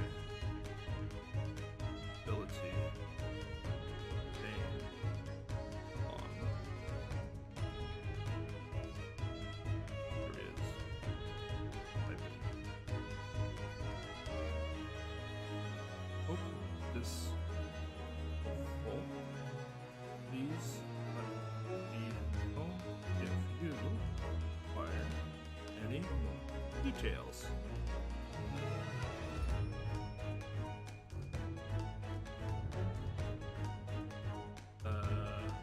E.S. I forgot. Mention that the skin on and pound bump is warm. Aired rest my body.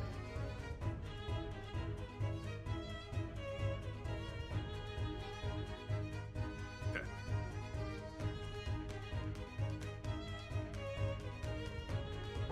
All right, sorry about that.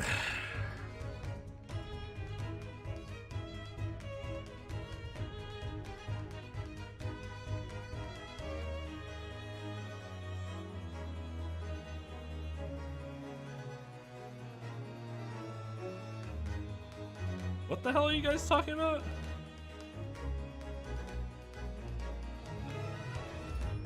Oh, you stepped on a cat.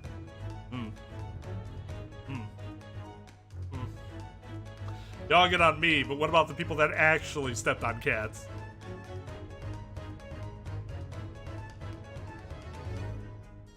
I usually use 3 alarms if I like really need to wake up for something. Otherwise, I'll just use 1.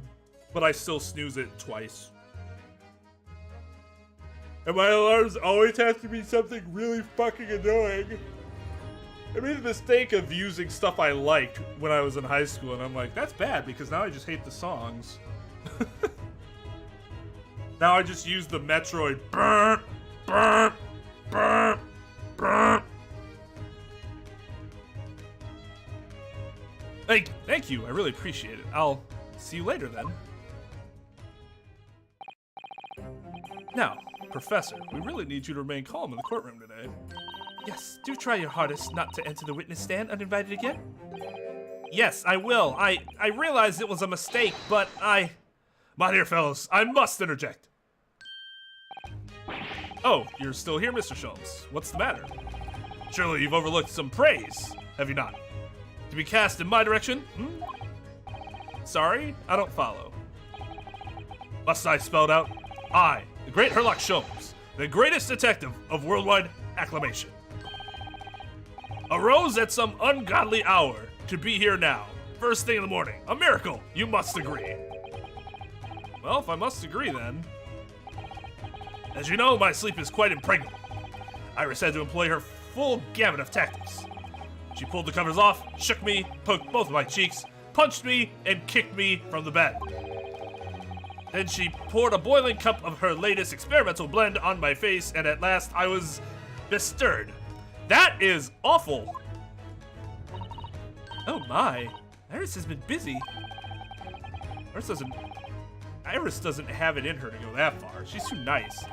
I sense the spirit of a fellow scientist, one who relishes the infinite possibilities of blending tea.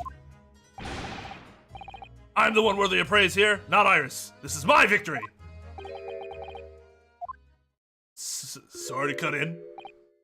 Oh, Inspector Gregson.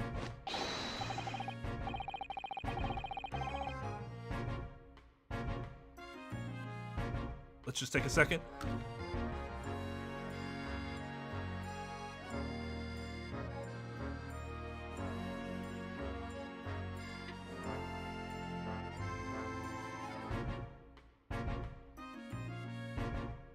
I would like us to observe a moment of jamming.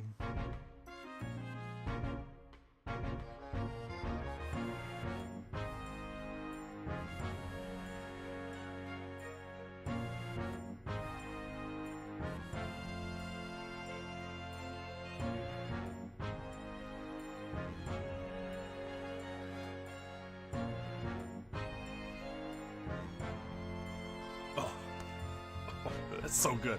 It's so good! Gregson, my dear fellow, why the grim expression at this delightfully early hour? Oh, I don't know. Because I've been confronted with a grim expression, Dear me. Are you going to take that insult lying down, Professor? What? What? I don't know! Or professor. Maybe we should stop referring to him as the professor. Considering the circumstances. Or just call him by his full name. Anyway, here's the paperwork you asked for. What paperwork? Don't ask questions, just take it! I would never have asked what paperwork. I would have just... He's giving me something, I take it. You're gonna volunteer information to me, I am going to look at said information. I took the liberty of requesting it yesterday. I have a feeling it may prove useful. You won't believe the hoops I had to jump through to get this brought out of the archives. It's the professor's autopsy report. That mass murders? Killed 5 members of the aristocracy? I always want to say aristocracy, which is not the right, obviously. Man. He's found guilty in a closed trial 10 years ago now. It was all done under wraps. It was quickly executed soon after the trial. It's all here. I don't know what to say. You're awesome. Yes, much obliged, Gregson. A slowly lot at the yard, just doing what we can. Shadow of the great detective Sholmes, of course. You feel really bad for Gregson, like you feel really bad for Gumshoe, but you do it in a different way. It's like a different sort of pity. Aristocracy.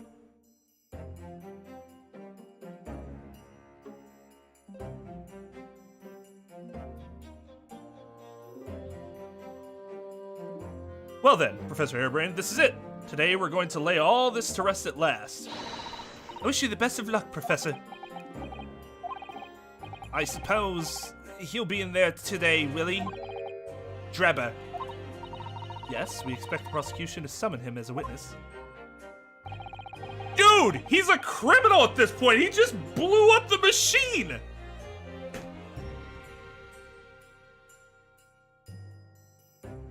I mean, I guess he's in custody already. I feel like it's gonna make it a lot easier for us to prove our case. Your Honor, he blew up the fucking machine. Why would he do that?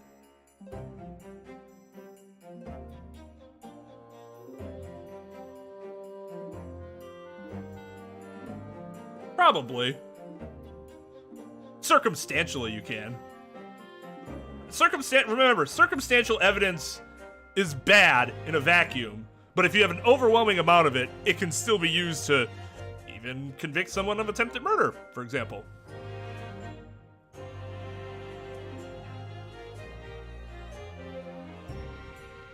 Especially if they were able to figure out that it was a bomb and compare it to the bomb that he has. Like, that's something you would be able to prove now. I don't know how much you'd be able to prove then. I'm still amazed you managed to find him in just one day. I really owe you both so much. Counsel and the defendant, the trial is about to resume. Kindly make your way into the courtroom at once.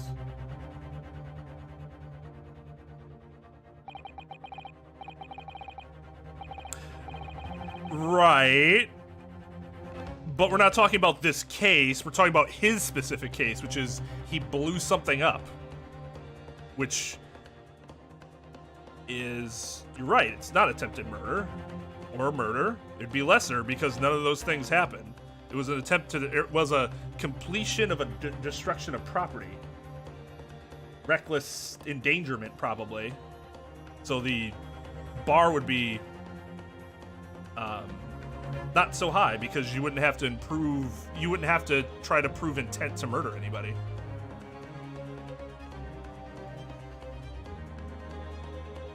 This is it then, the final chapter. Funny, my heart's racing a little. I've not felt this before, actually. The strange foreboding, as if something's going to happen in this trial that I'm not ready for. But I can't let that distract me from the only thing that really matters, finding the truth. You know, I'm honestly not a fan. Personally, I know why they do it. it's not objectively bad or anything. I'm personally not a fan of that constant protagonist narration right before you're going into, in these cases, into a courtroom, in Danganronpa right before you're going into a class trial. It's so overdone, and they never say anything that's, like, interesting. Maybe it'd be different if the dialogue was, like, pertinent. What did he give us there? Oh, something I'm not ready for. That literally happens every day we're in a trial. Something happens and we're like, what? Like, he offered no information that was interesting there. They just filled space. I personally don't like it. And I wish games would cut back on that shit.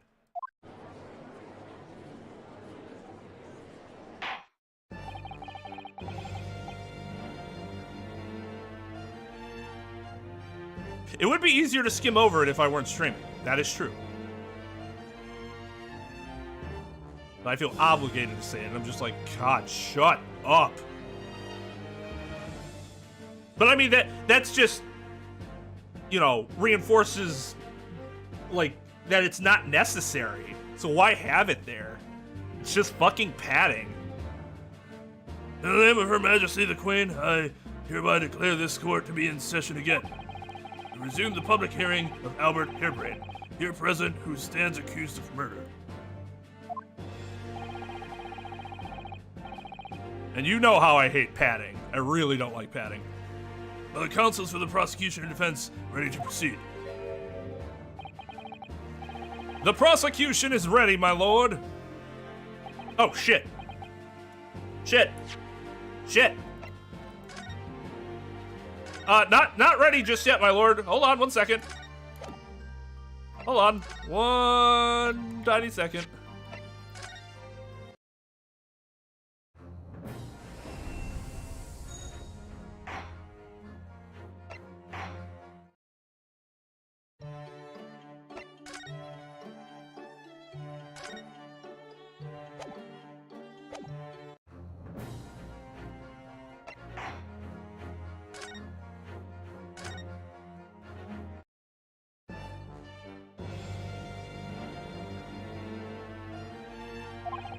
Ah, now we're ready, my lord.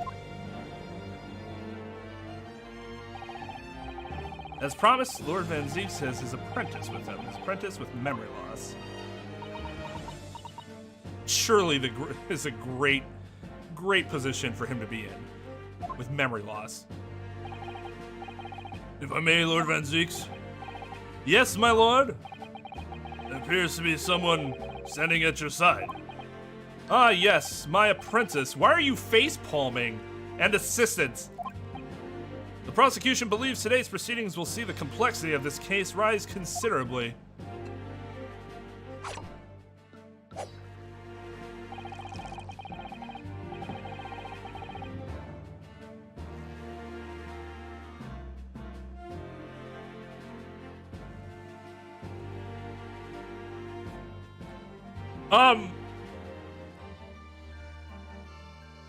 Okay, so first of all, that sword has to be a very, very specific length for him to be able to swing like that, connect with the wine, and also still not slice Van Ziek's arm into two. Second of all, even if he cut the cork like that, wouldn't there still be cork in there? It's less about cutting the cork, like slicing the cork, and more of like cutting it to pop it out. But you just don't slice a cork and then it's fucking stuck in there.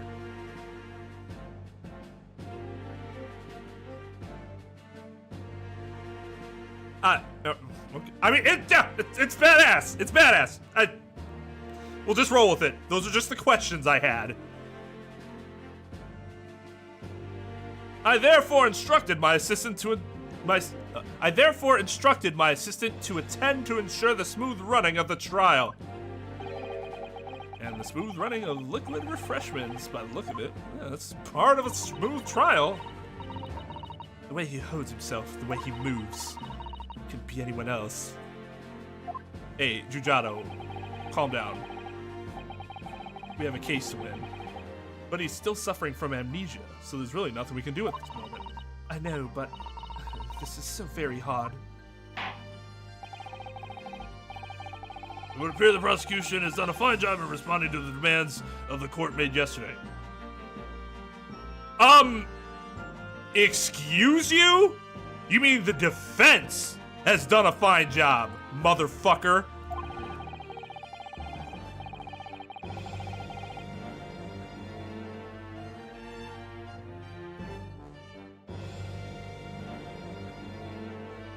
Yes, we discussed how that could be assault and battery. When he throws it at the gallery, yes. I understand you have successfully secured the engineer who disappeared from the scene on the day in question. Yes, my lord, I intend to call him as a witness shortly. Very good, very good. Now then, ladies and gentlemen of the jury, who have been chosen at random to represent the will of the people in this courtroom today, are you ready and willing to proceed? Of course, my lord. I'm sure we all understand the importance of doing our civic duty. I do so despise deception and deceits. I find it so very wearing. To take a man's life with a conjuring trick, it is against the magician's code, not to mention the law. May we try to subdue the wrath of God? Yes, we. Can we take a second to appreciate the irony in this sentence?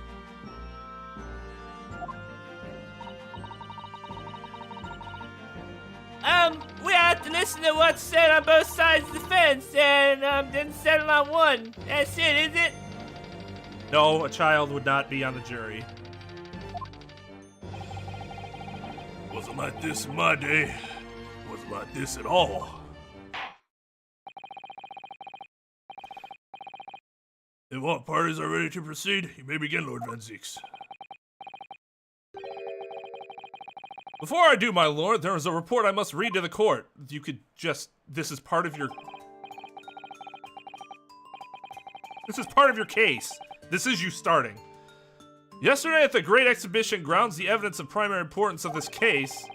Oh, okay. Okay, that makes sense. That makes sense.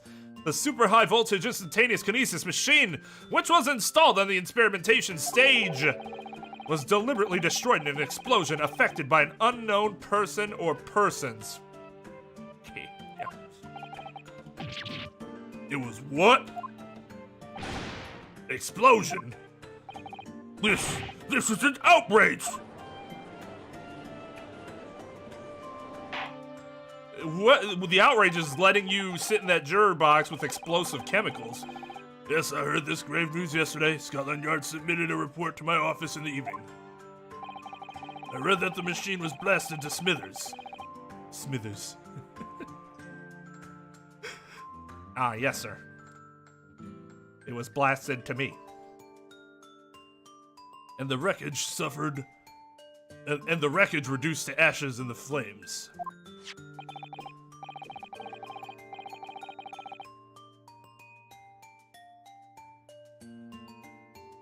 It's not that scientists hate God. There are a lot of scientists that believe in God. But to ask that somebody disparaging science to face the wrath of God as a scientist just seems like a weird route to go. We know that there are man-made, human-made ways of dealing with this, more logical ways. So it's just kind of a weird expression for a scientist to make.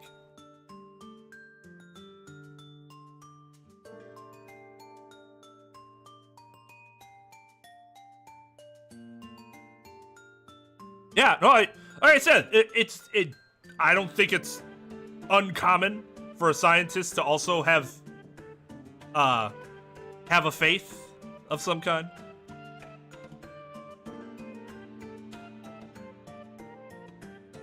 But I would say in Western culture, including the UK, that's less of the case.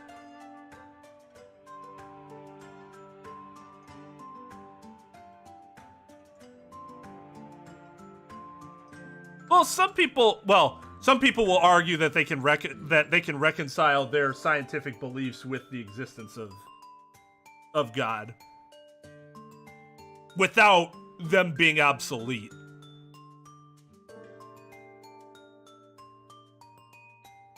I mean, I know scientists who believe in God. I wouldn't necessarily call them religious. They're not leading a congregation anytime soon. But if you ask them if they believe in God, they'd say yes. But no, I don't know any that I would call overtly religious either.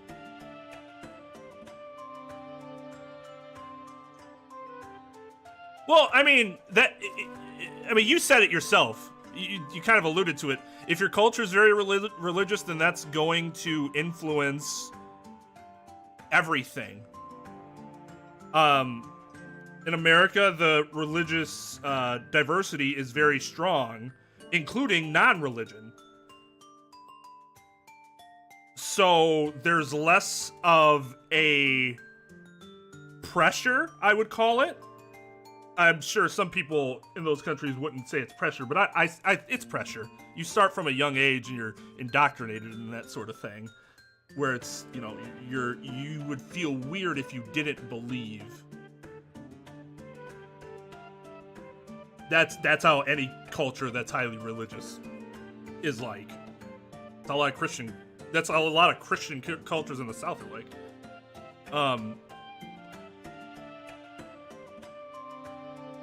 But yeah, it's it depends on your culture. There will be biases. There will be biases in science, which is obviously a problem because that can screw things up. That can screw your perspective up.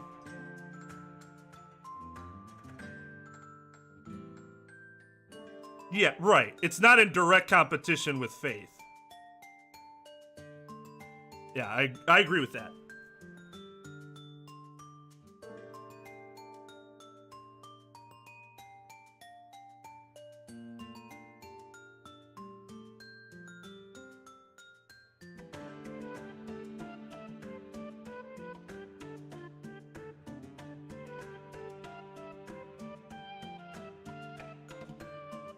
But so there you go. That is not our science that we are accustomed to here.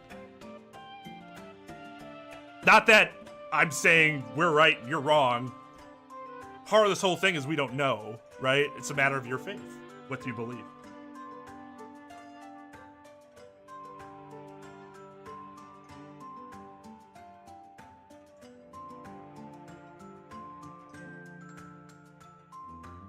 No, not in the present day.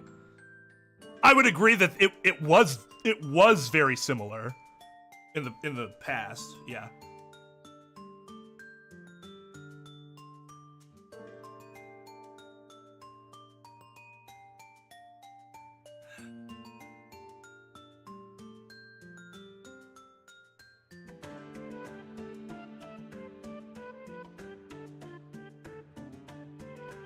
Well, I mean, just look at, there are things that we see in space right now that we're like, we don't know how that's possible.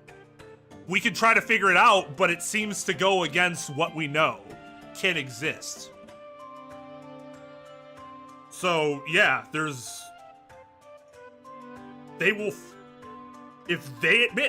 there's something that they don't understand how it can happen, they will say.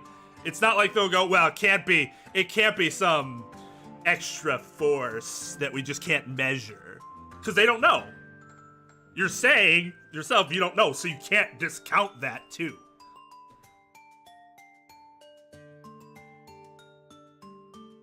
Oh, quantum immortality, please. I am petrified of death. These last like 3 years, whew, just really hope we get that whole can upload our consciousness into AI or like some supercomputer at some point, because that'll probably change. That'll probably change as I stop being a little bitch about it. But for now, I'm a little bitch about it. I have here a photographic print of the scene taken in the wake of the explosion.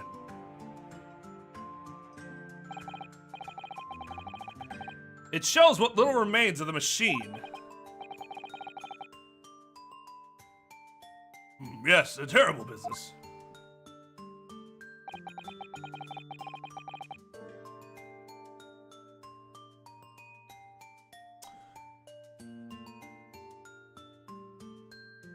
No. Well, wouldn't it be like a combination? Because some of it's still artificial, but not all of it.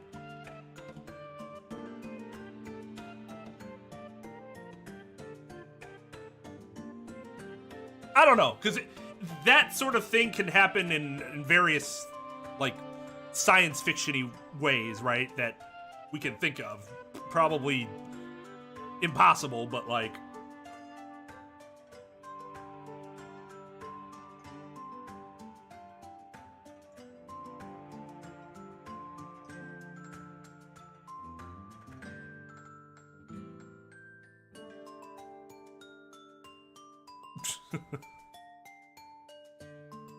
Yeah, that's what it is. What don't we understand? How can we figure it out?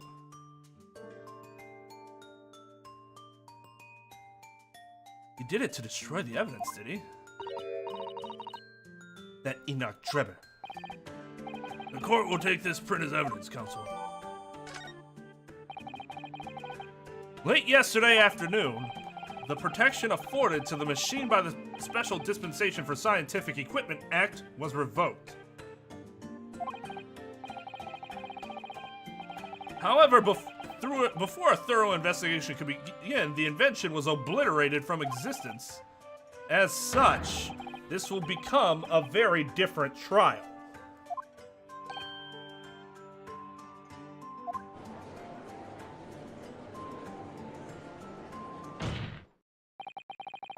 As it stands now, with no evidence on which to draw meaningful conclusions, the authenticity of the kinesis machine will remain forever in obscurity. Indeed. Most unfortunate state of affairs. However, one thing remains clear. The victim's death was the result of the actions of the accused. Of that we can be certain. For it was the accused himself who was operating the machine and who ultimately caused its loss of control. Objection. As Lord Van Zeeks rightfully says, this is a very different trial now. The accused accepts responsibility for his part in the events that transpired. He acknowledges that Mr. Asman died as a result of the accident caused by his machine's malfunction.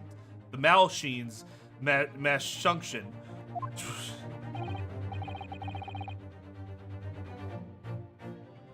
However, unbeknownst to the professor, he was being deliberately deceived by a pair of very clever fraudsters.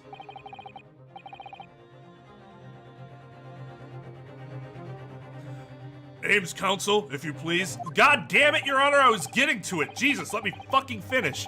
The engineer, Mr. Enoch Trep, and the victim himself, Mr. Odie Asvin. So what exactly were these two men up to behind the defendant's back? The defendant intends to expose that information, thus establishing the unequivocal innocence of the defendant of intentionally murdering somebody, at least.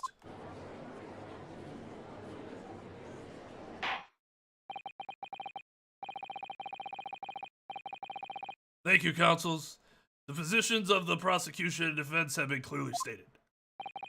Lord Van Zeeks, summon your first witness, please. At once, my lord.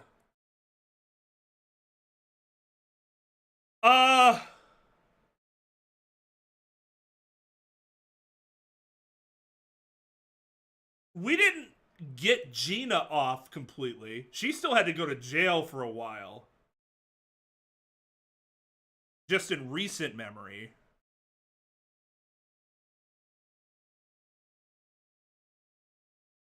At once, my lord.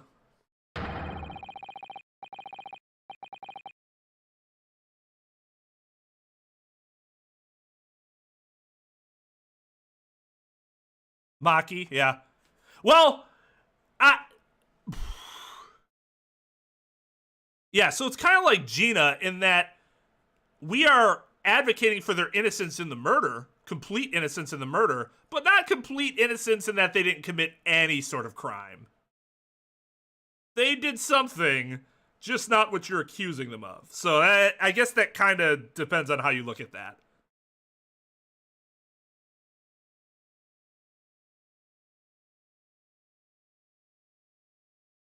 Yeah, I've heard people say stuff like that before. I can't.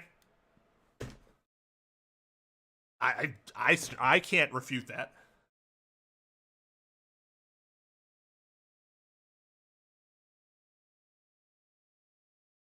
We got Ron DeLite off of everything. We weren't defending Iris, though.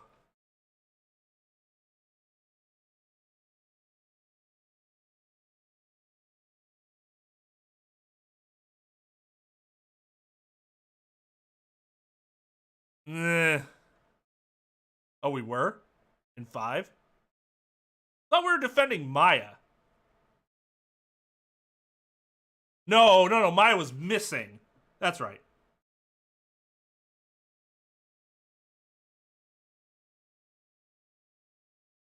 So yeah, Iris. Adrian wasn't the defendant in 2-4. She never became a defendant. An official defendant, at least. I mean, we did say that our client, well,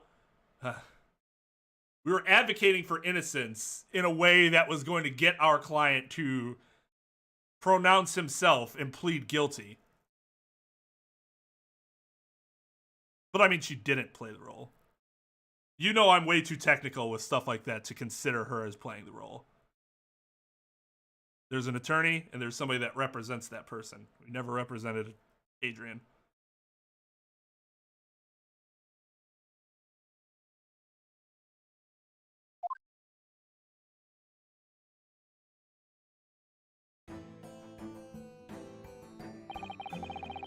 Catch up with the conversation, Lynn. You're behind.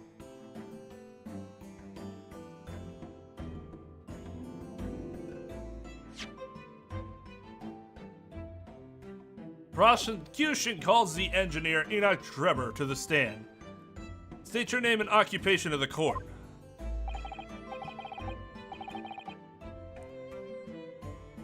Name? Enoch Trevor. Occupation?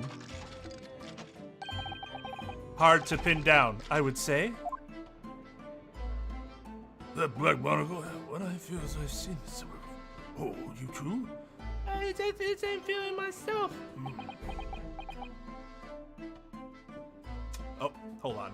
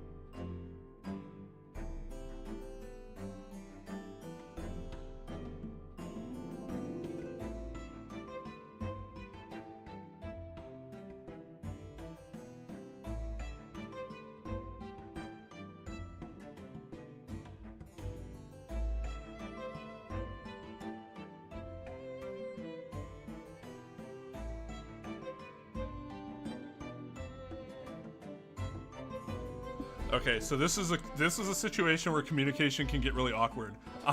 It was my doctor's office.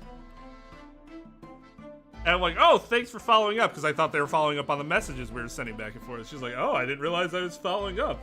I was like, oh, yeah, because I was messaging back and forth. So, anyways, this person was calling me to set up my yearly physical and had no idea the other thing was even going on. So I'm like, oh, yeah. Great. She's like, yeah, someone else will be calling you back about that. I'm like, all right, fine. She's probably probably wasn't a nurse. She's probably just a scheduling clerk or whatever the title would be. The first time I saw his picture, this was last stream. The first thought I had was give him the Sephiroth voice, that kind of like menacing yet like surprisingly monotone voice. But I can't do that. I can't get that voice.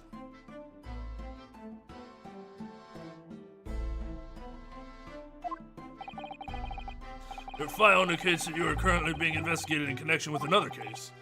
The theft of a waxwork model, is it? Most extraordinary sounding business. How is he not under investigation for blowing up? Oh my god. But that has no bearing on this trial, I assure you. Leave it from your mind. You're familiar with the public experiments carried out at the Great Exhibition some days ago? The accused super high voltage instantaneous kinesis demonstration. Yes, you could say that. I am aware of it. There was a terrible accident, wasn't there? It was you, Mr. Drebber, who constructed the vast machine used in the experiment. Or so our investigations indicate. Can you confirm your involvement? Yes, I constructed it in the precise accordance with the blueprints, but that's all. Then the court would be very interested to hear your thoughts about the machine, I'm sure.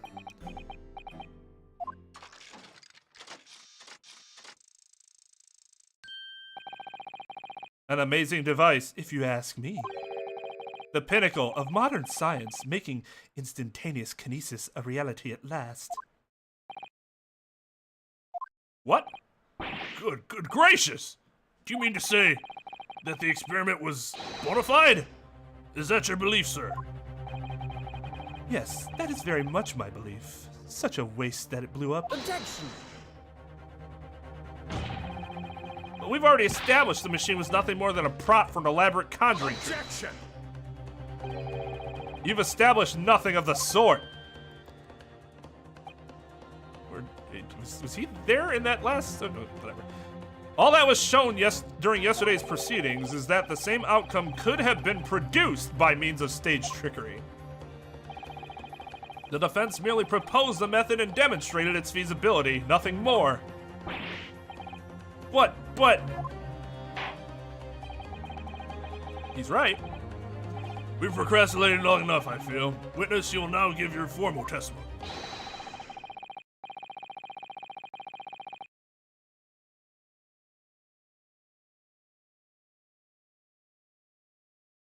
Yeah, well.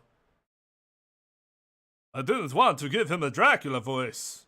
That would have gotten annoying for long periods of time. So I gave him a mix of Edgeworth and Von Karma, since that's who he reminds me of. About the machine that you constructed for the purpose of the demonstration at the Great Exhibition. Understood.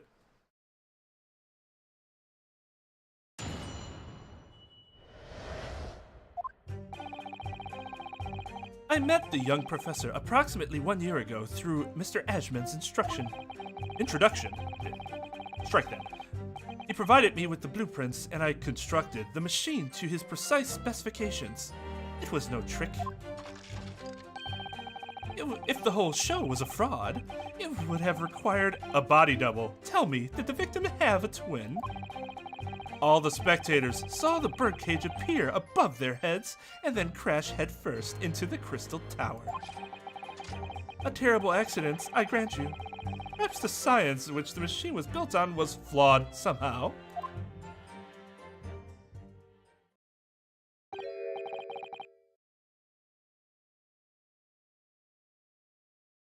A body double? That goes without saying, surely. To give the impression that something has moved when in reality it hasn't. It's a basic conjuring principle. The deception cannot be achieved without substituting the original with a fake at some point in the performance. But would I be right in saying you haven't managed to establish anything along those lines?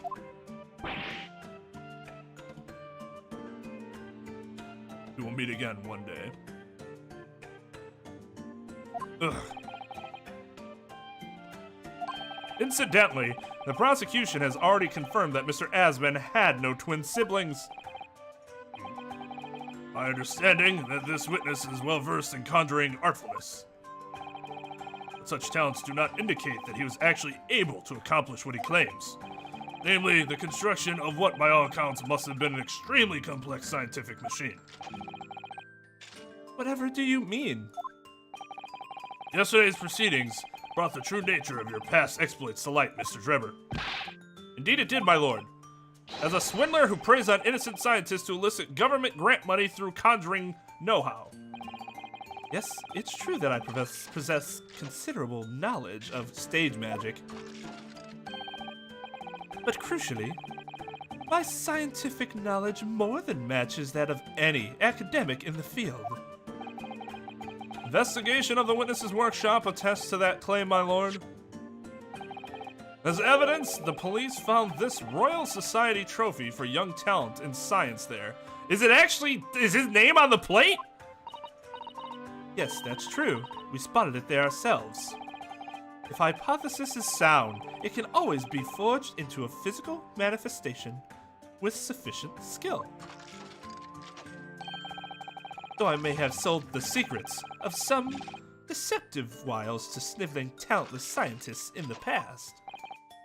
Would you therefore assert that the explosion of the machine was An unfortunate accident, or, of course, a deliberate act of murder carried out by misuse of the science?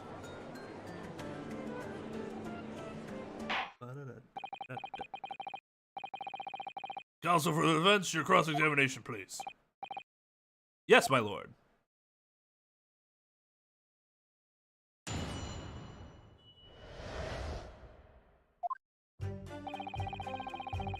All right.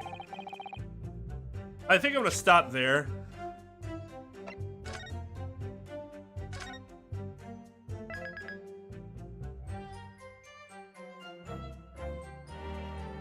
We're almost at 5 hours, but I don't know. It just seems better to stop right at the beginning of cross-examination with him.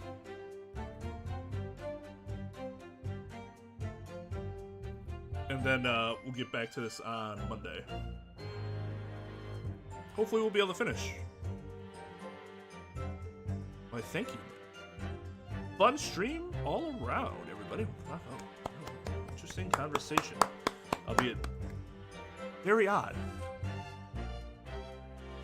Yep, I have to go to the bank right now. So that's one reason I wanted to end there, is because I still feel okay, and I want to get this stuff taken care of, and I want to do that before I suddenly crash. But yeah, thank you everybody for hanging out. Thank you to Theo and Trep for the re-ups in the membership. Thank you to CJ for the $5.